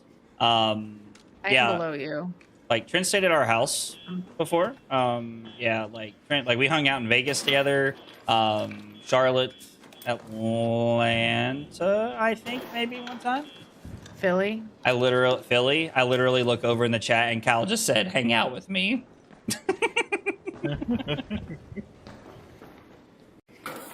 I'm trying not to just read your chat out for you. That's fine. But you can.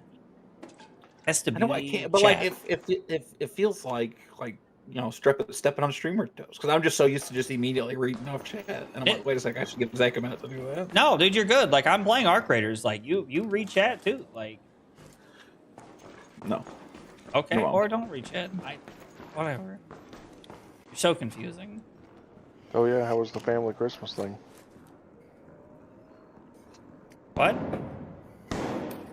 Yesterday, right? Oh, You with guys had mom? your- Oh yeah, no, Yeah. that was fun. I was talking Okay. to Nanny when she pulled up. She was like, "You suck compared to these people," and then she hung up. It sounds just like Nanny. I have a bunch of blue stuff and purple things. Can we leave? Purple things. I didn't find shit. I have one purple thing. Okay. Let me Okay, leave. well, I just found a Head deadline home at the blueprint, so loading bay, yes. Ah. I just keep hearing somebody say, "Don't shoot near me." Like, Sounds like somebody who wants to be shot.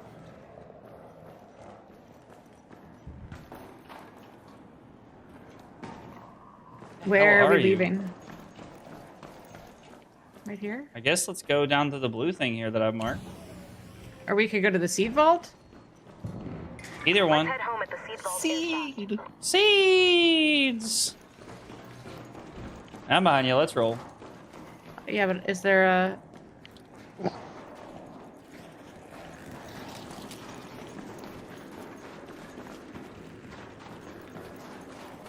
seed vault?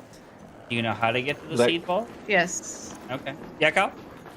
Let me know next time there's a Flesh and Blood event in Charlotte so I can hang out with Trent, apparently. Next time there's You don't have to pull it off the top of your dome. Just let me know when it's happening. I'm trying to think if there's even one on the calendar in Charlotte that I'm aware of for 2026. That's okay. I know you all hated me. You know, I'm not gonna lie. I kind of like it over left shoulder, Zach. I'm not gonna lie to you. Really? Yeah, I do see the urge between bouncing back and forth because you actually peek really well over each corner. No, it's actually really nice for peeking. But I actually really like over left shoulder.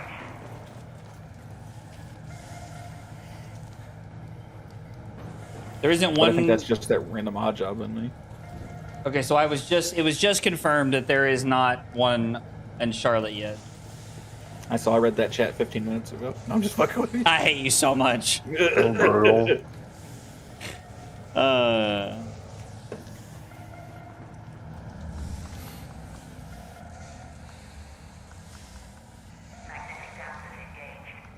My stomach is making the rumblies.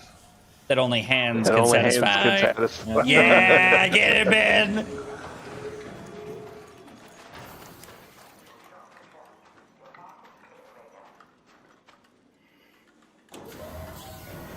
I still don't Parkour. think for all that porn on Livewire that I got in trouble for. Okay. I will be in Columbus, Rose. I doubt we'll get Kyle to come to Columbus, but I will be in Columbus. You're damn right. I'm not, because he said get on a plane. You know my fat ass don't do plane. It's just like being in a car, but you're in the air and going a lot faster. Oh Did well, shit. Kyle's like, you know what? I'm cured. I'm having a panic attack. Well, just don't panic. Oh, thanks. Exactly. Forehead. Just calm down. Just calm down. You can drive. No, I can't. Why am I not finding metal? Y'all, I got a kid. I ain't driving to some. I assume Columbus, Ohio. You would be correct. Columbus, Ohio. No, Where although I would is go Columbus, Ohio? smoke some weed with Buck. You can't panic if you're drugged. That's a damn fine point, Scorch. That's a damn. Are we fine going back point. to Stella Montes? We can go wherever. I'm just trying to find metal parts so I can build the damn gun thing at this point. Like, Yeah, I know. You have to scrounge for them for a bit. it's just crazy. Like, I find metal parts everywhere we go normally. Well, you can recycle things into metal parts as well. Do guns go into metal parts? Yes. Ben, Yeah, you remember when we went to Jamaica and Shippy gave me one of his annexes? I do remember that.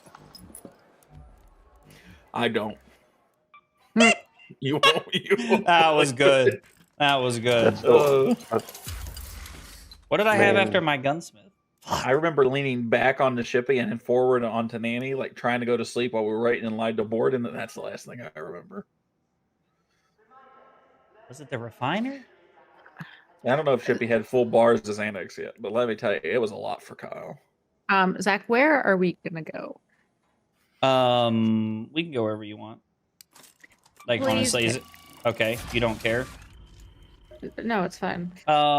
Then let's just run Stella Montes back. Like, let's just play a few frees on Stella Montes.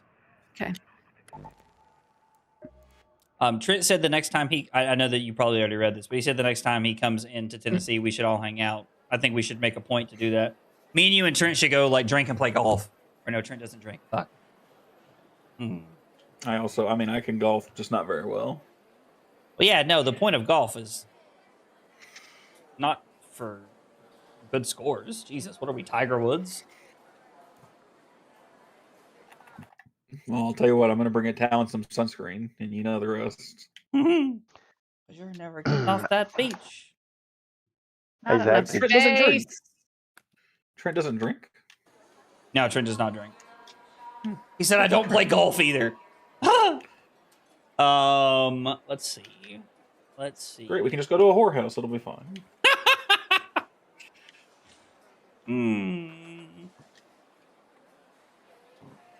Me and you and Trent and Ben should all go play putt-putt.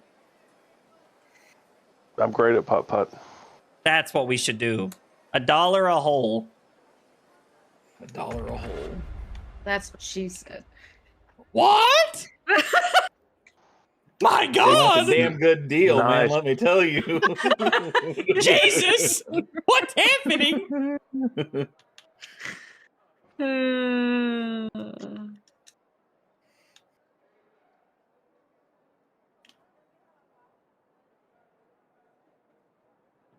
$1 a hole.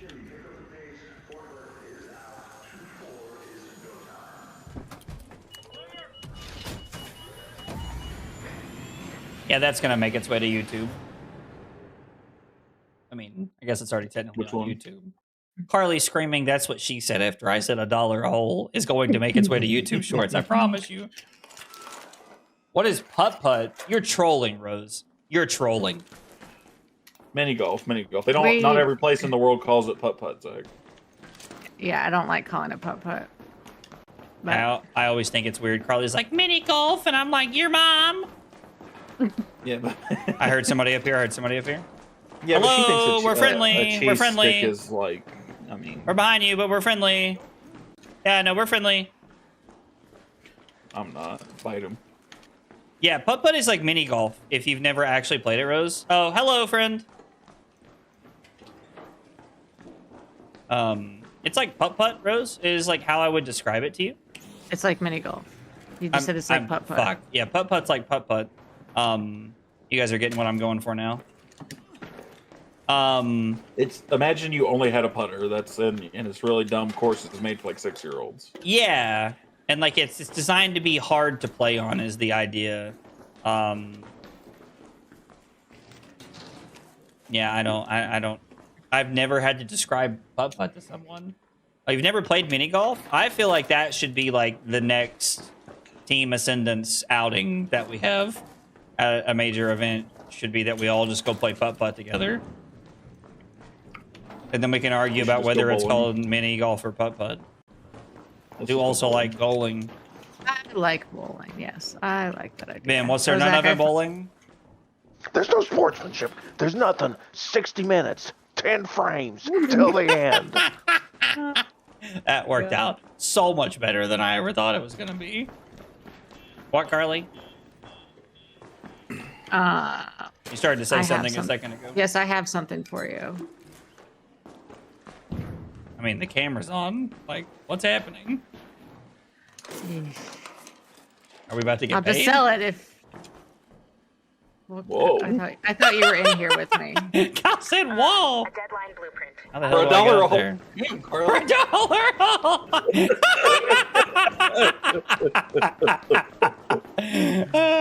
hole! You know what's one of my favorite things about bowling? So I partially hate bowling because I'm old, and so my shoulders hate bowling, and so do my wrists. My wrists actually hate bowling, right? Understandable. It does hurt. But it's my one of the wrists few more than things most that things. it's one of the few things that I can casually switch hands. Okay. And I don't really suck any worse, and so I could be like, oh look, no, I'm look, I'm left-handed, and realistically, I'm just like, God, my right wrist is on fire. We're switching hands. This is hurting. What is yellow? Why are we going over there? That's where the metro is. Oh, okay. To leave. Are you not full? No, but I have that deadline thing, so let's just leave anyway. It doesn't matter. That's worth it at this point. I do love bowling. Okay, so Rose is in for bowling. I mean, I bring my custom bowling ball? No, you can't. If you're that much of a bowler, I don't want to bowl with you. you have a custom bowling ball, Rose? I used to. What? I'm learning things Yeah, about Man, my she got a wife. custom bowling ball to lose to me too. Last time we bowled. I'm leaving. Let's go. Wow. Wow. Okay.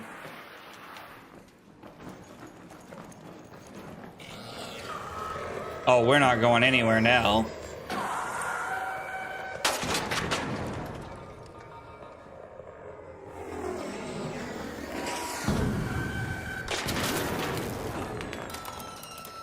Oh shit, it's closed. You gotta be kidding me. Oopsie daisy. Harley. I'm sorry. Let's go back up. Hello, It's I hope you okay. guys are friendly. I'm being chased by a shredder. Oh, you're going back up that way. Probably. Maybe come this way. Are they shooting you? No, they're trying to. They said, do you need some help? I said, hello. Oh! No, Shredder, you cheated! You're not supposed to go around to the open door? I literally shut a door, and then the Are Shredder... these people friendly? Hello, are you friendly? Hello. I got a deep dish for you. This guy's name is Pig Venus, and he's about the... Where did you go? I got you. Many Borks. Many thank yous. Oh, thank you. That was You very guys nice are the of you. best. Thank you. Is that two voice? Oh, shit. I didn't even know there was studio. I thought that was my home. Yeah, no, I thank you guys very much. I greatly appreciate it. Yeah, yeah. There are Here's- dead bodies in here. Alright, you guys have a good day, man. Yeah, you too. Thanks, you Thanks. too. I was like, here's where they turn on us and kill us.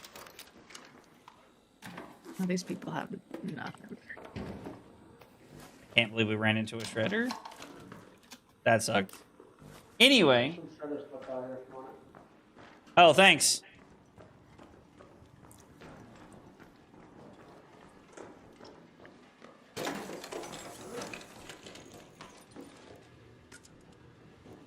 All right. Okay, let's leave. We have 5 minutes to get to this one. Loading Bay Metro. Okay. Let's use that metro entrance. I don't think I've ever put that much faith in random people to not kill me while I'm running around from a shredder. Watch the rolly balls. It's funny because at this point, rolly balls will fuck me up. Oh, I'll fuck you. Oh. There it is. Like Geo?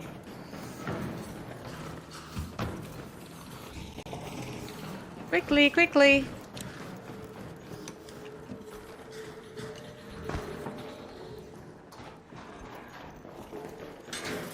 I'm gonna go call it in. Hopefully there's nobody camping it. Hello, can we leave with you guys? Oh, What? they already left. I thought the train was like, I didn't realize that they were calling it in, so.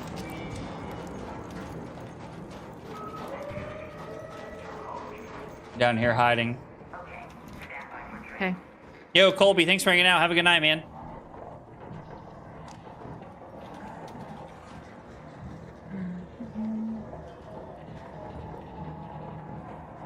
I have like no heals, so if anybody pushes us, we are fucked. They're good.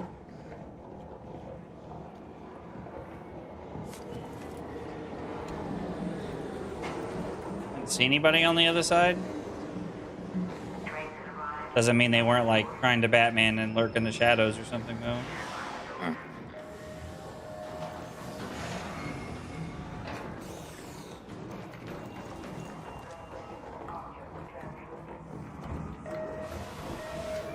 Actu Speranza.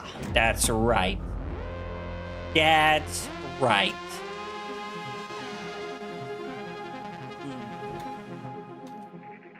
Yeah, honestly, Trent, I love when randoms are kind like that. I wasn't expecting it, but I'm very glad that they were.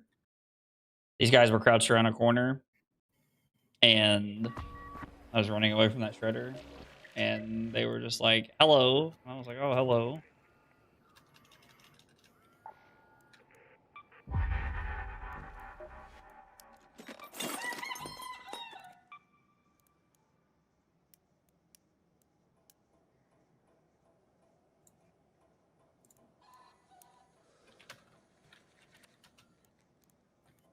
I think I built the medical lab last, which is weird. I think I'm just going to build them in a different order. Fuck it. Fixed. Can't you... The light, the greenery. You can almost picture us living topside. You cannot again. buy arc power cells, huh? There's probably got to be shit I can break down to arc power cells in my inventory, right? I mean... I was thinking buy a yacht, but he can't buy power cells, huh? Facts, though, dude. It's crazy. I'm just saying, if I've learned anything from movies, everybody's got a price.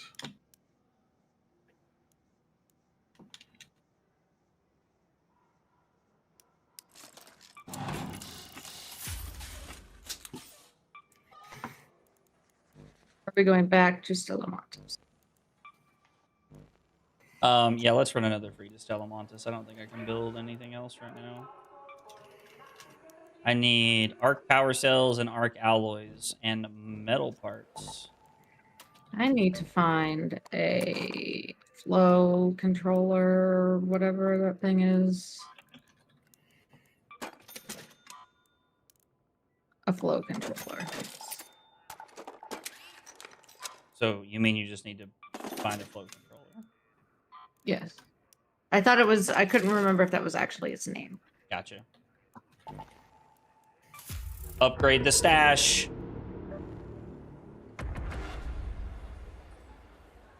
I like the chicken having a bucket hat. That's fun.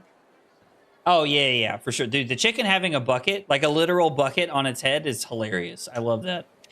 It's not hilarious. It's very strategic, I'll have you know. Well, whatever. My chicken's fun and strategic then.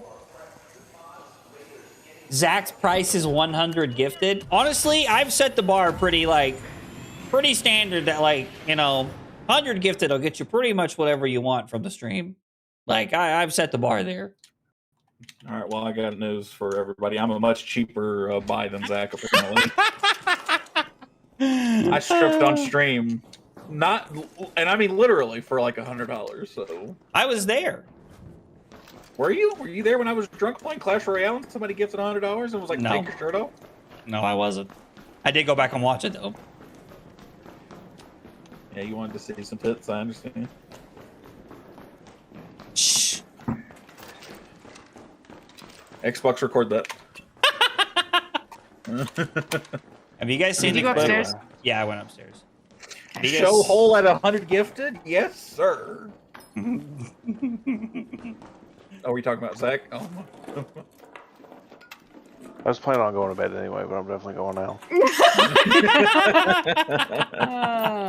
Oh, that was good, man. That was good. No, seriously, I'm going to bed. Oh, okay. Later, everyone. See you, buddy. Oh, 2 purple things.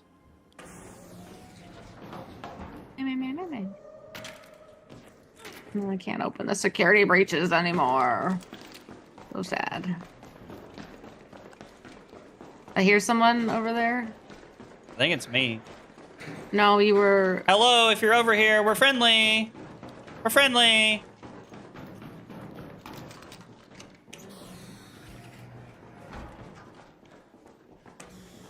You better hope they're friendly because I just started screaming at them, so...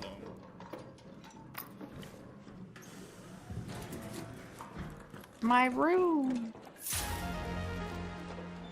A pulse mine blueprint. How about that?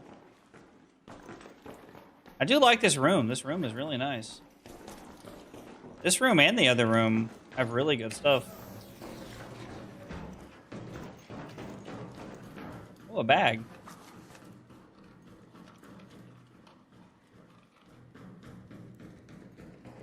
Mod components? That's fun.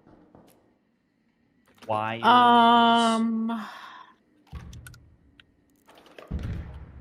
Where should we go? Do you want to leave? Yeah, I'd like to just get the fuck out of here if we could. But I'm over encumbered. I'm at 35 of 35.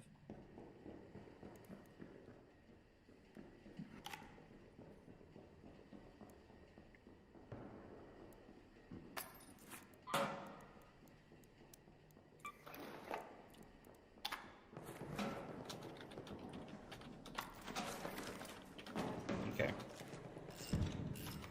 Oh shit. People over here. Okay, let's leave here. We have 6 minutes. Home at the loading bay metro. And grab the zip line and let's roll that way. Also, there's rubber parts here if you want them. Here. Or you're below Yeah. me. You can just go across. I don't know what the hell those rolly balls are chasing. Watch out, watch out. 2 right below you, right below you.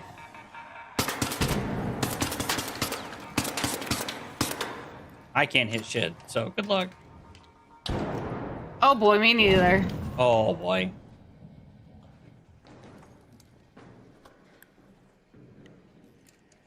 Somebody's breaching something to our left. Sounds like they're in here. They might have a key or something.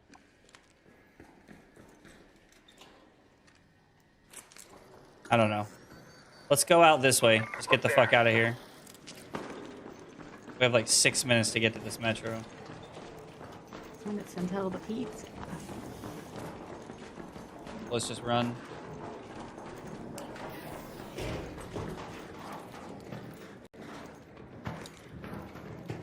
Hold on. I want to loot these things, please and thank you.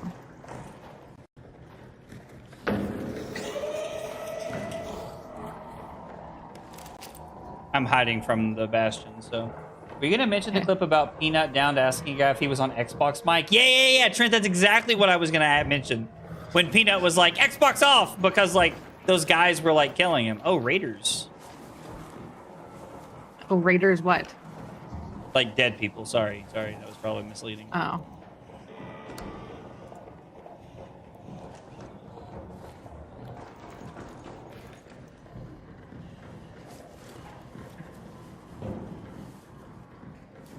I don't really have anything, though. Has this been searched thoroughly? I don't know.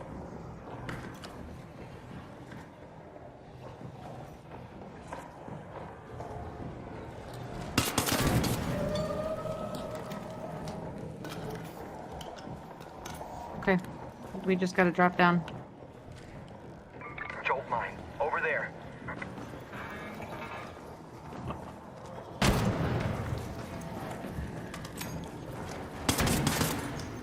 Watch the fire, watch the fire. Yes. Man, this Kettle 1 sucks. Just found a Mark III blueprint? Oh shit, that's awesome, Dot. Oh boy.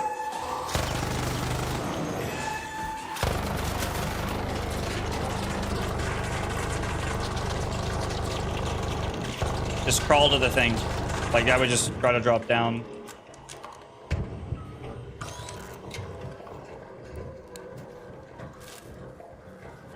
I should have thrown my lure grenade.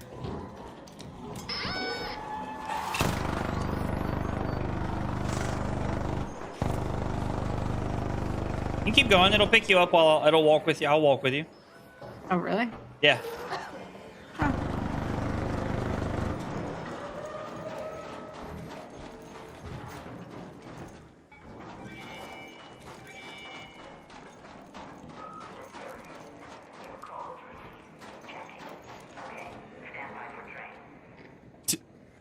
Trent, that might be my favorite clip from the Burnt Peanut. How do you jerk off with no hands? I have your dad doing a pretty black dress that I bought from TJ Maxx. He strokes it real good from ball to tip.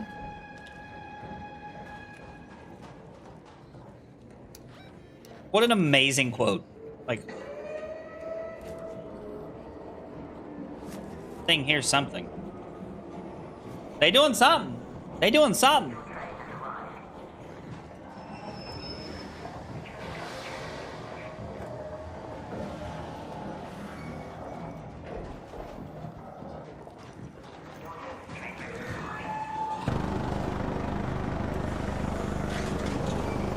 Excellent raid. Excellent raid. Oh, he's crazy. Today was not a good day to have ears. Rose, I think that was pretty much how my family felt about having eyes when I showed them the video of me doing the caramel dance at the Christmas party the other day. It was pretty great. Learn and consume. Learn and consume.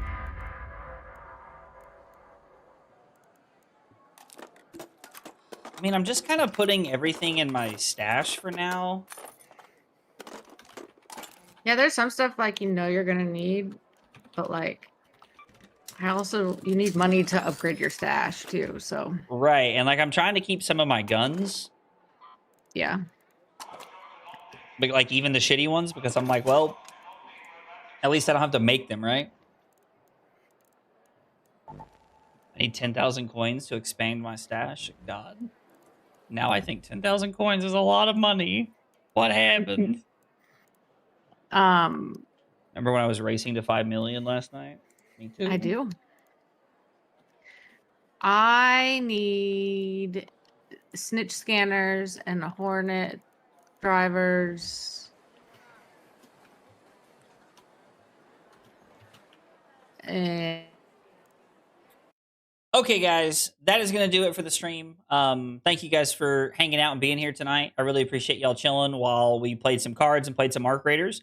Had a very good night playing Victor. Deck started to feel a little bit better. I'm definitely going to start looking for some more tech into Gravy Bones to see what we can fix and what we can figure out. See how the deck kind of functions and comes together. Remember, no streams the rest of the week. Going to be gone for Christmas plans, but I got videos for you guys. Appreciate y'all hanging out. I hope you guys have a Merry Christmas. If you don't celebrate Christmas, I hope you guys have a very wonderful holiday season. Hang out with your families, eat some food, do whatever makes you happy. As long as you're not hurting somebody else, I'm good with it. Thanks for hanging out. Have a good night, and I will see you guys next week. Take it easy, guys.